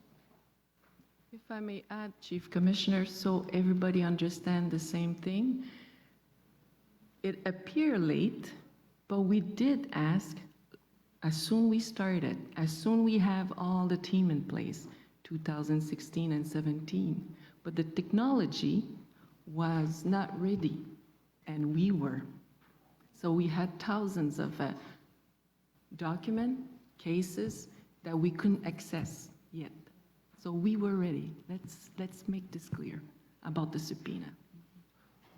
What happens with these outstanding subpoenas? Are they dead now that the inquiry terms are finished? Does this go anywhere? Have you had any assurance that these police forces will do something with these?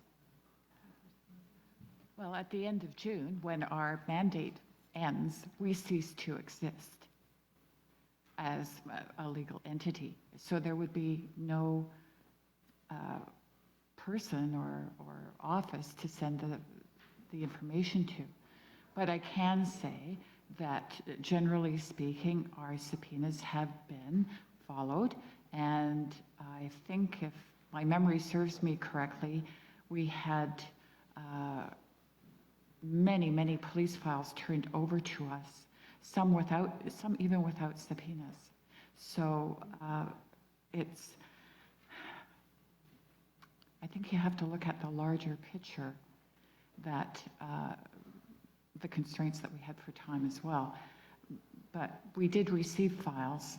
We have looked at them. And I believe the only 2 files that were still in dispute about whether they would be turned over to us or not were subject to our federal court action. Hi, Kathleen Martins from APTN.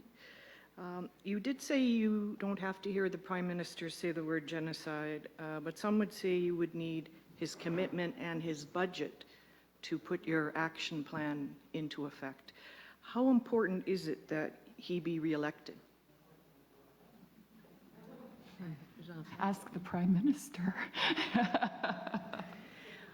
Well, you know, if I can add to that, as you say, your mandate ends at the end of this month. Some people might say the interest in the findings could end at that time as well. So how do you keep the momentum going? Do you anticipate it being part of the election campaign? Could you repeat?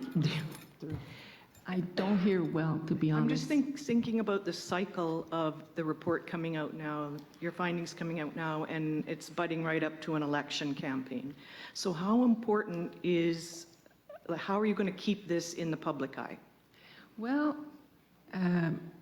this inquiry is very special because we weren't normal, traditional commissioners.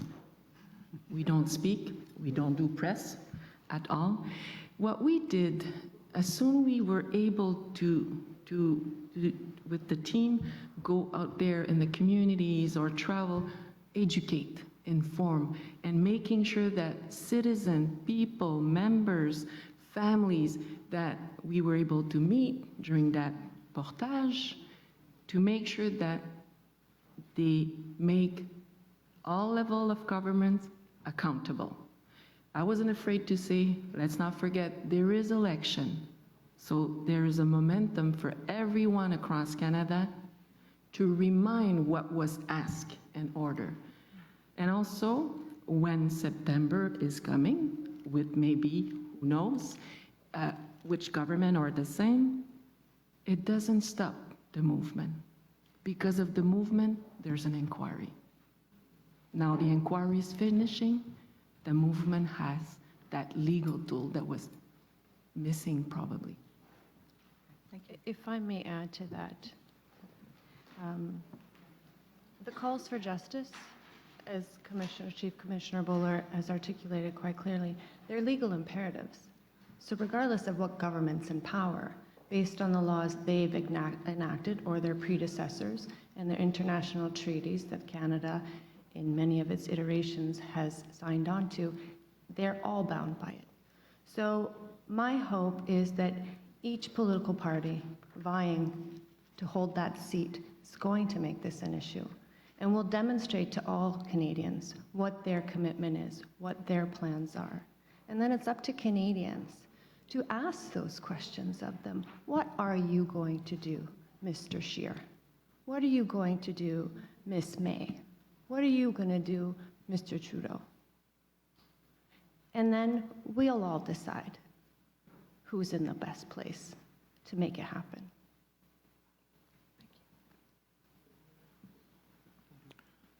Good day. My name is Philip Edwards. I'm on assignment for the Thunder Bay Net News Ledger.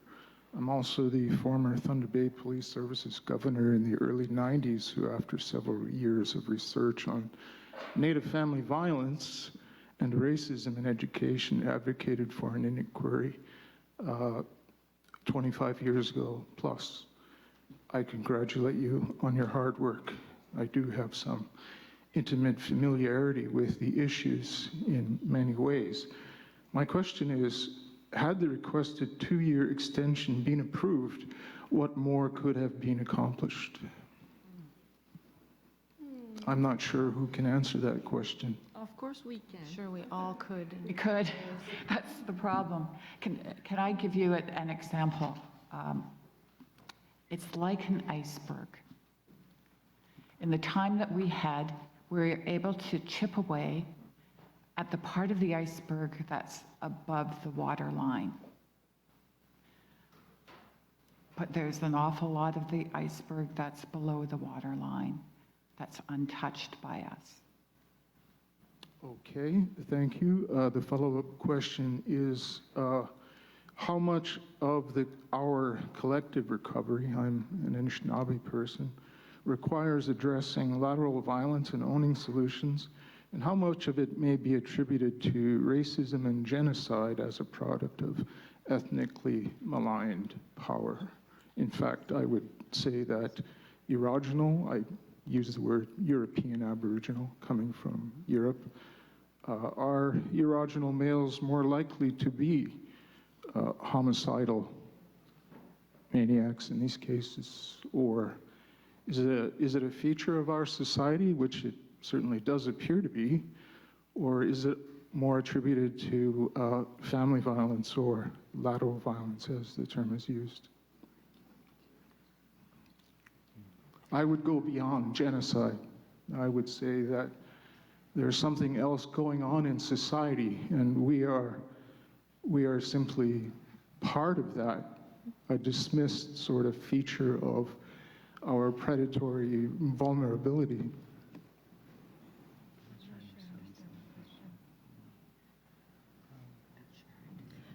I'm not sure we understand your question. Could you maybe rephrase it? And there's also feedback, so speak up a little bit because we've had a bit of a hard time hearing some questions. Well, I would say there are two sides to the problem. Having been a social scientist and researcher myself in the past, I would say there are two sides to the problem. One side is, what can we own as Anishinaabe people and find solutions for ourselves? The other side of the problem is that I would characterize the so-called institutional racism as really a product of ethnically maligned power. At that same time, Anishinaabe people, women, are more predatorially vulnerable to those people who crave power, violence, authority. I understand. Okay. I think I do. Yeah. From an Innu woman perspective, what Anishinaabe people could do or have to do, maybe, if I understand, let's go back of what was the role of the Anishinaabe women? What was the role of the Indigenous women across Canada? We call Canada. We had a role. It was taken away. And our man needs to protect us. Our man, our son, and grandfathers needs to make sure that within that protection, they also gave us the space we used to have. We could speak, we could feed and protect also, but we lost that. We lost. But beautiful example across Canada where leadership makes sure that they put in place program services or things that are saving our women that we don't know enough. And in this report, there is a beautiful chapter about that. I'm sorry, it doesn't address the issue of genocide and what I call white supremacy. We'll proceed. You're in to the next control mic. here, right? Thank you. And that seems to be the problem. Thank you. No, I'm sorry, it came from my heart. Hi, my name is Chantal Belrichard, and I am a reporter with the Indigenous Unit at CBC based on the West Coast. This question is for you, Chief Commissioner. One of the things I was summarizing as you were making your statements around your calls to all Canadians were read the report, speak out against sexism, violenceism, racism, hold governments to account, and decolonize yourself, to which I received a flurry of reactions, some probably who were trolling me, but others who I think sincerely wanted to know what that means. You know, you're all very intelligent people who have been steeped in this report, and I think for a lot of everyday Canadians, to be told to decolonize yourself is maybe a bit confusing. If you just might elaborate on that a bit. C'est bon. Certainly, to decolonize yourself means having starting with an open mind, learning about the real history of Canada.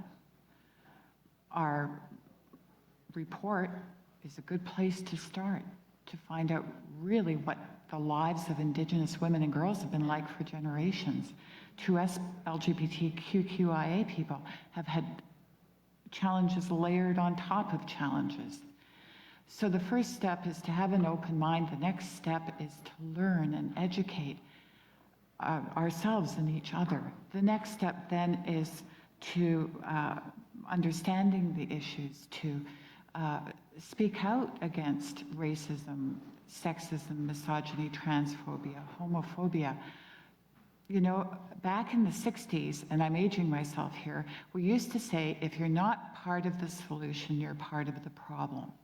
So if you're not speaking out against sexism, violence, racism, then you're part of the problem.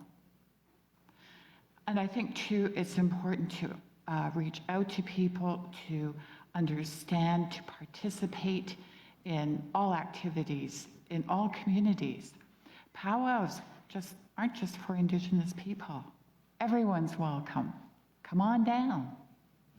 And my follow-up question is, as we move forward, with the 231 calls for justice you've put before Canada, I think we're going to be, as media, dissecting a lot of that and talking about it. And one of the things I've been asked about already several times is the comparison with the Truth and Reconciliation Commission's calls to action, and whether these are recommendations, and what, and I've heard people here discuss them as legal imperatives, and forgive me for not being that smart in that legal context. If you could just elaborate on what the difference is between a recommendation and what you were calling a legal imperative.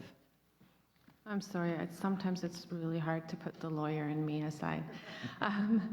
But the calls to justice, they're rooted in our understanding of laws and rights. So if we're talking about access to health, for example, the calls for justice that there be holistic wraparound health services in all communities and isolated communities, that isn't just a suggestion, it's because the people in those communities have a right to health, have a right to those services.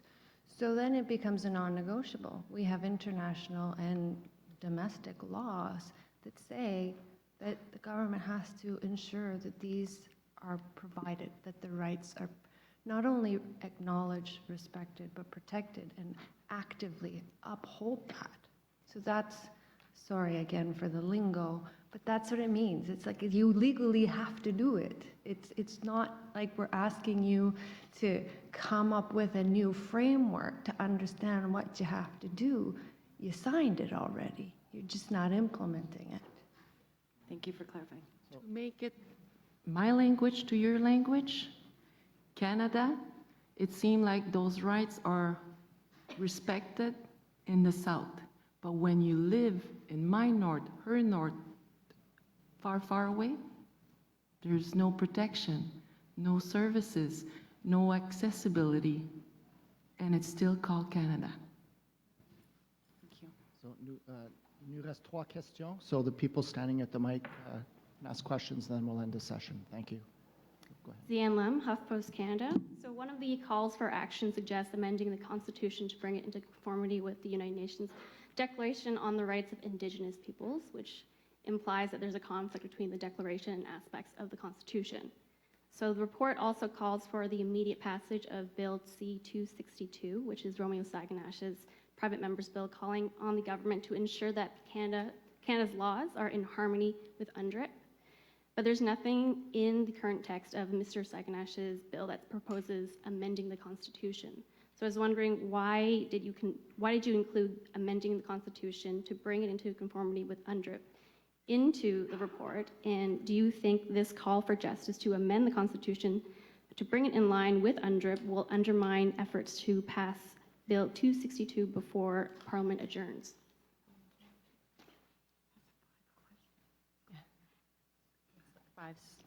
That's a law school exam question, thank you. The bill, we support it, however, it's federal legislation that could be overturned by another government, in theory.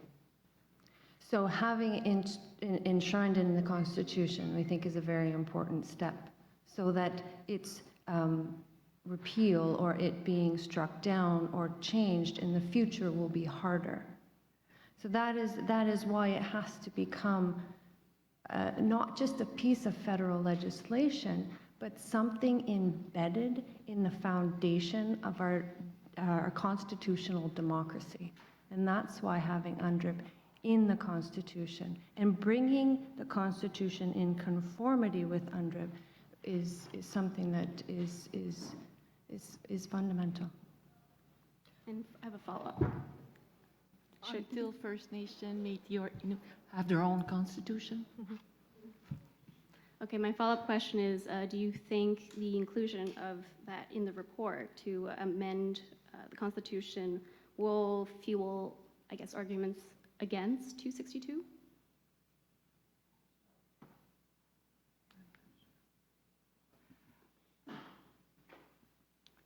The Constitution, which is more than one document, of course, is supposed to say what we stand for as a nation, what we believe in, and the country we aspire to be. So I think all Canadians aspire to be fair, generous, kind, tolerant people. And that should be enshrined in our Constitution using the principles in UNDRIP. And nothing less. Kwekwe, Tanyara Picard, Inno de Pessamit, journaliste Société Communication Atikamekw-Montagnais. Ma question, c'est plusieurs membres de nos communautés ont déploré le nombre limité d'audiences. Beaucoup auraient préféré témoigner, mais ne pouvaient pas se déplacer. Le délai a-t-il nui à cette enquête? Oui. Carrément.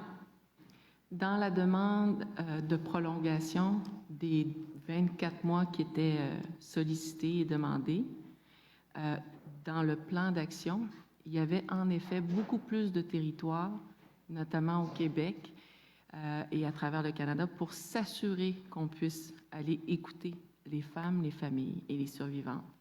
Évidemment, avec cette prolongation-là, c'était aussi de s'assurer d'aller vers elles si elles ne pouvaient pas venir vers nous.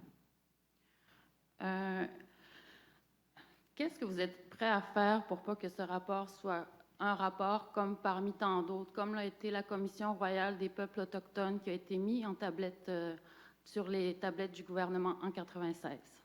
Alors, les commissaires, leur mandat commence en 2016 et se termine en 2019. Les commissaires vous ont proposé, avec les recommandations, que moi j'appelle un appel à la justice, que nous appelons, pardon, des solutions, des choses qu'on doit faire. La question, je la reprends et je la partage au reste du Canada, surtout aux gouvernements qui nous ont ordonné de faire cet exercice démocratique. Alors j'espère, avec la SOCAM, que vous allez honorer cette vérité-là en éduquant et en informant. The good question was, what are we going to do? It's what you going to do and what we going to do. Educate, making sure that it stays alive and implemented. Donc ce rapport n'est pas une fin, mais ce n'est que le début. Que c'est bien dit. Merci.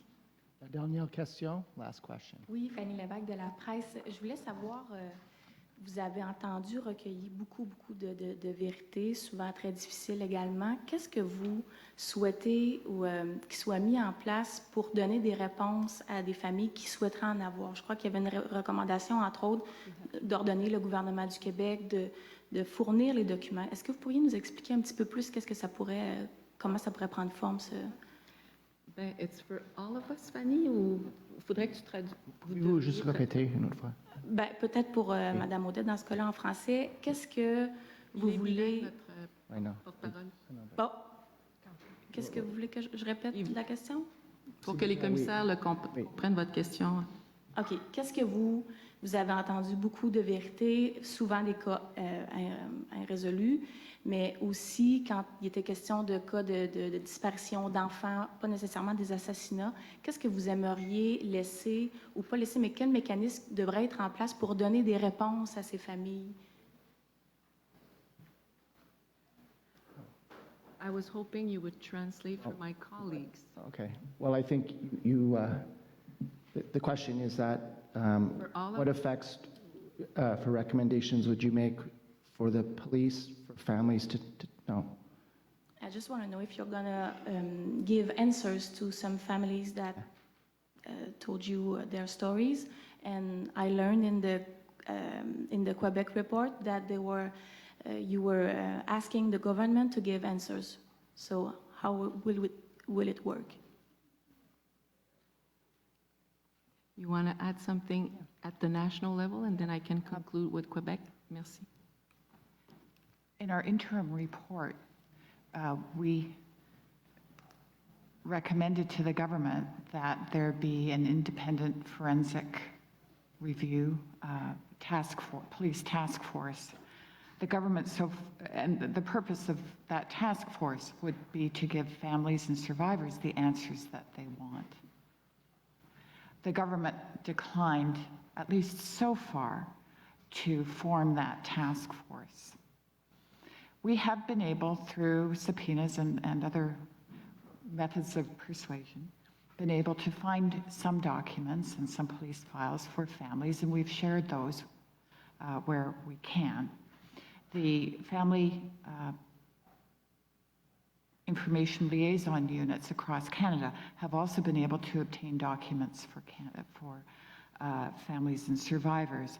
So there has been some information flow as a result of this work.